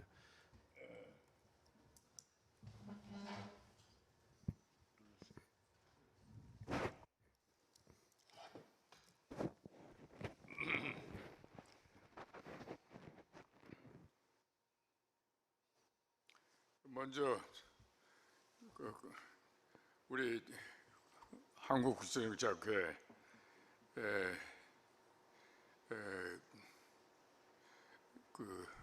회원 여러분과 함께 70주년 창립 70주년 생일의 해를 같이 축하드리고 기쁨을 함께 나누면서 이렇게 이번 중요한 기회에 이렇게 초청 패널리스트로 초청해 주셔서 대단히 감사합니다. 제가 은퇴 후에 강원도 영평에서 대부분 시간을 지내는데 최근 몇 년간 매년 우리 학회에 6월달 전국학술대회에 초청해 주셔서 이렇게 참석해서 1년에 한 번씩 여러분을 이렇게 뵙게 돼서 정말 기뻐요. 혹시 우리 회원들 가운데 영평 쪽으로 놀러 오시는 기회 있으시고 오면 학회 연락해서 전화번호 알아서 연락 주시면 그 시골 산골에서들 오시게 되면 한번 또 만날 기회가 있을지도 모르겠습니다. 그렇게 만나면 반가울 것 같아요. 제가 학회 회원이 된 게 72년에 학회 회원이 됐어요. 54년이 흘렀습니다. 또 93년에 제가 학교 회장을 학교에 봉사했고 또 2003년에 제가 은퇴를 했습니다. 뭐 그로부터 보니까 어떻게 보면 제가 대학 들어간 해가 1957년인데 우리 학회가 생긴 바로 다음 해예요. 제가 대학 정치외교학과에 진학을 했고 그때 여러 가지 그 국내 정치적인 상황 또 국제 정치적인 상황에서 이 국제정치학이 최고 인기 학과입니다. 그래서 각 대학의 가장 우수한 학생들이 국제정치학회에 입학할 수 있었고, 그래서 저는 연세대학에 입학을 해서 입학 직후서부터 학회도 만들고 또 각 대학의 저명 교수님 초청해서 국제정치학에 대한 특강도 듣고, 그러니까 어떻게 보면 한국국제정치학회 70년 생애와 저의 생애가 같이 왔다고 봐도 과언이 아니지 않나 하는 생각이 듭니다. 저를 이번에 초청해 주셔서 어떻게 얘기를 하면 좋을까 하다가 다 이렇게 이런 거 들여다보지 않고 생활을 하다가 그저께 서울에 나왔다고. 이제 연락을 하려다가 또 연락을 못 드리고 오늘 좀 2시간 전에 좀 나와서 회장님하고 오늘 사회 맡은 마 회장님한테 여쭤봤어요. 어떻게 얘기를 하면 좋으냐. 그러니까 과거 얘기를 해달래 들고 말이요. 그리고 다른 분들께서 다 좋은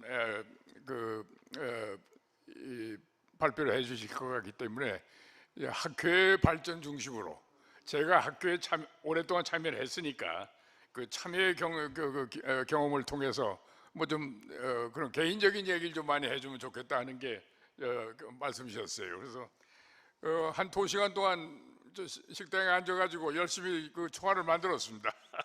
이 시간을 지켜야 될 것 같아. 말을 좀 빨리 해야 될 것 같은데 이거 나이도 있고 그래가지고 이게 남의 얘기를 많이 듣고 얘기하려면 이게 좀 이제 저 자신이 좀 정신이 산만해지는 감이 좀 있어요. 양해해 주시길 바랍니다. 안경도 바꿔 써야 될 것 같아.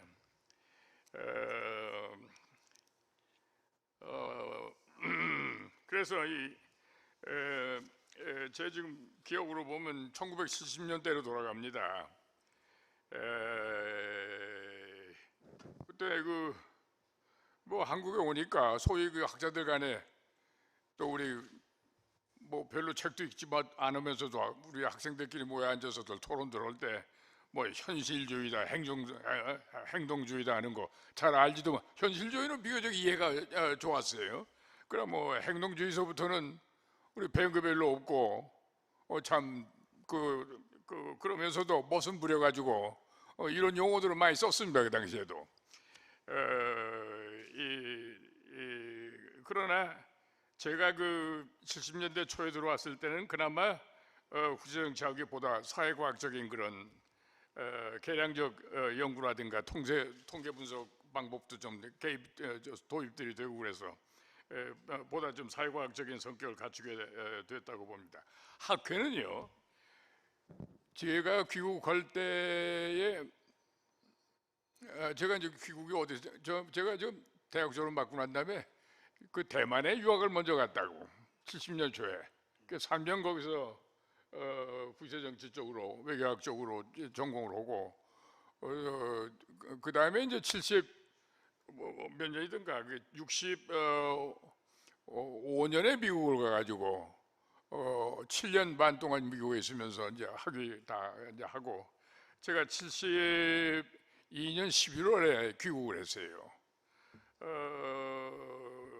그래서 이제 학교에 오자마자 학교 회원이 되고 또 학교 여러 분과위원회에 참여해서 학교 일 많이 도왔습니다. 그때는 그 선후배 또 은사관계 아주 밀접했어요. 사람도 얼마 많지가 않고요. 그래서 뭐 시간만 나면 학교 그 선배 교수들 또 그런 양반들 만나고 여러 가지 토론도 많이들 하고. 근데 제가 그때 그 귀국할 때 1970년 때는 우리 국제정치학회가 구조적인 변화를 하기 시작하더라고. 그래서 그 회원도 갑자기 많아져요.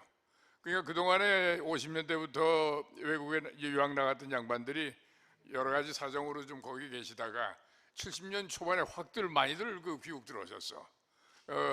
거기에는 국제정치의 변화도 있었고 이 남북한 관계 6.23 선언도 터지고 여러 가지 이제 한국의 민주화 바람도 이제 불기 시작들 하고, 그래서 그 해외 특히 그 정치학 공부한 사람들, 국제정치학, 뭐 정치학, 국제정치학 같은 그룹이죠 그 당시에 말이야. 많이들 귀국들을 했습니다. 이제 그 중에 하나로 저도 귀국을 했죠. 그 학교에 와서 이렇게 보니까 과거보다는 회원이 상당히 획기적으로 증가하기 시작합니다. 그 당시 보니까. 그리고 그 대학에서 그 교과 과정들을 좀 새롭게 그 개편을 하고 좀 새로운 걸 좀 집어넣자 해서 그 학회에서 그 교과 과정 증대하고 신설하는 문제에 대한 논의들을 많이들 하고요. 그럴 수밖에 없는 게 그때 각 그 대학에서 이 정치학과나 국제정치학과 증설이 다른 때에 비해 그 상당히 늘기 시작했습니다. 그래서 우리 학교 활동들 오니까 다 주먹구구식이야. 이렇게 이제 아시는 양반 서너 백끼리 모여서 돌아가면서 회장하고 이렇게 아주 그런 분위기였는데 이제 그렇게 좀 우리도 좀 개선을 하자 해서 저 학교 회식 개정을 시작을 했습니다. 그래서 이제 그때까지는 돌아가면서 이렇게 지명적으로 회장도 하고 그랬는데 우리 직선제를 도입을 했다고. 그때 이제 주도한 사람들이 우리들이야. 그래서 지금도 기억나요. 첫 번째 직선을 하는데 저 숙대에 누구야? 김영렬 숙대 교수 있지, 여자 교수님. 김홍렬 선생하고 서강대학의 김상준 교수 오고 이제 처음으로 학교에서 경생을 하는 거야. 그 비밀 투표해서 김홍렬 교수가 됐다고. 물론 이제 김상준 교수 다음에 또 나오셔서 또 회장으로 우리가 모시고 선출을 하고 모시고 그랬습니다만, 그리고 이 70년대 중반 들어서면서 말이죠.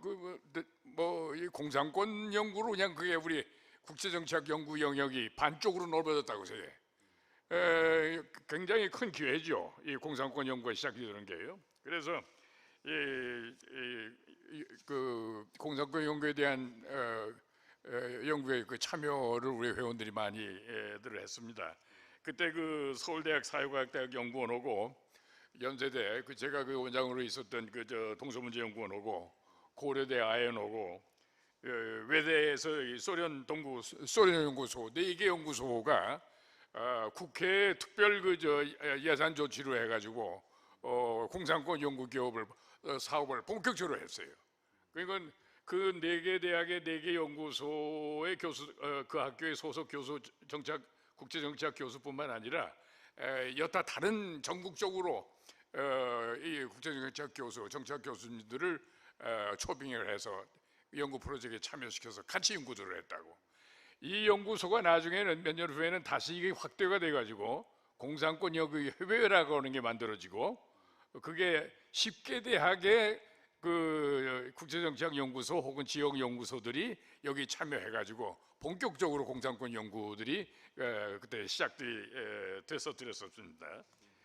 그래서 우리 국제정치학계의 관심이 공산권을 제외한 그 나머지의 서구와 발전도 전국 제3세계 쪽에 있던 것이 공산권까지 글로벌라이즈하는 그런 환경이 조성이 됐다고. 그러니까 이제 그 당시 말하더라도 공산권 연구는 자료에 대한 게 이제 금지가 돼 있었단 말이에요. 이제 그걸 이제 우리가 그 학교에서 노력들을 해서 그 금지를 풀고 공산권 관계에 대한 자료들을 읽기 시작을 한 학회의 연구로 본다면 그런 의미에서 큰 의미가 있었지 않는가. 그리고 이제 그 80년대라고 하는 게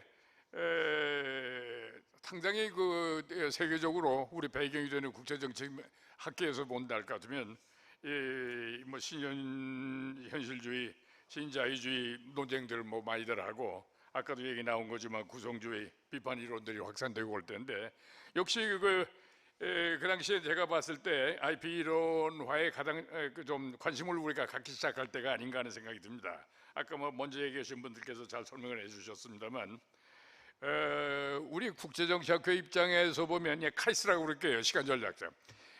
해외 유학 소장학자들이 대거 귀국들을 했습니다.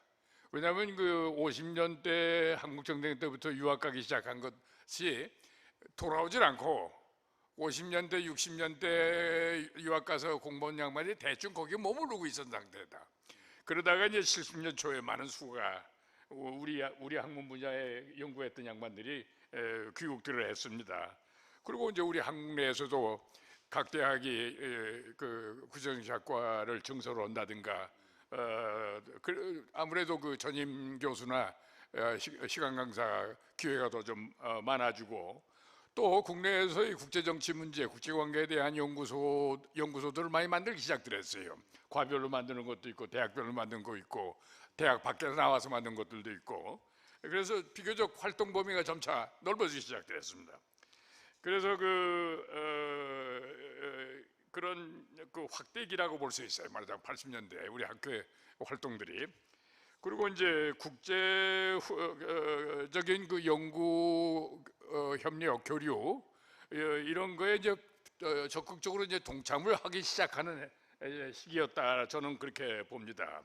그래서 제일 그 관심을 갖기 시작한 거가 입사입니다. 세계정치학회. 그러니까 세계정치학회는 세계정치학회지만 그 안에 큰 부분이 국제정치, 외교정책, 지역연구 그런 게 다 포함되어 있죠. 근데 사실 우리는 말이에요, 이 두 학교, 정치학교, 국제정치학교 나누는데 사실 다 겹해 있다고요, 우리가. 그러니까 1957년 우리 학교 생기고 그때 정치학교, 국제정치학교 따로따로 하는 거는 우리 국제정치학교가 먼저 생겼을 거예요. 거기에 참여하는 사람, 회장 누구 하느냐에 따라서 그 두 학교가 갈라진 겁니다, 이게. 그러니까 뭐 지금도 마찬가지지만 지금까지 10년 동안 우리 그 국제정치학교 온 사람들은 두 학교에 다 회원이에요. 그리고 두 학교 임원 다 임원으로 봉사 들어오고 있고 연구 활동하고 그래서 말하자면 일란성 쌍둥이라고 그러나 뭐나 이제 그렇게도 좀 봐주기도 한데 말이죠. 그래서 그 입사 참여가 아주 본격적으로 시작이 되고 뒤이어서 그 정도는 아니지만 ISA 참여도 시작이 됐습니다. 그러니까 ISA는 크게 국제 그런 조직이라는 것보다 이게 미국 학교에서 많이 활동들을 하는 그 당시만 하더라도 그렇지만 또 우리가 ISA까지도 좀 참여될 폭을 넓히고 그래서 이제 입사하고의 이제 국제적인 그런 학술 교류나 또 국제적인 학술에 우리가 이제 호흡을 같이 하는 의미에서 입사 참여가 대단히 중요하다. 첫 번째 의미 있는 사건이 1979년에 모스크바에서 입사 세계대회 할 때 우리나라 우리 국제정치학자 정치학자들 16명이 그냥 처음으로 들어가서 참여를 했다고.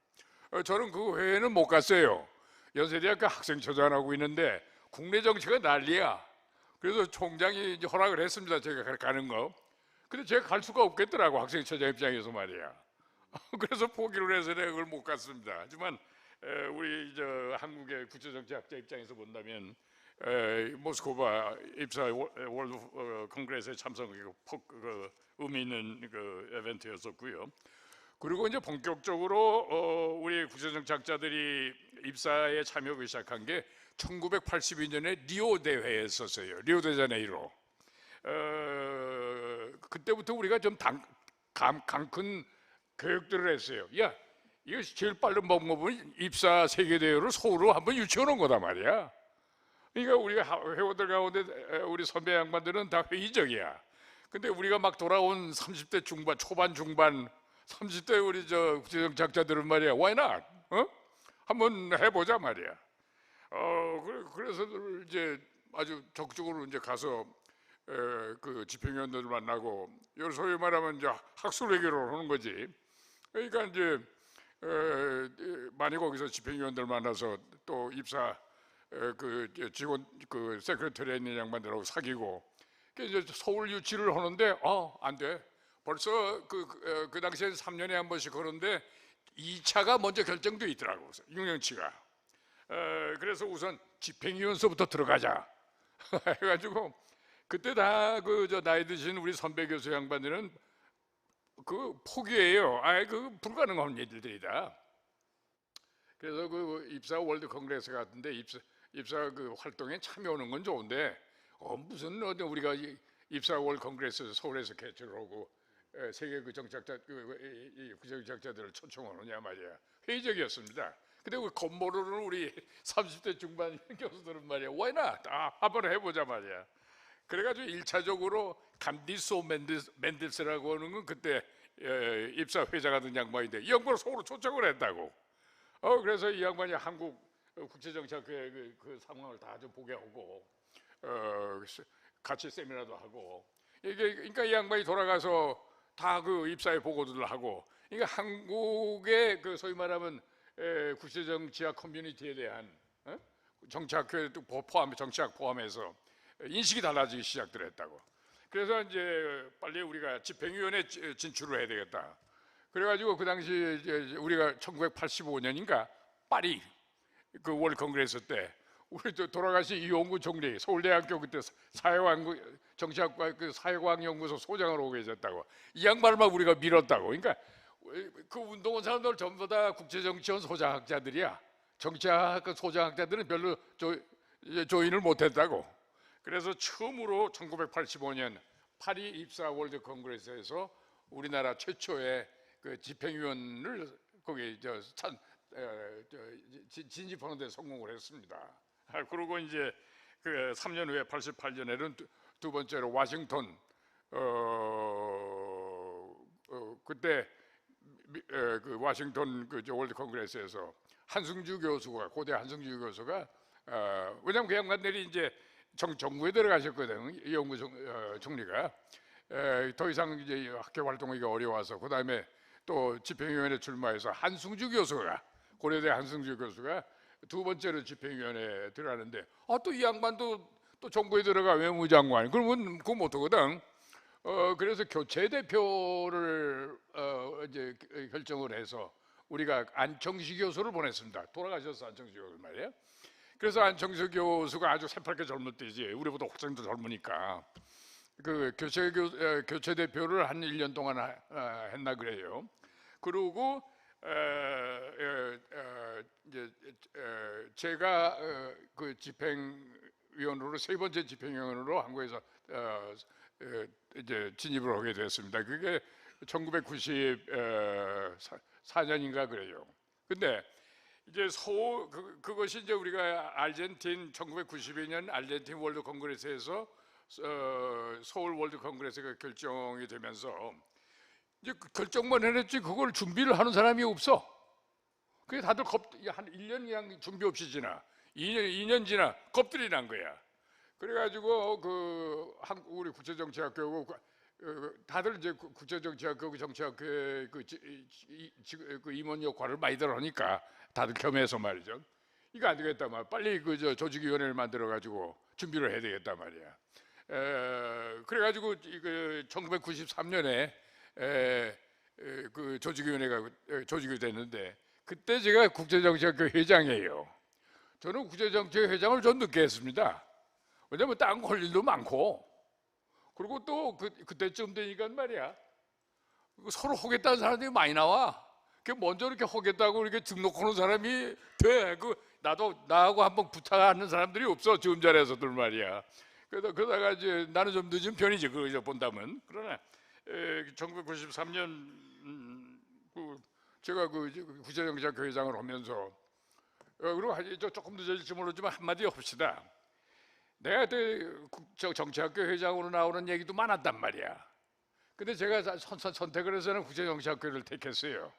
왜냐하면 우리가 다 같이 정치학을 공부하는 학자 커뮤니티고 political science 커뮤니티고 학회가 둘이 이제 해온 거니까 이왕이면은 좀 IR이 세니까 우리가 한 거죠. IR한 사람은 국제정치학회 쪽으로 학회 봉사를 하고 임원 봉사를 하고 넌 IR 쪽은 정치 사상이라든가 뭐 비교 정치라든가 등등 정치학 주류의 넌 IR 쪽으로는 그쪽 전공원 우리 동료들이 정치학회 총회 회장에 나가고는 그런 조금 언더스탠딩이 있었습니다. 그 당시에 디비전 오브 레이버가 있었다고. 그래서 저는 이제 당연히 이제 IR 쪽을 이걸 했기 때문에 아이덴티파이하기 때문에 국제정치학회 이제 회장으로 오고 있는데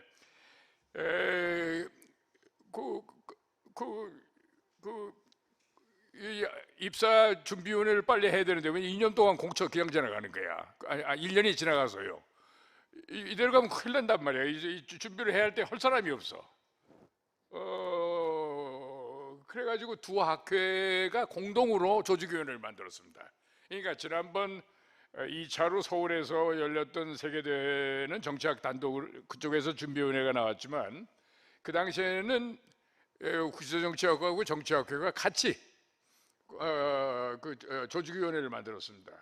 그러니까 그 두 학회의 두 회장, 두 부회장, 두 총무, 그리고 전임 회장까지 포함해가지고 그렇게 해서 그 조직위원회를 만들고 그 집행위원회 했던 분들을 이용구, 한승주, 또 안청식 교체위원회 했던 해서 그 조직위원회를 만들었어요. 만들었는데 누구도 그 조직위원회를 위원장 맡을 사람이 안 나와. 돌아가면서 해도 해야 할 사람들이 말이야. 다들 안 해요. 왜냐하면 또 그때는 학회 임원들이 1년만 하면 또 그만두게 돼 있거든. 학회 임원을 말이야. 그러니까 앞으로 97년까지 장장 5년 동안 그 조직위원회 위원장 하는 거를 다들 좀 뭐게 생각하더라. 이게 또 제 머리에 또 떨어졌다. 또 김달주가 해야 된다 그래가지고 억지로 드라프트가 돼버렸습니다. 그래서 이따 이제 또 말씀을 드리겠습니다만 어찌됐든 1997년에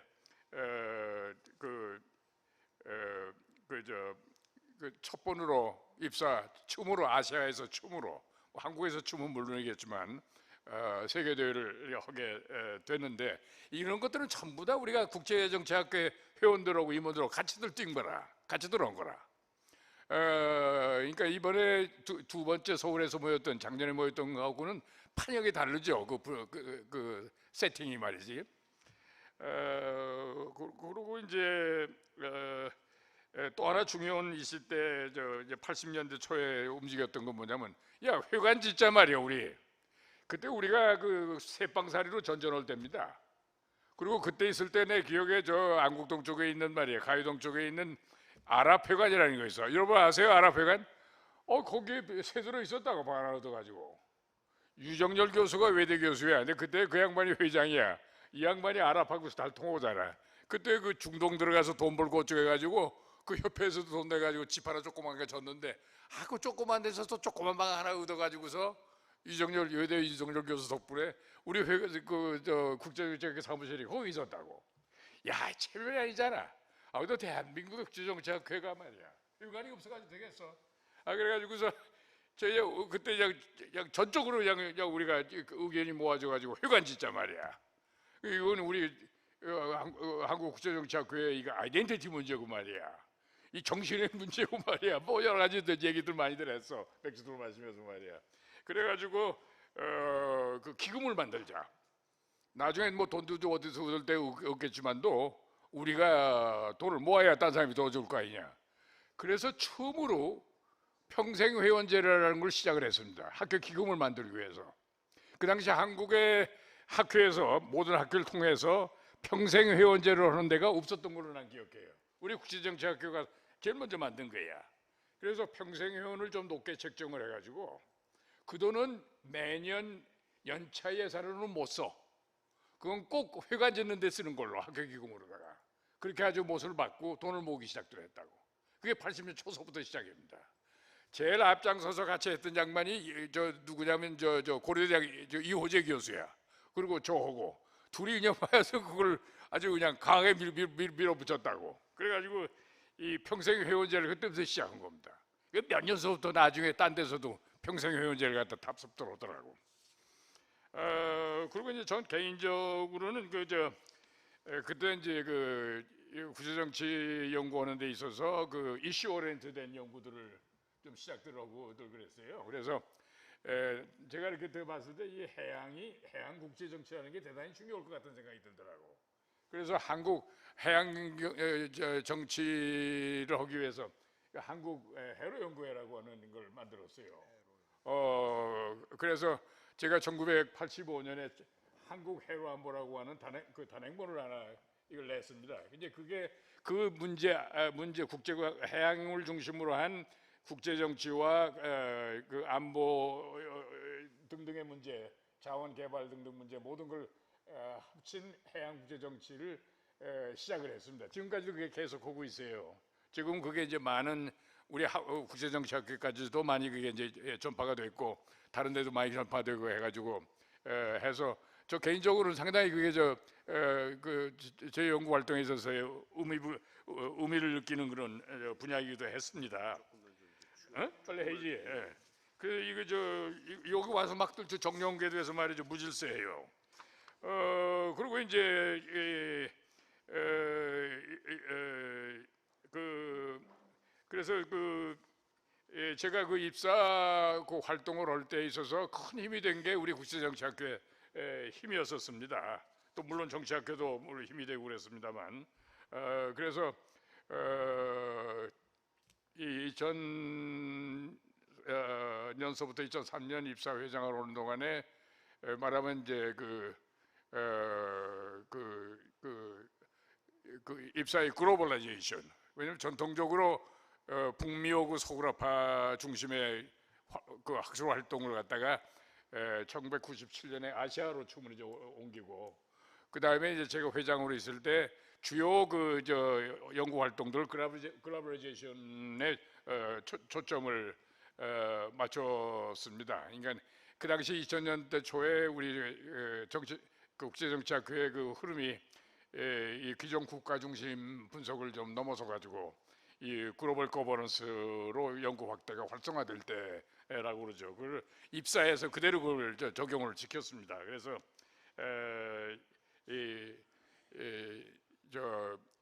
몬트리올 카나다 몬트리올에다가 입사에 그 퍼머넌트 세크레터리를 만들고 그다음에 그 2003년에 제가 회장으로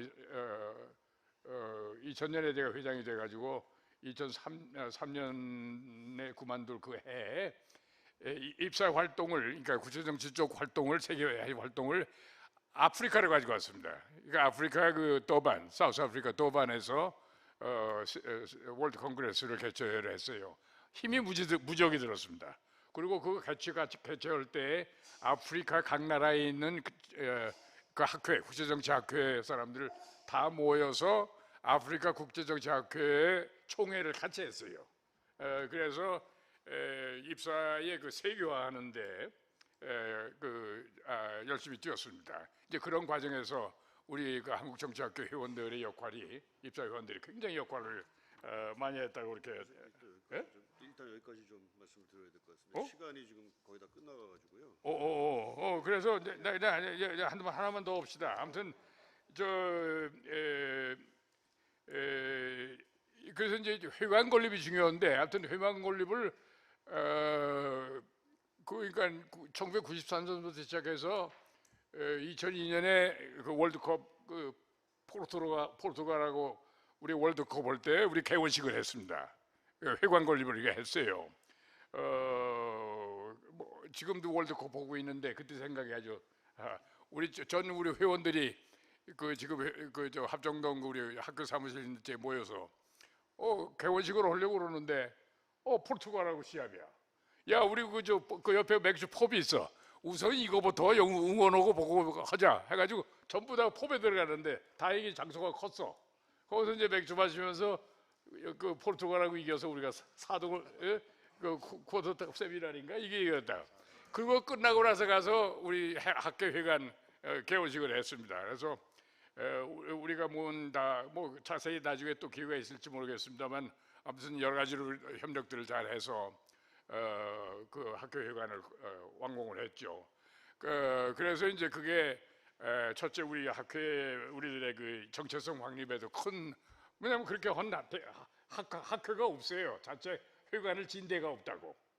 그리고 나중에 정치학회가 후끈 달아가지고 회관을 만들었는데 자기들이 짓지는 않았어. 돈 모아놓고 있던 거로다가 사버렸다고.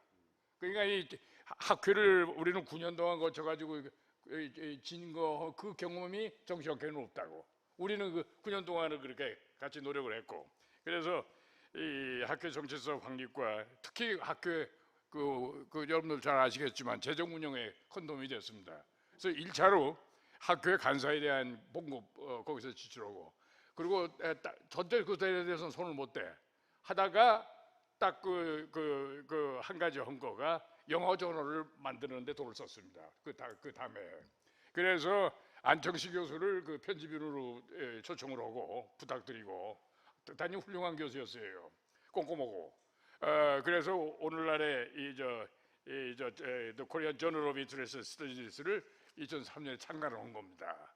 그래서 매년 우리가 그 학교 회관 운영을 통해서 버는 돈 가운데 그 당시 800만 원을 지원을 한 거야. 그 당시 그 800만 원 컸다고. 그게 오늘날 The Korean Journal of Interest Studies의 역사입니다. 그래서 드디어 스코프의 등재 학술지까지 되고, 우리가 좀 자랑스러운 그런 국제적으로 인정받는 학술까지도 이게 발전하게 된 거라고 보겠습니다. 그래서 이제 그런 또 몇 가지 더 말씀드릴 수가 있는 거 있지만, 워낙 뭐 시간 관계상 또 다른 교회에 있을 때 좀 얘기하기로 하고, 그렇게 참 열심히 이 학회에 위해서 정말 성심껏 여리껏 참 일생을 학교와 함께 살아왔어요. 그래서 이제 마지막으로 하나 바라는 걸 좀 얘기하라고 아까 그러지 않았어요? 나는 지금 있는 학회를 한 바퀴 더 돌렸으면 좋겠어.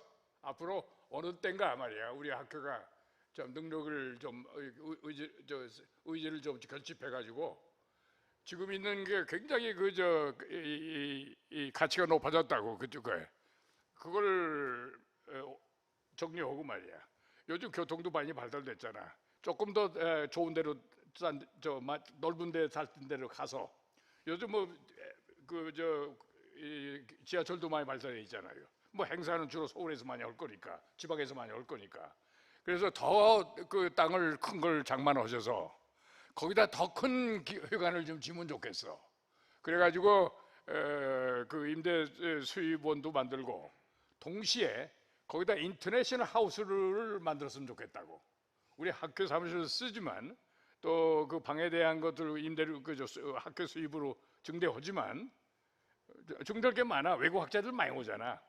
또 우리 젊은 학자들이 공부하고 끝내오면은 세틀다운 할 때까지 몇 달 동안 거기서 있어도 괜찮고 말이야. 어찌됐든 간에 회관을 더 본격적으로 운영 또 해가지고, 그리고 거기를 하나의 인터내셔널 하우스, 그 국제 학사처럼 인터내셔널 하우스 같이, 동경 녹봉기 가면 인터내셔널 하우스 있잖아요. 그게 지금 현재 그게 하나의 벤치마크 그 컨셉이야. 거기에 그 외국 한국 영국에서 잠시 오는 양반들, 신진학자들 귀국해가지고 잠시 몇 달 머물 수 있는, 이제 그렇게 편의도 해주면서 거기서 그 많은 국제적인 그런 단원들을 얘기할 수 있는 그런 인터내셔널 하우스가 하나 만들었으면, 그리고 이제 좀 더 이제 규모가 큰 우리 국제정치학회 회관이 되기 때문에 재정 운영에도 큰 또 도움도 될 거라고 그렇게 생각이 듭니다. 그게 제 꿈이에요. 그래서 앞으로 좀 그런 문제를 한번 좀 학교의 그런 하나의 또 하나의 발전을 하는, 그러니까 저는 그 철학이 그렇습니다. 사람 생각이라고 하는 게 그릇하고 말아. 이 물 본질을 물을 담기 위해서는 그릇을 만들어야 된다고. 이게 학교라고 하는 것도, 이 학교 회관이라고 하는 것은 우리 회원들의 집이야. 이게 하나 만들어지고, 거기에 우리가 사람이 모이고, 거기서 담론들을 하고, 그 학교 활동들을 할 수 있도록. 제 그 벤치마크는 미국 정치학회의 학교 회관입니다. 워싱턴 가보신 분들 계실 거예요. 제가 그 공부할 때 그 미국 정치학회에 그 지원을 많이 받았어요. 자주 거기 1년에 한두 번씩 갈 기회가 있고, 그런데 그게 이렇게 부러워. 워싱턴에 있는 정치학회 회관이. 그래서 나도 나중에 교육해서 한국 학교에 일을 하고 오면은 미국 정치학회의 학교 회관처럼 이거 하나 만들면 거기에 공헌 오면 참 좋겠다는 생각을 그때부터 꿈을 꾸었습니다. 그래서 바라는 거는 더 큰 좀 꿈을 갖고 국제정치학회 회관 겸 인터내셔널 하우스 그런 개념으로 하나의 우리 좀 학교 발전을 위해서 좀 공헌을 했으면 하는 게 제 바람입니다. 아유 감사합니다. 굉장히 하실 말씀이 많으신데 시간을 많이 못 드려서 죄송합니다. 하여튼 우리 학회의 발전사를 특히 우리 김달중 회장님께서 전력을 다하셨던 그런 사업을 중심으로 해서 이제 말씀을 해주셨고요. 앞으로 회장 되실 분들은 인터내셔널 하우스 이제 뭐라 그러나요? 재건립을 위한 노력도 많이 해주시면 좋을 것 같습니다. 김태형 전임 회장님께 시간을 좀만 드리겠습니다. 이게 많은 시간을 못 드려서 죄송하고요. 앞에 선생님 말씀해 주신 거를 거기에 대한 코멘트라든지 좀 개인적인 소회 같은 거 말씀해 주시면 되겠습니다. 예, 감사합니다. 저 굉장히 중요한 영광스러운 자리에 초대해 주셔서 감사드리고요. 김달주 소장님 다음에 제가 무슨 말씀을 드려야 될지 잘 모르겠는데 저는 2011년도 귀국하면서 국제정치학회에 가입을 했고 그리고 작년 국제정치학회장을 지냈습니다. 그리고 이제 올해가 이제 70주년인데요. 70주년이라는 거는 이제 1956년도에 이제 설립이 된 거잖아요. 그래서 그 당시와 지금 2026년을 좀 비교를 해보면 뭐 저는 그때 당시에 세상에 없었고, 근데 이제 한국을 보면 한국 내부적으로 굉장히 많은 일들이 산업화되고 민주화되고 그리고 굉장히 많이 발전을 해서 지금 뭐 소프트웨어 같은 경우는 이제 세계 최강국 정도 수준이 됐고 첨단 기술 같은 것도 굉장히 많이 발전했는데, 근데 그런 역량의 발전에 비해서는 우리가 학문적으로 특히 이제 국제정치학에서 전재성 교수님 말씀하셨던 한국발 우리 이론이라고 할 수 있는 게 과연 있느냐, 충분히 우리는 그럴 역량이 있고 그걸 발현할 이제 시기는 됐다고 생각하고요.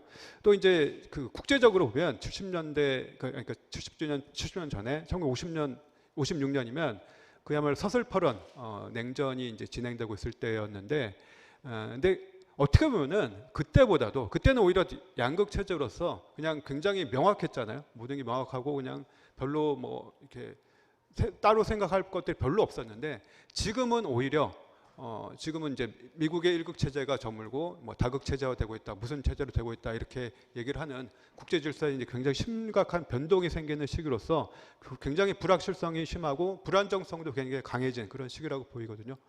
그렇다면 이 시기에 우리가 이제 국제정치학자로서 혹은 국제정치학회에서 할 수 있는 것들이 무엇인지, 특히 이제 이 시기가 또 더 중요하고 또 한편으로는 또 불안스러운 거는 이제까지 이제 그나마 이제 2차 대전 이후에 70년 동안 지탱이 되었던 국제관계의 여러 가지 뭐 기구라든지 제도라든지 법이라든지 규범이라든지 이런 것들이 이제 와해되고 있다는 것, 그것도 굉장히 중요한 것 같거든요. 이제 그것을 또 와해 또 주범이 그것을 만들었던 국가라는 것도 상당히 아이러니한 것 같은데요. 이제 그런 상황에서 우리가 국제정치학회, 국제정치학자로서 무엇을 할 수 있는지, 그거는 굉장히 이 상황에 대해서 굉장히 좀 문제 해결과 함께 굉장히 비판적으로 좀 접근해야 될 것 같습니다. 비판적으로 접근하고, 그리고 이제 우리 국제정치학자의 사명인 것 같은데, 저는 개인적으로는 지금 현재 이제 많은 일들이 있죠. 저는 이제 핵무기를 보니까 글로벌 핵질서가 이제 굉장히 붕괴되고 있는 것을 안타깝게 보고 있고, 이것을 어떻게 하면 다시 좀 안정적으로 좀 재건할까 이런 고민을 많이 하지만, 또 한편으로도 지금 현재 국제정치에 가장 중요하게 우리가 봐야 될 거는 인종주의 같거든요. 인종주의 확산이라는 것 같아요. 아까 이제 이혜정 교수님도 그 얘기를 많이 해주셨는데, 뭐 미국에서 지금 트럼프 행정부의 외교 정책은 화이트 크리스천 내셔널리즘을 제외하고는 저는 절대 이해를 못한다고 생각하고요. 그것이 미국 외교 정책의 본질이라고 생각을 해요. 그리고 이제 뭐 그러니까 프로젝트 2025라고 헤리티지 파운데이션 나온 걸 보면, 거기 나온 내용을 보면 그거에 이제 1920세기 초에 재발흥했었던 KKK의 그 논리와 너무나 유사하다는 그런 분석도 굉장히 많이 있고, 지금 뭐 최근에 이제 얘기하는 헥세스라든지 뭐 NSS에 나온 말들이란지를 보면 그게 이제 그대로 발현이 되는 것 같아요. 근데 이게 미국만의 얘기는 아닌 것 같고 지금 뭐 유럽도 얼마 전에 뭐 북아일랜드에서도 그랬고 영국이나 독일이나 프랑스에서 나오는 지금 극우 정당들이 그러니까 트럼프의 마가와 괴를 같이 하는 정당들이 굉장히 득세를 하고 있고 실제로 집권할 가능성도 굉장히 높은데 이런 것들을 좀 우리가 본질적으로 좀 봐야 될 필요가 있다고 보고요. 근데 그거는 물론 이제 인종주의라는 건 하나의 한 사례일 뿐이고 그 외에 많은 문제들 뭐 우리가 도전을 받고 있는 것들 그런 것들도 좀 많이 봐야 될 것 같은데 이제 그런 게 조금 문제가 생겼던 거는 우리가 이제 조금 그렇게 접근하기 위해서 하는데 조금 그 장애가 됐던 거는 우리가 아직도 여전히 전재성 교수님, 이혜정 교수님 말씀해 주셨지만 미국적 사고, 미국식 문제 제기 방식, 미국식 문제 해결, 미국식으로 어떻게 하면은 그 사회과학적인 질문을 제기하고 거기에 대해서 그 논문을 구성하고 이렇게 풀어나가는지에 대해서 아직도 굉장히 많이 잠식되어 있지 않나. 그래서 그 논문의 구성 같은 경우라든지 연구의 체계 같은 것도 변수를 설정하고 거기에 대해서 뭐 가설 그리고 가설을 데이터를 사용해서 검증하는 거 이런 거에 거의 페티시즘적인 그런 것들이 좀 아직도 물론 이제 국제정치 논점을 보면 굉장히 다양한 논문들이 실려 있지만 그거를 굉장히 맹목적으로 추정하는 사람도 여전히 많은 것 같고요. 이게 사실 페티시즘이라는 표현을 그 E.H.카가 역사란 무엇인가에서 이제 사용했었죠. 근데 제가 지금 이 얘기를 다시 해야 될 정도로 그것에 좀 이렇게 많이 좀 집착되어 있는 그 부류도 굉장히 큰 것 같아서 이제 그런 것들을 좀 조금씩 다 우리 지금 현재 그 한국의 역량도 있고 국제정치학회의 경험이라든지 쌓아온 노하우 이런 것들 그리고 이제 좀 전에 이제 김달종 선생님 말씀하셨던 그렇게 발전해온 것들 이것은 우리가 충분히 그런 것들 극복할 수 있고 그리고 학문적이나 그리고 그 현재 국제사회에 일어나는 여러 가지 문제 해결에 그리고 문제 해결을 넘어서 좀 더 비판적으로 뭔가 대안을 제시할 수 있는 그런 것들로 나아갈 수 있는 우리가 뭐 될 수 있지 않을까 그런 것들을 소회를 좀 말씀을 드리면서 그냥 마치도록 하겠습니다. 감사합니다. 예, 감사합니다. 이 시간이 너무 부족해가지고 하실 말씀들이 너무나 많지만 다음 세션도 준비해야 되는 관계로 여기서 세션을 클로징을 하도록 하겠습니다. 70주년을 맞이해서 우리 70년을 좀 돌아보고 또 앞으로 70년 또 앞으로 또 100년 어떻게 나아갈 것인가에 대한 또 전망을 해보는 그런 여러 그 기회들이 뭐 이번 세션뿐만 아니라 뭐 다른 회의를 통해서도 우리 학회에서 많이 앞으로 자리가 좀 있으리라고 생각을 합니다. 오늘 좀 사회로서 그 좀 미진한 바가 좀 없지 않았다 하더라도 좀 용서해 주시기 바라고요. 이것으로 그 패널을 종료하도록 하겠습니다. 그 발표해 주시고 또 토론해 주신 우리 선생님께 큰 박수 부탁드리겠습니다. 고맙습니다.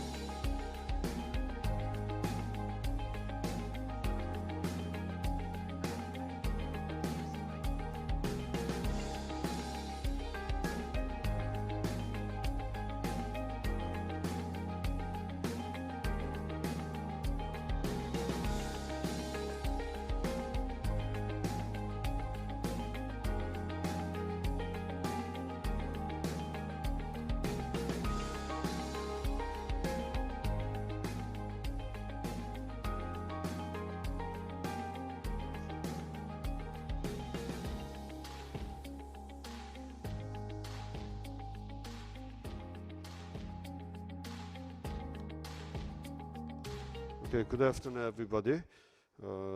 Welcome to the panel, which is about basically a book talk by Professor Amitav Acharya. Well, the book, original title of the book is The Once and Future World Order, but as he just talked to me that the Korean title, the translation of the book is titled somewhat differently, with somewhat different nuance. It is 21세기 지정학, so 21st century geopolitics. So I think well, the Korean title and the original title gives us somewhat different nuances. But anyway, Professor Amitav Acharya is a very well-known international relations scholar. He is a very distinguished professor of international relations at American University, Washington, D.C. And he holds their UNESCO chair in transnational challenges and governance at the School of International Service. Professor Acharya has expertise in and has made contribution to the wide range of topics in international relations, including constructivism and ASEAN and Asian regionalism and global international relations. Well, we have talked about that in the previous session, and some of our scholars are also involved in this endeavor. And he was the first non-Western president of the International Studies Association, ISA, which is, I think, our own members are attending the conference quite regularly. Without further ado, I'll give microphone to Professor Acharya and give him enough time to explain what your book is about and what you are talking about in that book. Thank you. So I can speak from there? Or here, well, as you like. Well, I think some people may not be able to. I like to see the face of the audience. Okay. So, is that microphone working there? Yes. Okay.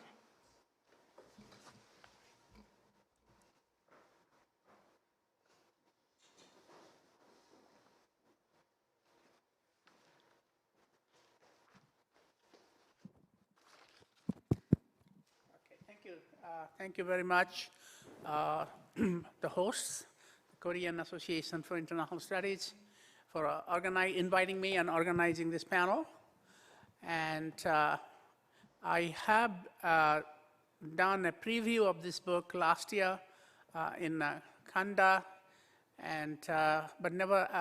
That was before the Korean edition came out. So it's really a good opportunity to share some of the ideas. And also, because this is an academic audience, not a policy audience, I have specially tweaked the presentation to fit an academic audience, how a book like this could be useful to both undergraduate students, graduate students, and also the faculty that teach international relations and world order. So I will keep note of the time so that I don't go over time.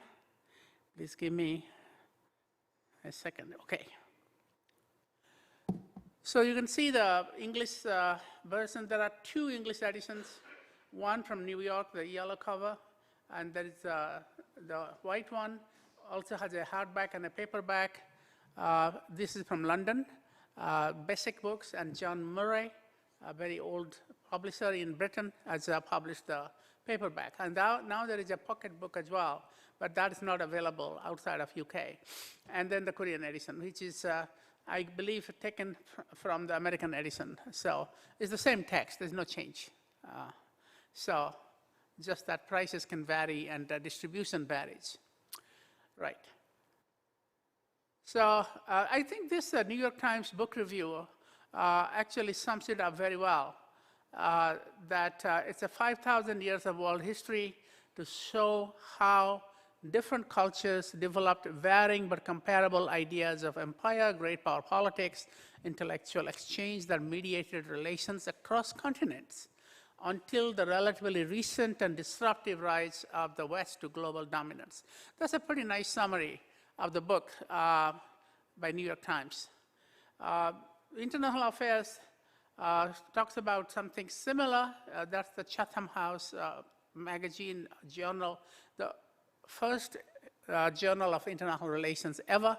The Foreign Affairs was modeled after this, but International Affairs is far more progressive now, more inclusive. Foreign Affairs still sticks to, they did a review for the book, but it's like, okay, because they are basically, they feel they are the target. They are very establishment-oriented liberal magazine. They will never publish anything like this critical of the US-led liberal order, unless it is one of them.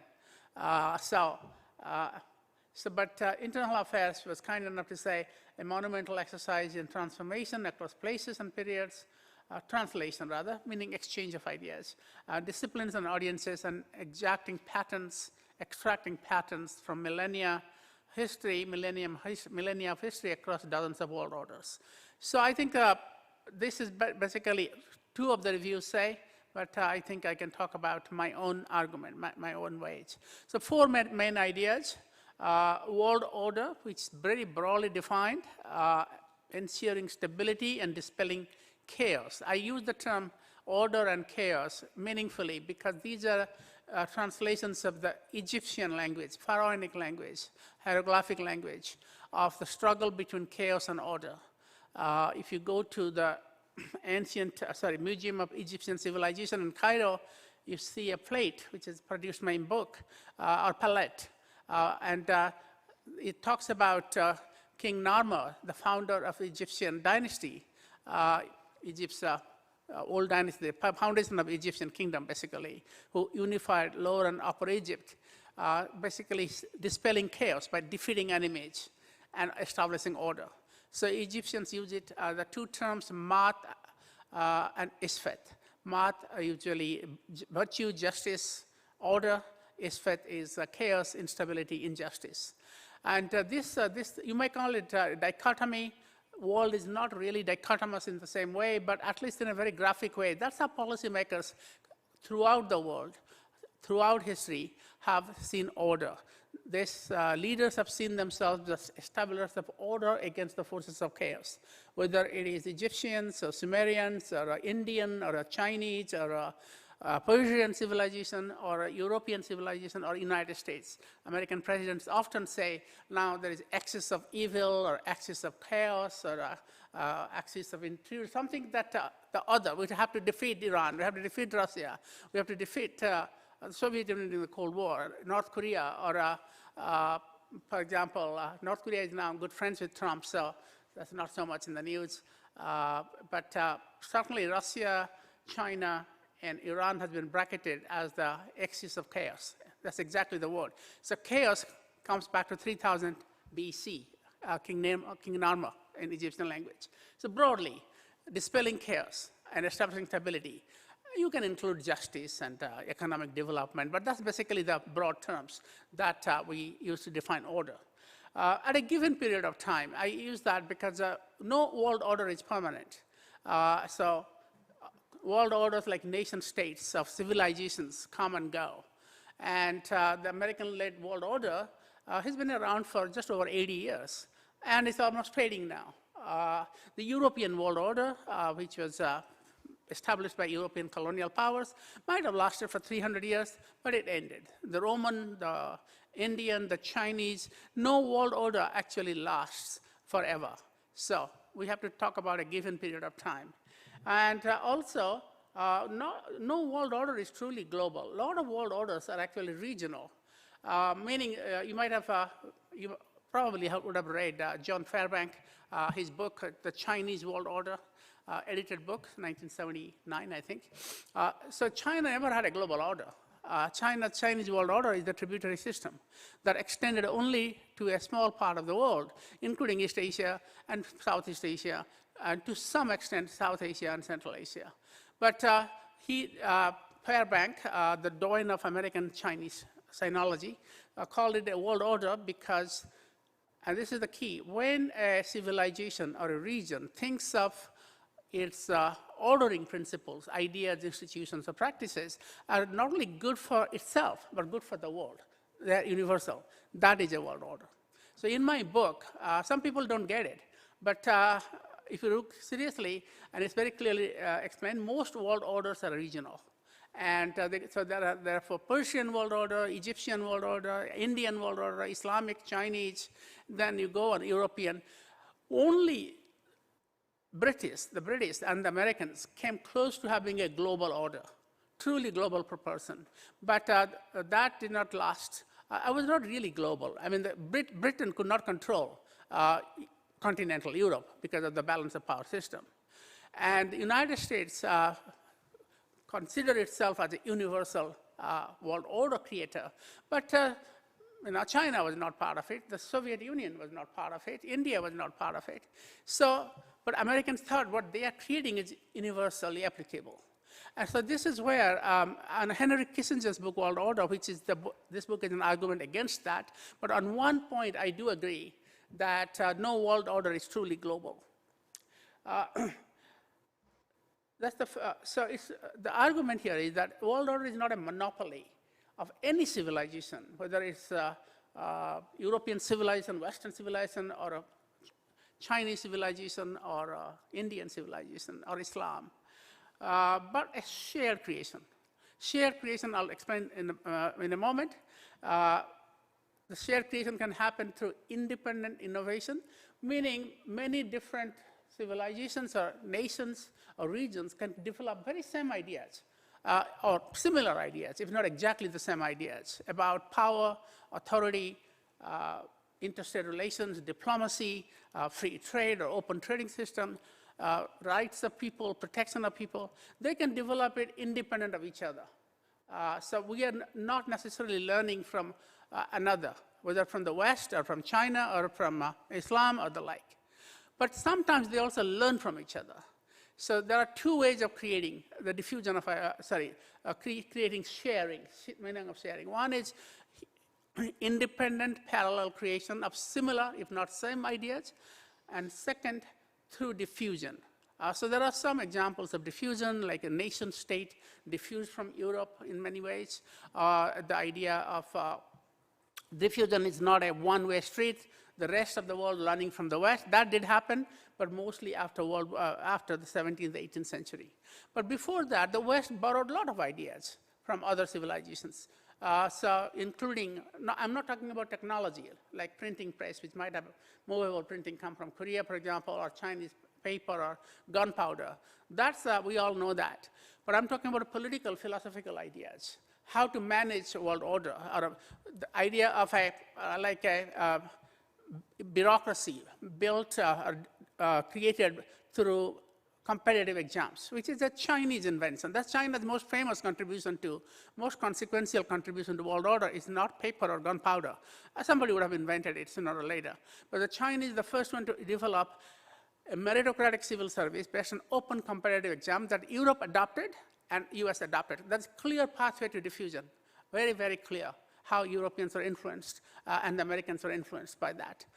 So you can read a chapter in my book. But similarly, the ideas of republicanism, idea of property rights, there are a lot of pathways to diffusion. Philosophy, the idea that the world, not the world order per se, but the world was created not by God, but by natural forces, was a Greek idea, in many ways lost in the time of the rise of Christianity, but it was substantially revived and extended and in fact reinvented by Muslim philosophers, Arab philosophers in the 12th, 13th century, which then became the basis of the European Enlightenment. So there is a clear diffusion and circulation. Without the Islamic revival of Greek philosophy and enrichment of that philosophy, there would be no Renaissance or Enlightenment. So that's a key argument of this book, and this looks at the diffusion path. And also you can talk about ideas like from India, the idea of zero. It's not just a mathematical symbol. It's the basis of all science and rational philosophy. Again, you see diffusion. So I do talk about then two ways of sharing, through independent innovation and diffusion. Another reason why independent innovation is so important is because we often forget about it. If you think everything is diffusion, connected, connectivity is a very big word these days, right? But not everything is connected. Sometimes things happen because human beings, which by the way came from one place, from Africa that we know of, sometimes develop very similar solutions to similar problems, no matter where they are and how far they are separated. So the Inca civilization has ideas of organizing empire and governing its empire that are very similar to the Mongols, or one of the Indian empires called Guptas. But we don't have no evidence that the Incas had any connection with the Mongols or with the Indians. So that's another amazing thing about this. Don't think of connectivity as everything. Because then if you think of connectivity, it generates a kind of a bias that everything came from Europe and everybody else learned from it. Sometimes civilizations independently innovate similar ideas. Okay, so then I go on to say that many of the foundational ideas and institutions of the contemporary world order, today's world order, not 19th century, not 5th century, or 12th century BC, today's world order came from multiple civilizations. So I'm talking about our present world order, which are ideas such as sovereignty, territorial integrity, balance of power, hegemony is a form of world order like empire, and hierarchy, open seas, what we call freedom of the seas, economic interdependence, republican ideas for governance, humanitarian principles of war. Many of these ideas that we consider as the foundation of today's world order came from multiple civilizations. This is why I reject the term liberal order, because the liberal order, the moment you talk about liberal order, we are hardwired into thinking liberalism originated in the West, because the West has never given credit to other civilizations for creating ideas that are actually liberal. But we'll read John Eikenberry's work. How many times he talks about the idea of freedom of seas actually came not from the British Empire, not from the United States hegemony, but from the Indian Ocean. Now, had he done that, I would think liberalism is acceptable. For me, it's not acceptable, because it automatically associates with an European idea, which it isn't. And secondly, there's a very dark side to liberalism, which is extreme racism. If you look at the founders of liberalism, including Immanuel Kant, but also John Stuart Mill, David Hume, the rationalist, and a few others, their views are extremely, extremely racist. Now, sometimes, when you read about enlightenment, you know that the majority of enlightenment philosophers divided the world into the superior races, white European versus the rest of the world, the categories of racism. Immanuel Kant being a leading proponent of racial classification. So Woodrow Wilson was a racist, and that's why the Woodrow Wilson School, where Professor Eikenberry used to teaches, has renamed itself because his racism became rampant, came to the fore, became more. It was always known, but it was never really explained or highlighted in a direct way. So that's why, and he's one of the founders of the liberal order. So you can go on and talk about Hugo Grotius, again, the father of international law, modern international law, mistakenly was both an imperialist and a racist in many ways, and a monopolist at the same time. So that is one reason why I don't want to use the term liberal order. What is liberal is actually universal, because these ideas came from many, many different places. I have carefully traced all these ideas through multiple civilizations, through either independent innovation or parallel creation or co-creation. So that's the most controversial. I think I'll like to be challenged by that, but nobody has challenged it. They just get excited about the fact that about the next two arguments. The decline of Western dominance is inevitable, but also not necessarily a catastrophe. That's what gets people very excited in the West. are angry. Because I actually say bluntly that decline of Western dominance is actually good for world order. Good. Why? And very carefully, the word is Western dominance, not the end of Western civilization or end of Western way of life. The dominance of the West is very short span of life, 300 years out of a world history of 5,000 years. And that dominance has disproportionately benefited the Western countries. Now, you might think West is declining. I don't want to get into that debate, but the fact is just there's no question whatsoever that the vast majority of the benefits of that period of Western dominance has accrued to the West. And the United States is a big beneficiary of that, but so is also Europe. The rest of the world has benefited disproportionately and more recently. You might say that the Northeast Asian countries, the East Asian miracle happened because of American dominance. Okay, there is some credit to be given there, but for a long time, this part of the world actually, in a sense, it was doing quite okay before the arrival of Europeans. But since the advent of European colonialism and dominance, no region has done very well outside of Europe and the settler civilizations, the settler states like the United States, Australia, and South Africa. So it has also created, I'm sorry, I'm going to get some water. It has also created a sense of inferiority complex. The biggest legacy of colonialism is not that countries have become so poor and deprived, and some that has happened, but they're coming back at it.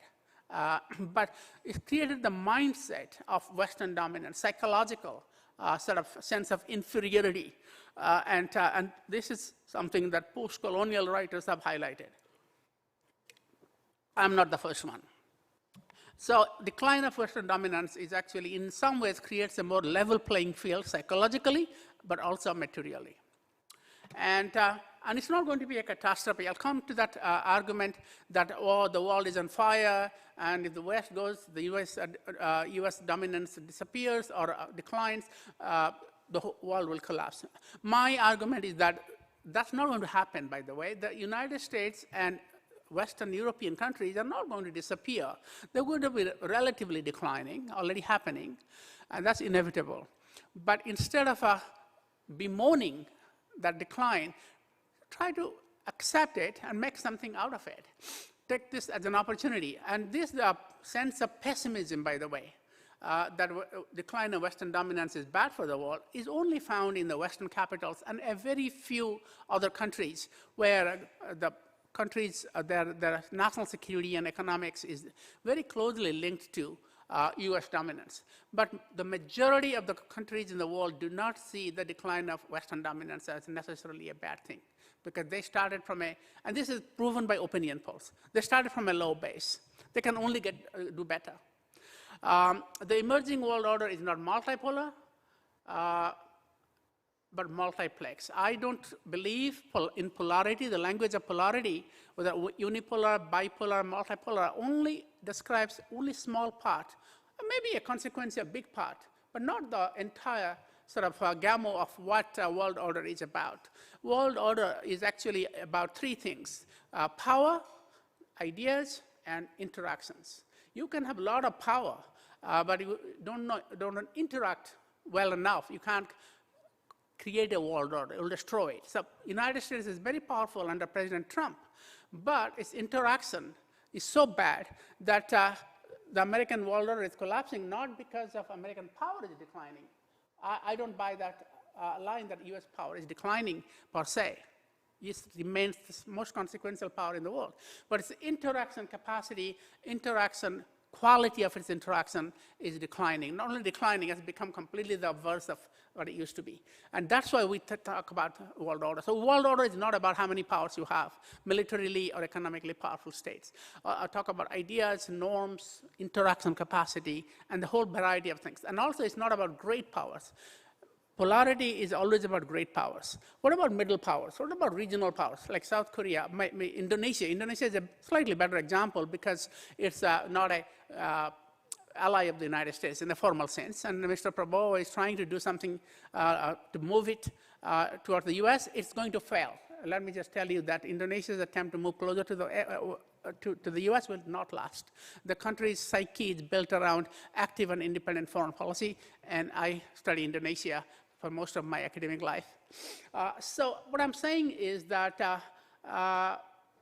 without bringing in ideas and interactions and just focusing on power, which is the language of polarity, doesn't give you the full sense of world order. So that's why I call it multiplex, multi-complex, complex, not even multi-order, that different orders coexist. The thing is, how do they interact with each other? That's more important than just having multiple orders, multiple poles. And I also think this is an opportunity to get beyond the West versus the rest divide. That this West, there is a West which is kind of pristine and pure and more virtuous, depending on who is talking and when one is talking, more advanced, racially superior, intellectually superior, versus there is the rest of the world. And that divide is a good opportunity to get rid of it now. It has never been really a real thing. Both the West and the rest are very artificial, modern constructs. There's no real West in the 5,000 years of history that I have examined. It's only mainly after the Cold War started, but a little before maybe in the 19th century Enlightenment started. The rest, the global South, is even more recent. It started with the decolonization. And by calling it West versus the rest, and this is not just the Western scholars, but also a lot of scholars from the non-Western global South, they like to sympathize or empathize with the global South. They talk about West versus the rest, and they don't do any service to the prospect for world order. And this is one of the policy recommendations that I will make out of the book, that try to build cross-cutting cooperation, which is happening now. In my article in Foreign Policy called World Minus One, which is derived partly from this book, I talk about how, because of Trump, thanks to Trump actually, many Western nations have moved to build bridges with the global South, like European Union signing a big trade deal with India, the mother of trade deals, or with the Mercosur countries, and you see a lot of this inter-regional cooperation. Canada mending ties with China, and this is going to continue, and that's the kind of cooperation that will really be conducive to greater world order, a better world order, because the West versus the rest has been very destructive, and the basis of the class of civilization. When Samuel Huntington talked about class of civilizations, he was talking about West versus the rest, exactly that.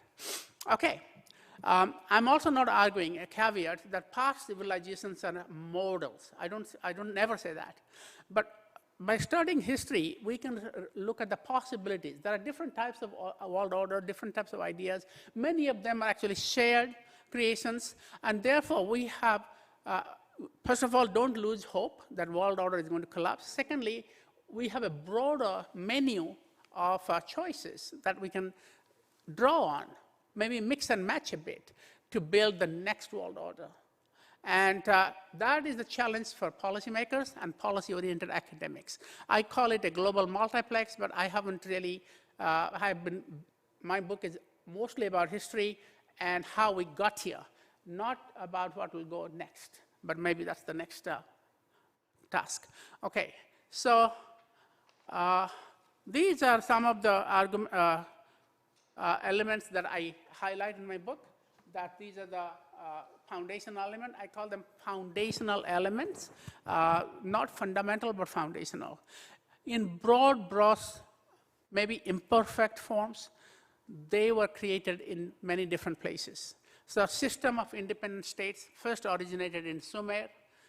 Now we call it Westphalia. Maybe the more kind of purified form is Westphalia, but the idea that states will be independent, so have control over their own destiny, is not a very new idea. So I'm going back to the foundations. Great power cooperation and management, very important element of managing world order, started in the Near East, in the Amana system, well before the concept of more than almost 2,000 years before the concept of Europe. In Europe, the European balance of power system was not the first, the only successful type of management by great powers of order. Peace treaties are non-aggression, religious and ethnic tolerance, protecting people against cruel and unjust punishment, right to life and property, reciprocity, freedom of the seas, peaceful confederation of polities, Native American Iroquois, for example, sustainable ecology, self-determination, humanitarian intervention, like intervening in another country to protect its own people, and that we call it R2P, philosophical inquiry, how the origin of universe came about in a rational way, not by God, but through natural forces and human agency. Many of these are foundational to contemporary world order, and many of them are created either independently or through diffusion in multiple parts of the world. And in my book, I provide a lot of examples, looking by region and civilization. Here is one example of great power management, comparing the concept of Europe in the 19th century to the Egyptian-centered great power, what I call Amarna system, because the evidence for these letters about this were discovered in a place called Amarna, which is named after the Pharaoh Akhenaten's new capital in the Egyptian New Dynasty, about 15th century BC. Now, the European concert kept peace only for 50 years from World War from the Napoleonic War, 1815 Congress of Vienna, to the Crimean War, 1854. And maybe you can extend it to World War I, maybe 100 years. The Amarna system had no great power war for 200 years. Absolutely. Much more successful. Similar ideas of great power management, through diplomacy, through gift giving, and mostly bilateral, but under a shared cultural and normative framework, and through diplomacy, actually. So there's a great book called Amarna Diplomacy by Westbrook, and I think it's called Amarna Diplomacy. And you can read it, but you can take a look at the section in my book. I'll go to the next one. Okay. Well, this is the first peace treaty. Just to look at this, the Egyptian-Hittite peace treaty. Hatti will not trespass against Egypt. Egypt will not trespass against Hatti, and very similar to the UN non-aggression pact. So this was between Egypt and Hatti, the two great powers or superpowers of the ancient Near East around the middle of the second millennium BC. The book on Amarna Diplomacy, I remember Raymond Westbrook and Raymond Cohen. But I kind of expand on that in my book. Okay, so the Egypt and Hatti fought a war to a draw. Neither side, both sides claimed victory. Neither side actually won the war, which is what happens all the time. Then they signed a treaty where they actually agreed not to trespass on each other's territory forever, and they observed it. So a little bit like US and Iran these days. And also extradition, not giving sanctuary to rebels from another state, the other state. So Hatti will not allow a terrorist or a rebel from Egypt to seek asylum in Hatti, and Egypt will do likewise, not shelter a dissident or a rebel from Hatti from Egypt in Hatti. So mutual non-interference, not giving asylum to rebels from each other is a foundational principle of non-intervention. And also built into that is extradition. Hatti can turn over Egyptian rebel, and Egypt can turn over Hatti as a rebel. And moving into one more example, there are many, but I can talk about freedom of the seas. This existed in the Indian Ocean as a practice for about 1,000 years. So we give credit to Hugo Grotius, but Hugo Grotius was on the payroll of Dutch East India Company, who basically were trying to justify why they sank a Portuguese ship off Singapore, because Portuguese are not allowing the Dutch to have trade in the Indian Ocean. They were the first, they didn't allow, the Dutch were the next. And Grotius was hired by the Dutch East India Company to justify why the Dutch should sink and loot a Portuguese ship and sell its products or cargo in Europe. And Grotius said, sea is common to everybody, so we should not let any country, including the Portuguese, to harass our shipping. But that principle, where did he get this idea from? That principle existed in the Indian Ocean. So as you can see, the Sultan of Makassar, God made the land and sea. The land he divided among men, and the sea he gave in common. It has never been heard that anyone should be forbidden to sell the seas. He said that when the Dutch, after defeating the Portuguese and making such a big fuss about freedom of the seas, actually went on creating a bigger monopoly than the Portuguese. They colonized entire Indonesia, and they asked the Sultan of Goa to trade through them rather than directly with Malacca and the Spice Islands. And when the Sultan refused, he destroyed the Makassar, the Goa Sultanate, and called it something like New Amsterdam or New Rotterdam. But Grotius, who was on the payroll of Dutch East India Company, actually was considered the father of international law, liberalism, and one of the fathers, and freedom of the seas. But in reality, he was a justifier of imperialism. And he was basically following what is an idea and practice that existed in the Indian Ocean. And a good example being Malacca. Malacca in the 15th century was open, more than 80 national languages spoken. Trade was decided, the rules of trade, not by the Sultan of Malacca, but by a committee of 10 traders.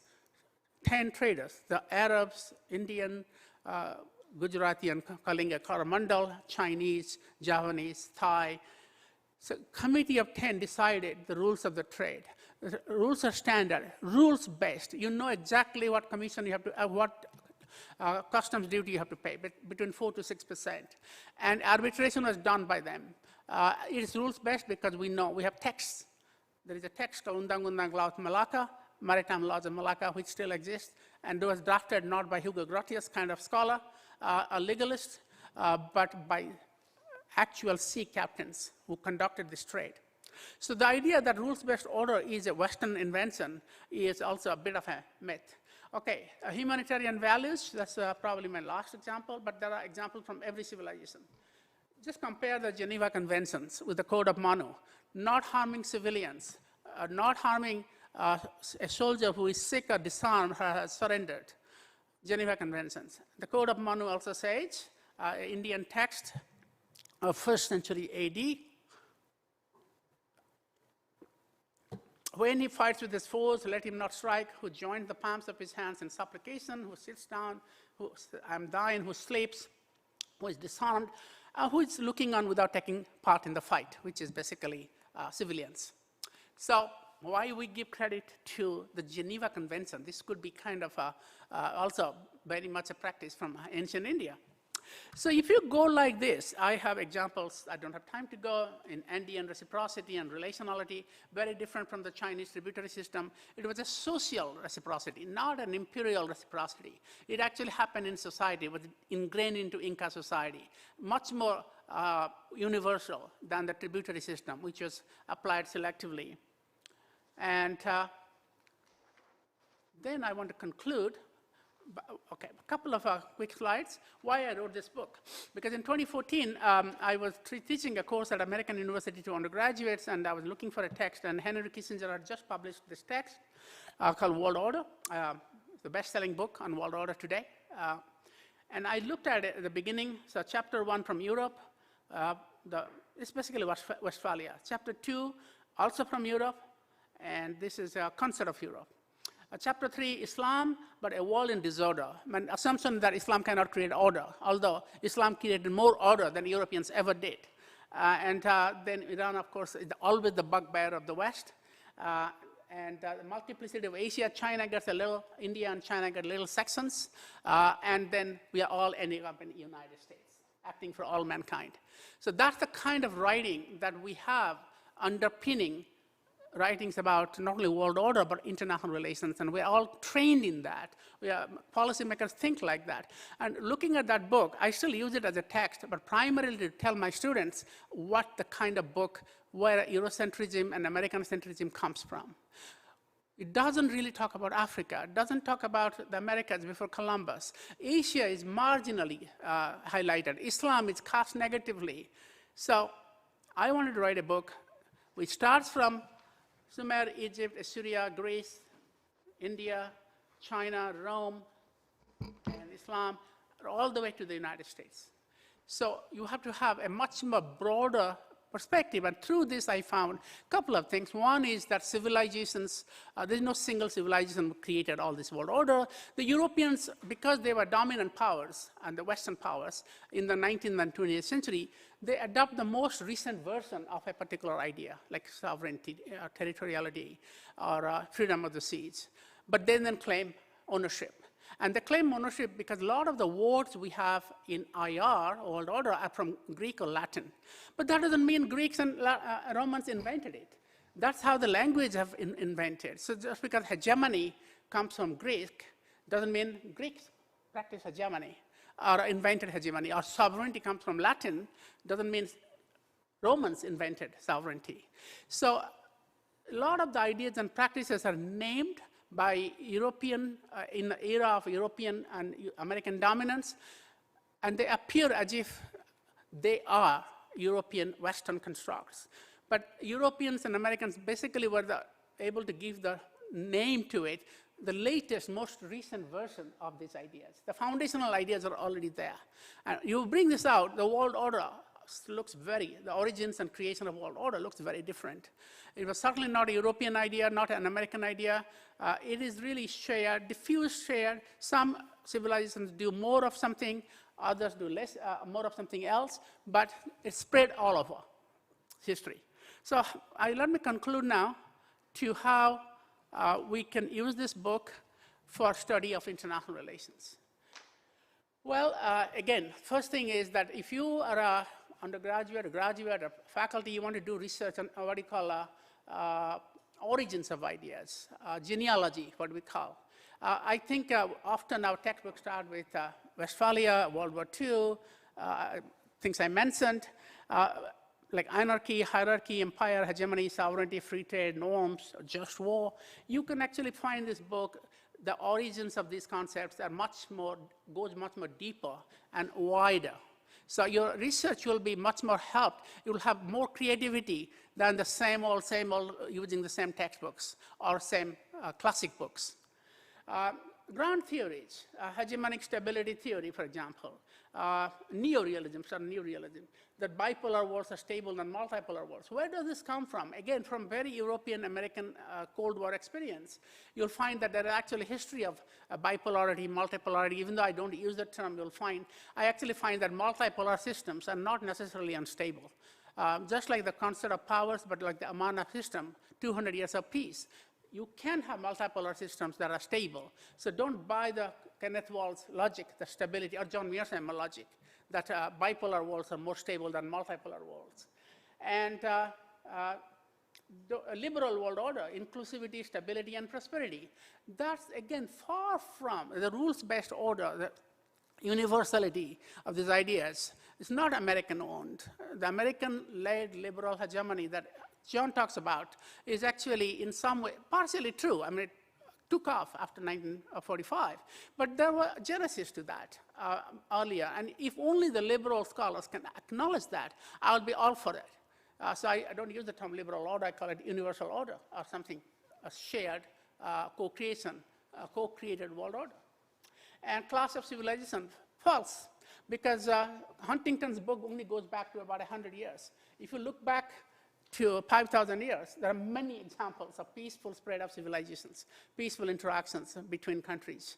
So are we going to think of the future in the basis of what has happened in the last 100 years or what has happened in the last 5,000 years? And end of history is, of course, a complete nonsense.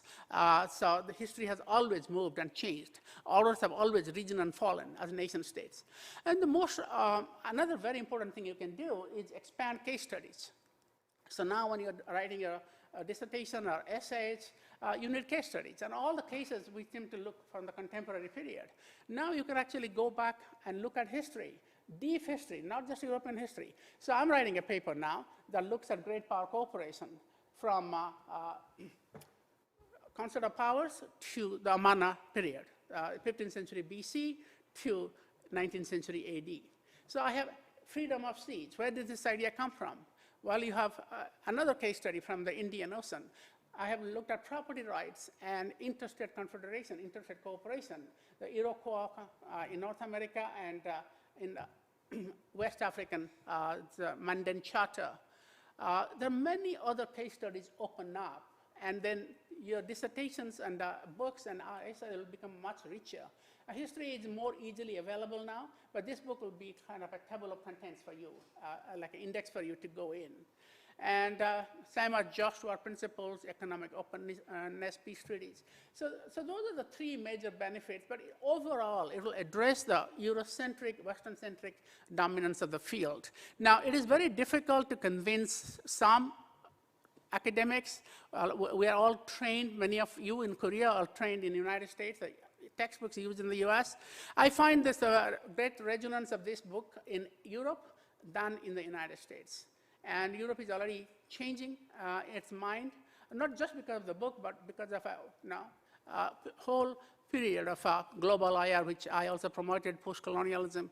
The United States is the last frontier. But I think I'm not talking about this as an ethical, normative thing. It just makes the thing so intellectually more interesting, instead of doing the same old thing.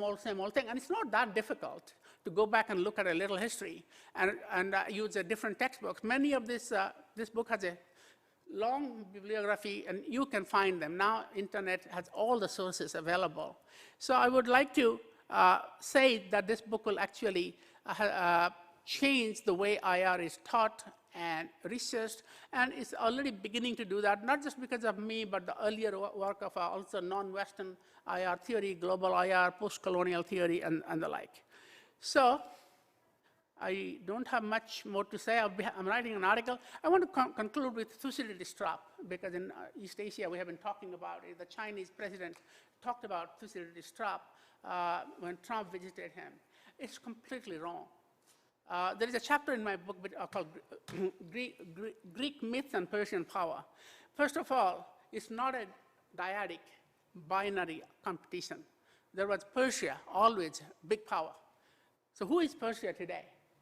The power that looms over Athens and Sparta. Athens and Sparta, I just came back 2 weeks in Greece actually, and Athens and Peloponnese, and I visited some of the places the Peloponnesian War out of Habi took place. The Greek city-states were always manipulated by Persia. Now, Persia was supposedly defeated, but never really went away. It was Persian gold that got the Spartan-led coalition to win the Peloponnese War against Athens. Without Persia, this would have gone in a very different way. So if you want to use a historical analogy, do it correctly. So who is Persia today between the US and China? What is the scale of operations between, and Sparta has disappeared, by the way. You can't find Sparta these days. We went looking for it and couldn't find it. But anyway, that's one problem. The other thing is it's very Western-centric. 13 out of the 16 case studies are between non-Asian and Western nations. Non-Asian and or Western nations. So basically intra-Western affair. So 13 out of 16 cases have nothing to do with non-Western countries. How can you develop a grand theory, including a theory about China, about Thucydides' trap, from such a hugely Eurocentric bias? And the case that actually did not lead to the war was the USSR conflict. And that was because mainly for nuclear weapons. So Thucydides' trap, there was no nuclear weapons during the age of Thucydides. Also, there are also other intra-Asian cases that you could actually have used, like the Indian Nanda and Maurya dynasty rivalry. So this is what Western centrism gets us, basically a misplaced analogy or a limited analogy, but it gets a lot of attention because it comes from a Western professor. What I am trying to say is that you do history, that's fine with me, but do it in a way that actually is much more comprehensive and also, in a sense, looks at both sides of the equation. A more comprehensive, less Western-centric history will be useful. This is why this book will be useful not only for just IR scholars. I believe it will be also useful. Historians have written blogs for it, and I think it will recover history from this trap, the ethnocentric trap, not Thucydides trap, that IR scholars are really fallen without much of a choice, because the textbooks and the training is all manufactured, made in the West. Thank you. Thank you very much. Very encompassing talk of the book. I think the Korean translation of the title seems misplaced. It doesn't really focus on 21st century, while there's a certain implication, but most of the book deals with the past, deals with history, and a variety of precedents of fundamental elements of. Most of the book is about history. Right. Absolutely. 90% of the book is about history. Right. The last chapter talks about some of Right, right. So in that regard, I'm kind of deriving implications. Okay, sure. Because this is beyond the book now. Right, right. Anyway, thank you very much for the very passionate talk. And we have a discussant here, Professor Won-Duk Cho from the Korean National Diplomatic Academy. I'll give about 10 minutes. Well, you can spend more time, of course. Okay. Professor Cho, please. Thank you, Professor Ma, and thank you, Professor Acharya, for your very insightful intellectual discussions. And it is very honored for me to be discussions for Professor Acharya's books at the book concert. It seems to me it is the very interesting but even striking, because as a Professor Acharya pointed out that I actually studied in the United States. I mostly based on the United States American IR scholarships. At the same time, I usually be familiar with the concept of interests and the hierarchy and hegemon and rising power, usually based on the power transition theory. So your focus on the shared idea and the civilization is a little bit strange and even interesting for me to learn a variety of the things to understand in terms of a macro level discussions regarding the global international order. So I'd like to a few points, raise a point to ask some questions. First of all, I think I'm very largely persuaded by the concept of multiplex rather than multipolar, in the sense that recently we have a number of diverse players, actors in the world, not just nation states, but also multinational corporations, NGOs, and scholars, pundits, and so on. So in that sense, including the all important and diverse players into the intellectual discussion is very meaningful and relevant, rather than using the polarity concept that usually the international IR scholarships have dealt with.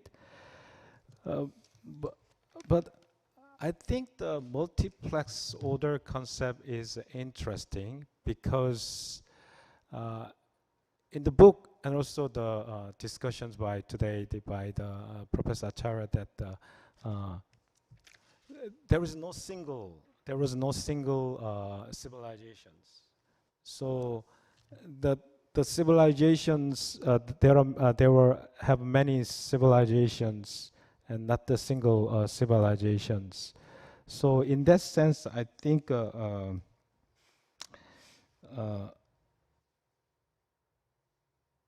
it seems to me that you are pointing the possibility of the sphere of influence politics, because in the past there were a variety of civilization in certain geographical area and civilizations.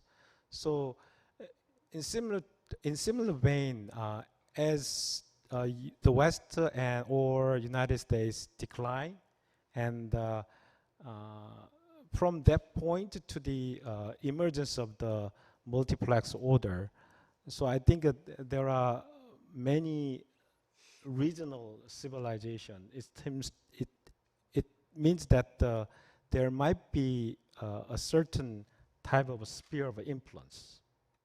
You know, it's the covering East Asia and covering Middle East, covering South America, and covering the East Africa or West Africa. So I think without U.S. West and decline U.S. and West, there is no single civilization. There are a variety of the civilization, and it's similar to the emergence of a number of the sphere of influence. And also, you made a point regarding about the consequence of the decline of the West. It's the decline of the West need not to be a catastrophe, and may in fact be good for the world. So I think the multiplex order will come after West decline, the weakened. So I wonder whether there will be peaceful or stable from the process from the decline of the West moving forward the multiplex order.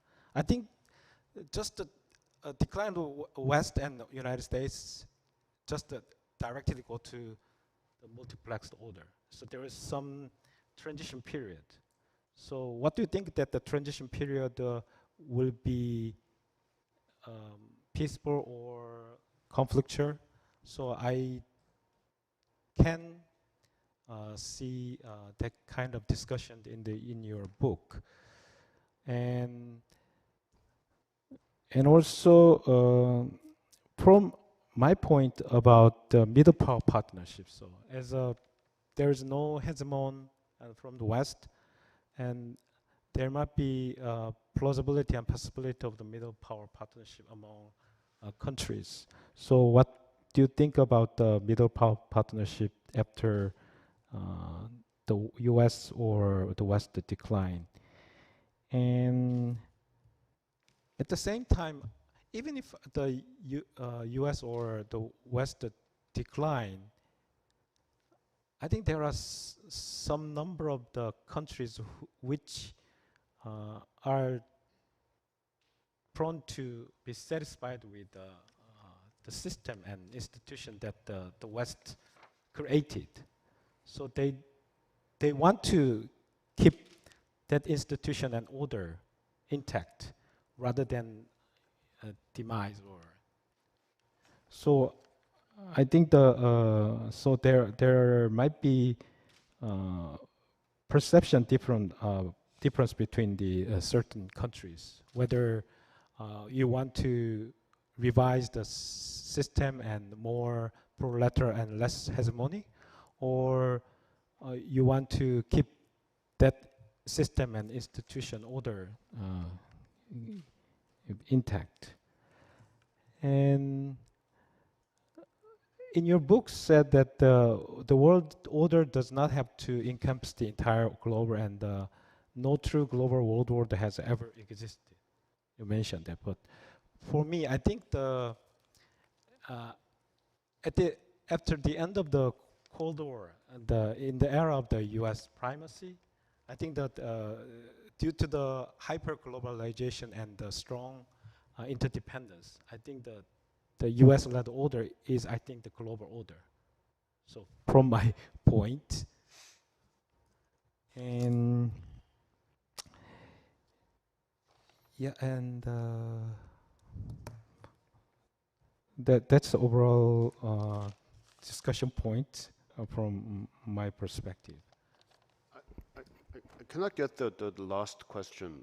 Do you understand what is the point of the fifth question you mentioned? You mean the question about The global order is the well, no global how long order. did it last? Let's say, 1990, unipolar moment to 2008, okay, at most. That's not a very long period in history. In a history of 5,000 years, so the scale of this book is much bigger. So you can say that the British late world order was also like sun never set in the British Empire, they used to say. And well, that was also a little bit long and maybe looked relatively stable. But do you know, first of all, how many wars happened after the end of the Cold War? It was global as it can be. It came close to being global. I also mentioned that. Britain and the US came close to having a global order, but Britain could not control Europe because of continental Europe, balance of power system. And the United States, when people like Eikenberry talk about American-led world order, they start from 1945, not 1990. So the book actually, their span is from 1945, or even earlier, Woodrow Wilson and the United Nations. So that period was actually not global, far from it. So China, Soviet Union, India, the non-aligned world. Unless you talk about, oh, I have an order, you are all part of it because it's me. This is like saying that I have this Southeast Asia Treaty Organization that the US created. I'm going to defend you whether you like it or not. So that's what basically Dulles said. So you are part of my order, whether you like it or not. But the Chinese and the Americans, Russians and the Indians were not part of the liberal order. So you are claiming their inclusion on behalf of them when they did not. They were not part of it. So that's also a kind of a very hypocritical and wrong. Now, from 1990 onwards, end of the fall of the Berlin Wall to the, maybe you can say, the global financial crisis, 2008. Yes, there was an extension of that order. Many countries were, buying into the, the end of history thesis, the free market, and there was, a period of revival of the United Nations with under US leadership. But again, the Iraq War in 2003 was not with a UN mandate. It was unilateral by the United States. There were wars, plenty of wars, Somalia, Iraq, and the statistics is that the wars declined about 30 to 40% in the first 10, 15 years of the end of the Cold War, but then it picked up again when the US was still the dominant power. So yes, you can say there was a global order for like 20, 30 years at most, but that's not really to say that world orders are generally global. They mostly have been regional. That order is still now going on, right? It's not. I don't think so. I mean, if you think so, then maybe, what is happening to Trump. Trump is destroying it himself quite a lot. The free trade system, the WTO, is replaced by reciprocal tariffs. Trump is even destroying NATO. So the NATO was one of the big underpinnings of the liberal order. And European Union is Trump's enemy. So Trump is not the creator of this destruction. He is kind of accelerating it, pushing it over the edge. The decline of this order had happened for structural reasons because of the inevitable rise of other powers. So the United States is basically an accidental superpower or number one country because after 1945, all the competitors of the United States were down and out. So Europe was destroyed by World War II, Japan defeated, Germany defeated, and India and China were still, India was still under colonial rule. So only the United States, I made this point earlier in the other panel, that the United States could claim 50% of the world's GDP and more than 50% of the world's manufacturing capacity. But as the Europeans recovered, the Chinese started building, it's gradually eroded. So the United States went down to maybe 24-25%, which is still high, but it's not hegemony in that sense. But because the US was able to provide the market access, and that's the big thing, market access. The US market is the largest market in the world. In 1950s, US was the largest exporter in the world. In 1990s, it became the largest importer, and every major economy became dependent on the US, including China, European Union, India. And Trump came into office and said, oh, I love tariffs. Why? Because that's one weapon I can use against everybody else. And imposing tariffs is the most beautiful thing for him, as he said, and he can create it. So the dependency on the US basically gave Trump a weapon, but to undermine the order that he was actually capitalizing on. And how long can he do it? So my answer is that the liberal order is gone. I mean, I am actually, in some ways, one of the first people to say that, but I'm not the only one. So I can tell you that so many leaders of the European Union's Commission, the idea of the West, okay. So Canadian Prime Minister, we know the story of the international rules-based order. This is a liberal order. The fiction was useful. The illusion begins to crack. Nostalgia is not a strategy. The era of Western dominance is over. I mean, this is coming from the former High Representative Joseph Borrell of the European Union's foreign policy, foreign security policy, or European Commission President, Ursula von der Leyen, or Alexander Stubb. I mean, the Western countries are beginning to realize, finally, it's like after denying and denying, they're beginning to accept it. Now, even in the United States, you'll find that magazines like Foreign Affairs finally beginning to accept it. So, I mean, the liberal order is not going to be totally disappear because it was not American to start with. There are, as I said, my big argument is the foundational element, like freedom of the seas, not an American concept. It's a rules-based trade is not an American concept. So because it has a universal basis, some elements of it endure. But the word that it is hegemonic, that's what I'm challenging in the book, that there will be no single hegemonic order. There will be multiplicity of orders, and the US has to negotiate its place within that, rather than say, I am the one, I am above international law, or this is the order. So that's what multiplexity is about that. Other countries want to keep the order that the United States created but are dissatisfied with. It's, sorry, some countries. Some countries, yeah. Some countries and allies, partners, which want to preserve existing order. Maybe Korea does. I mean, I can understand because your security is so dependent on it. Maybe Taiwan does. To some extent, even Singapore is federal. But I don't think that's the discourse in Canada. That's the discourse in the Canadians want to maintain some aspects of it, but the Canadians have very clearly said they have to move out of it because it's not trustworthy. The European Union, I visited a couple of times recently, met Joseph Borrell, they also don't want to trust the American leadership of their order. That doesn't mean they want to move away from the principles, but they're not American. There's a couple of chapters in this book, and one chapter, 11, talks about how the whole multilateral system was a shared creation. And in fact, the United States was a minority when it comes to some aspects of human rights. There were Europeans, there were Australians, there were actually Republican China, some Indian participation on Universal Declaration of Human Rights. So although it actually was held in San Francisco, the UN was actually created. 30 countries out of 49, including Poland will be 50, were actually from what we call today Global South. So we have, I think what has happened is this narrative of the liberal order has been so powerful that we have forgotten. There's a great book by Eric Leiner called The Forgotten Foundations of Bretton Woods, uncovering all these contributions because they never get highlighted.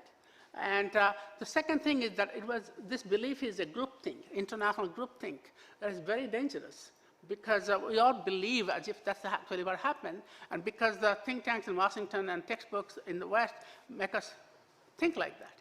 And when the order starts to crack, people are confused that, because of the United States withdrawing, the whole world is collapsing.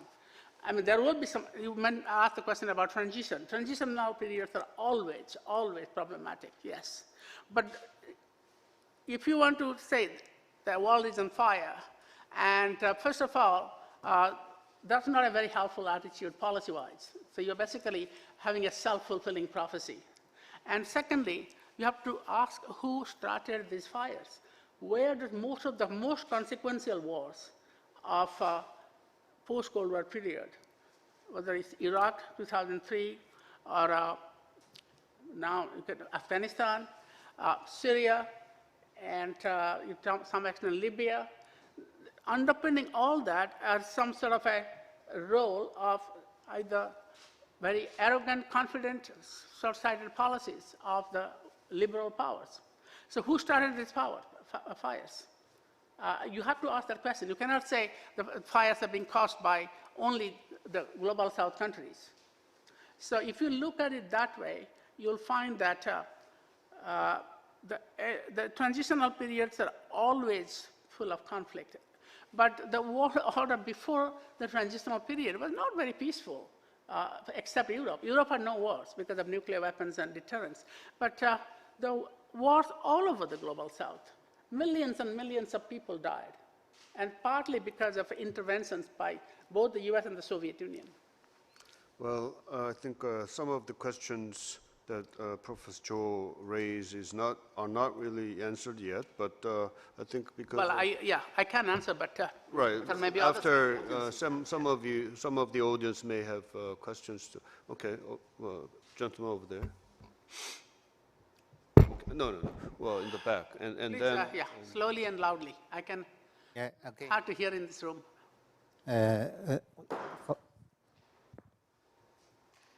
Come forward a bit. Sorry, Acharya, Professor Acharya. I listened to your speech for many times. Would you please introduce yourself briefly? I'm Xue, Professor Xue from the Chinese Academy of Social Sciences. Okay. Chinese Academy of Social Sciences. Mm-hmm. Also a professor for the University of Chinese Academy of Social Sciences. Is clear? Right. Okay. Okay. So I have 3 questions for you. The question 1 is, you say you don't use the multipolar, you like to use the multiplexer, which means, in your opinion, who is the actors for the new order? Is it the state-based or international order, or civilization-based world order, or the actors were from the different levels or different kinds, they come together in you under your framework? That's one. The question number 2 is the mechanism. How do your mechanism works? Because they are need the mechanism to make you the framework acceptable or pursuing for all of the readers. The question number 3 is you said the Korean version has been translated.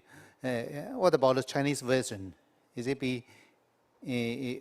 come out, or somebody were to be the translator? If already somebody, that's okay. If no, it will be great honor for me to translate this one into the Chinese. So you have to explain that to me. I'm not following. He is wondering if there's anybody who's translating your book into Chinese. Yeah. And if there's none, he wants to do that. Translate to China. Okay. Yeah. Because why? Because I'm also work on the comparison of the civilization competition and their perspective of the world order for about 6 years. So I agree 80% of your opinion. Because just now you say maybe the people who get training in the United States will disagree with your opinion. But I think it depends on what kind of the IR theory they agree with. For the realists, they don't agree. For the liberalists, maybe they will accept. But for the constructivists, I think they will, generally speaking, they will agree with you. Okay. I'm a constructivist. Constructive of what? I don't know. Well, by the way, would you please answer the first two questions first? Yeah. The Chinese translation is about to come out. It's being translated into Chinese by CITIC Press. I guess CITIC is a very famous publisher. The translator, I'm sorry, Henry Kissinger's all his books. It should be out in the summer. I really did not quite get, but the first question was about multiplex, right? So how is the multiplex order going to work out, the elements? Well, first of all, let me remind you, this is a book of history, and only the last chapter talks about multiplex.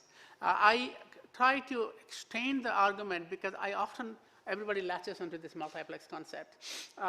Most of the argument is about the shared co-creation of world order. That is not a monopoly, and looking at very specific ideas and institutions like from independence of states, hierarchy, hegemony, anarchy, all the concepts that we are familiar with, free trade. That's the real key argument. Where the multiplex comes in is in the last chapter, when you talk about the world order is in transition, what kind of order we're getting into next? And there are many ways of describing it. So people have talked about multipolarity is the default position. Everybody talks about multipolarity. But there are words like multi-order and multi-nodal, apolar, there's no poles, non-polar, Richard has talked about. And all these things have some logic to it, but none of them is perfect. I mean, these are as words go. And I don't think multiplex is perfect. But in a multiplex, and the difference between multipolar and multiplex there are two major differences. So multiplex takes into account a lot more actors, consequential actors. No definition of multipolarity includes middle powers or regional powers or non-state actors. It's all about great powers. I mean, every word has a baggage, right? That's how the concept came about from Europe, the concept system, European multipolarity. Polarity is about great powers. And economic power is defined in material terms, economic and military.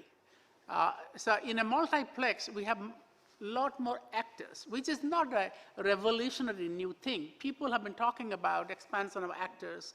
Global governance literature have been talking about it, including some of my writings, of who governs the globe.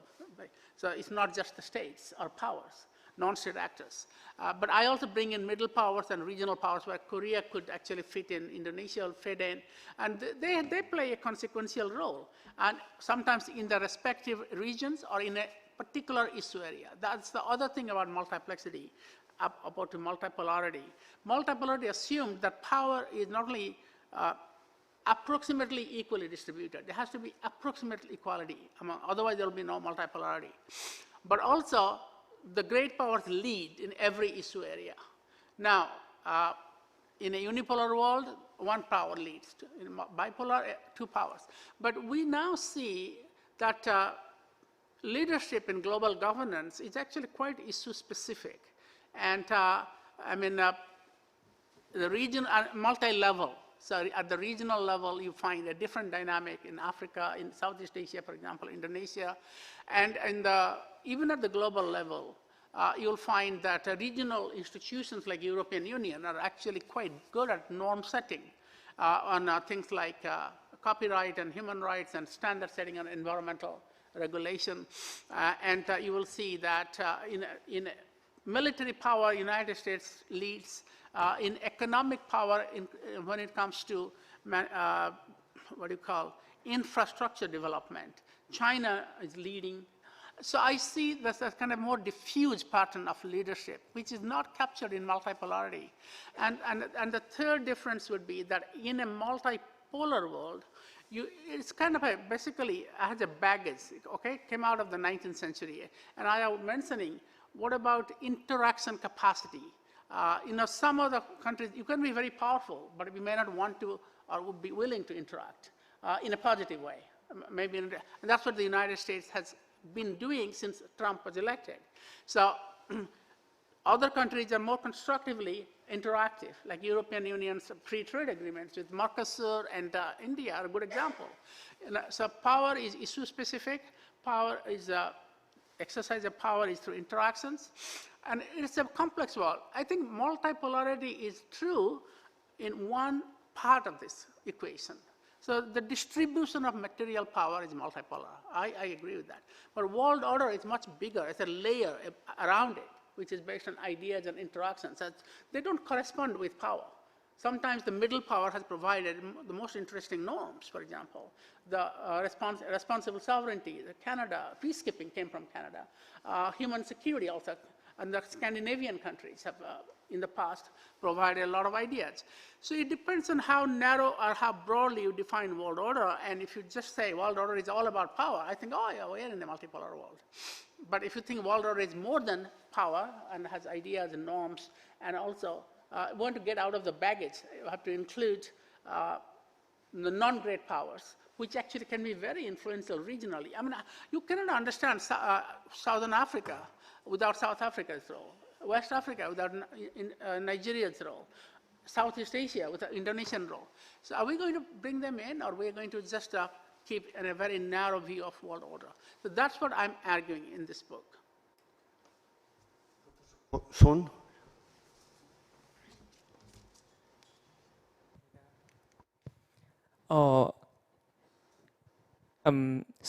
손대권, 서강 University. And first of all, thank you for the wonderful talk. I really appreciate it. And I gotta tell you that, 3 weeks ago, I actually concluded my entire semester by introducing your book to my student. So I was inspired by your book to that point. And as a person who have done my PhD studies in China, unlike many other professors in Korea, I believe I am... Well, my hearing here is not good. Really? Is it clear? Please ask your question in a precise and very... Ask me shoot a straight question, or we can talk, I can go over there. It's okay, it's okay. Let me just be... My hearing in a big room is often have acoustics problem and hearing problem. Okay, let me just be concise. One may argue that your book talk a lot about the existence of the prototype idea that were quite similar to the current element of the world order. But problem is that the existence of those prototype idea in non-Western region does not necessarily mean that they affected or shaped the current world order.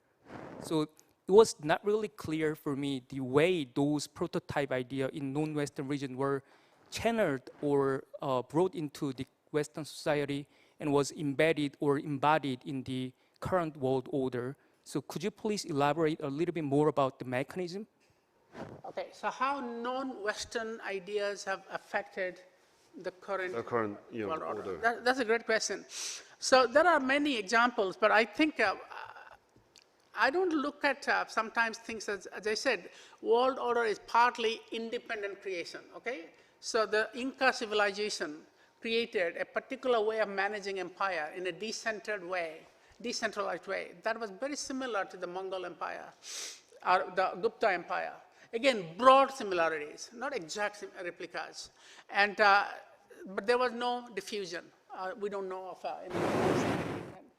So we have ideas of territorial integrity from ancient Sumer that are actually very similar to the idea of modern boundaries, boundary markers. But another argument is there is a diffusion, connection between civilizations or regions or nations learning from each other. And that's mostly we know that when you talk about non-Western influences on the West. We know some of that, like from China, the 5 inventions, like gunpowder, compass, paper, and the like. But we know about Islamic navigation playing an important role in Western navigation systems, or Islamic medicine, very influential on Western medicine. Islamic, like trigonometry, for example, algebra, again, very, very powerful astronomy. Indian zero. These are diffusions that the West got from the rest. But I think I'm not talking about only scientific and technological ideas. I'm talking about political ideas, philosophical ideas. I'm talking about something called eternity of the world. The world was not created by God but by natural forces, now which we credit to enlightenment, or Greeks. But actually, we have ideas in Rig Veda, in Indian text of 14th century BC, which actually talks about God did not create the universe. Universe was created. We don't know who created the universe. But if we created, there were elements like water and air that already existed. So, and this is also an Egyptian idea that the Greeks borrowed, philosophers like Thales, for example. So another idea, I give you the example of Chinese civil service. In the section on Chinese civil service exams, the Europeans directly borrowed it. Very clear, the Jesuits came to China, looked at this, and said at the time of the European French Revolution, when philosophers like Voltaire wanted to get rid of the ancient regime, the old Europe, and they said killing the French king is not enough. If the civil service is the life. So you have to change the civil service because you would remove the head of the snake, but the snake's body is in that sense. So he said, we have to reform the civil service. We have to, before they would recruit only from the aristocracy, the sons and daughters of lords. The Chinese system was that anybody can take the exam. And if you pass, you become a magistrate. And this system that have been adopted in Vietnam here and in Japan. And the Europeans adopted it, the French adopted it, and the British also got the same idea from, partly from the French, but also from the British East India Company in Canton, in Guangzhou. Basically looked at this and said, we have to do this, because all our British foreign employees are basically privileged people. And we want to really make it more professional. The British Foreign Service Commission report, I have a slide on this, I didn't have time to go through it, basically said most of the British civil servants are either not interested or capable of civil service. Some of them could not read or write, almost idiots. That's the British Treasury Secretary Trevelyan wrote. And they adopted this Chinese service. And the Americans got the idea, and they said, we cannot be seen to be accepting an idea from China. Because China, they said China is the most enlightened of Eastern civilizations, but we cannot adopt it. However, if the British have adopted it, and we have adopted so many things from Britain, it's okay for us. So these are actually proven. And what is more important than order building than a civil service? Far more important than the leadership recruitment, because the bureaucracy keeps you stable. Right? Order is about stability. And I find also similar ideas about, this is parallel creation, but the Iroquois, or Iroquois, some Americans will spell it, in Confederacy, which lasted for 500 years when the US was constitutional convention in Philadelphia was happening, the US was drafting its constitution, and Benjamin Franklin looked at the Iroquois and said, if the Iroquois can do it, why can't we do it? And there is a very clear evidence that some founding fathers were very impressed by the Iroquois, 500 years of maintaining peace. Now, that's another one. And the free trade in the Indian Ocean. Where did Hugo Grotius get the idea of mare liberum? There was no mare liberum in Europe. The Roman Mediterranean and sea, there are what they call mare closum, closed sea. Countries could carve out parcels of territory from the sea. Venice and Genoa, big trading states in Mediterranean, they all had their maritime spheres of influence, all right? Whereas Indian Ocean, anybody can trade. You don't have to be part of, and empires did not matter. The Chinese empire did not matter, the Indian empire did not matter. It was led by small port city states, as I was trying to explain to you. It was East African states, Malindi, Mombasa, Mogadishu, Aden, Hormuz in Arabian Peninsula, Calicut, and then east coast of India, Maliputam, Malacca. Trade was managed by a group of small little port city states and open trading. And this is why when the Portuguese went to Malacca, they said whoever controls Malacca has its hand on the throat of Venice. This trade is amazingly effective because it is open. Nobody is controlling it. No empire is controlling it. Moral of the story, you don't need a hegemon to have free trade. In fact, after I wrote this book, I read that Stephen Krasner has said that hegemony is not necessary for free trade. There are other ways of maintaining free trade, including by a group of small committed traders. This is the arch realist, Stephen Krasner, that you must have read. So, but I had not looked at it, but now I use it because there's an article in Foreign Policy I wrote about this. And so you have many, many examples of these ideas that originated outside of the West. Now, I don't want to make too much of a distinction between West and the non-West, because these conceptions only came about in the 20th century. So before that, it was, geography was very diffuse. And the Greeks called the Europeans as not Greek, barbarians, same as Asians. So there was no concept of Europe, that Greece was part of it. The Romans also considered the Europeans as barbarians, and they were closer to Africa and Asia. So this idea that the West versus the rest, they're very artificial. That doesn't make sense if you go back in history.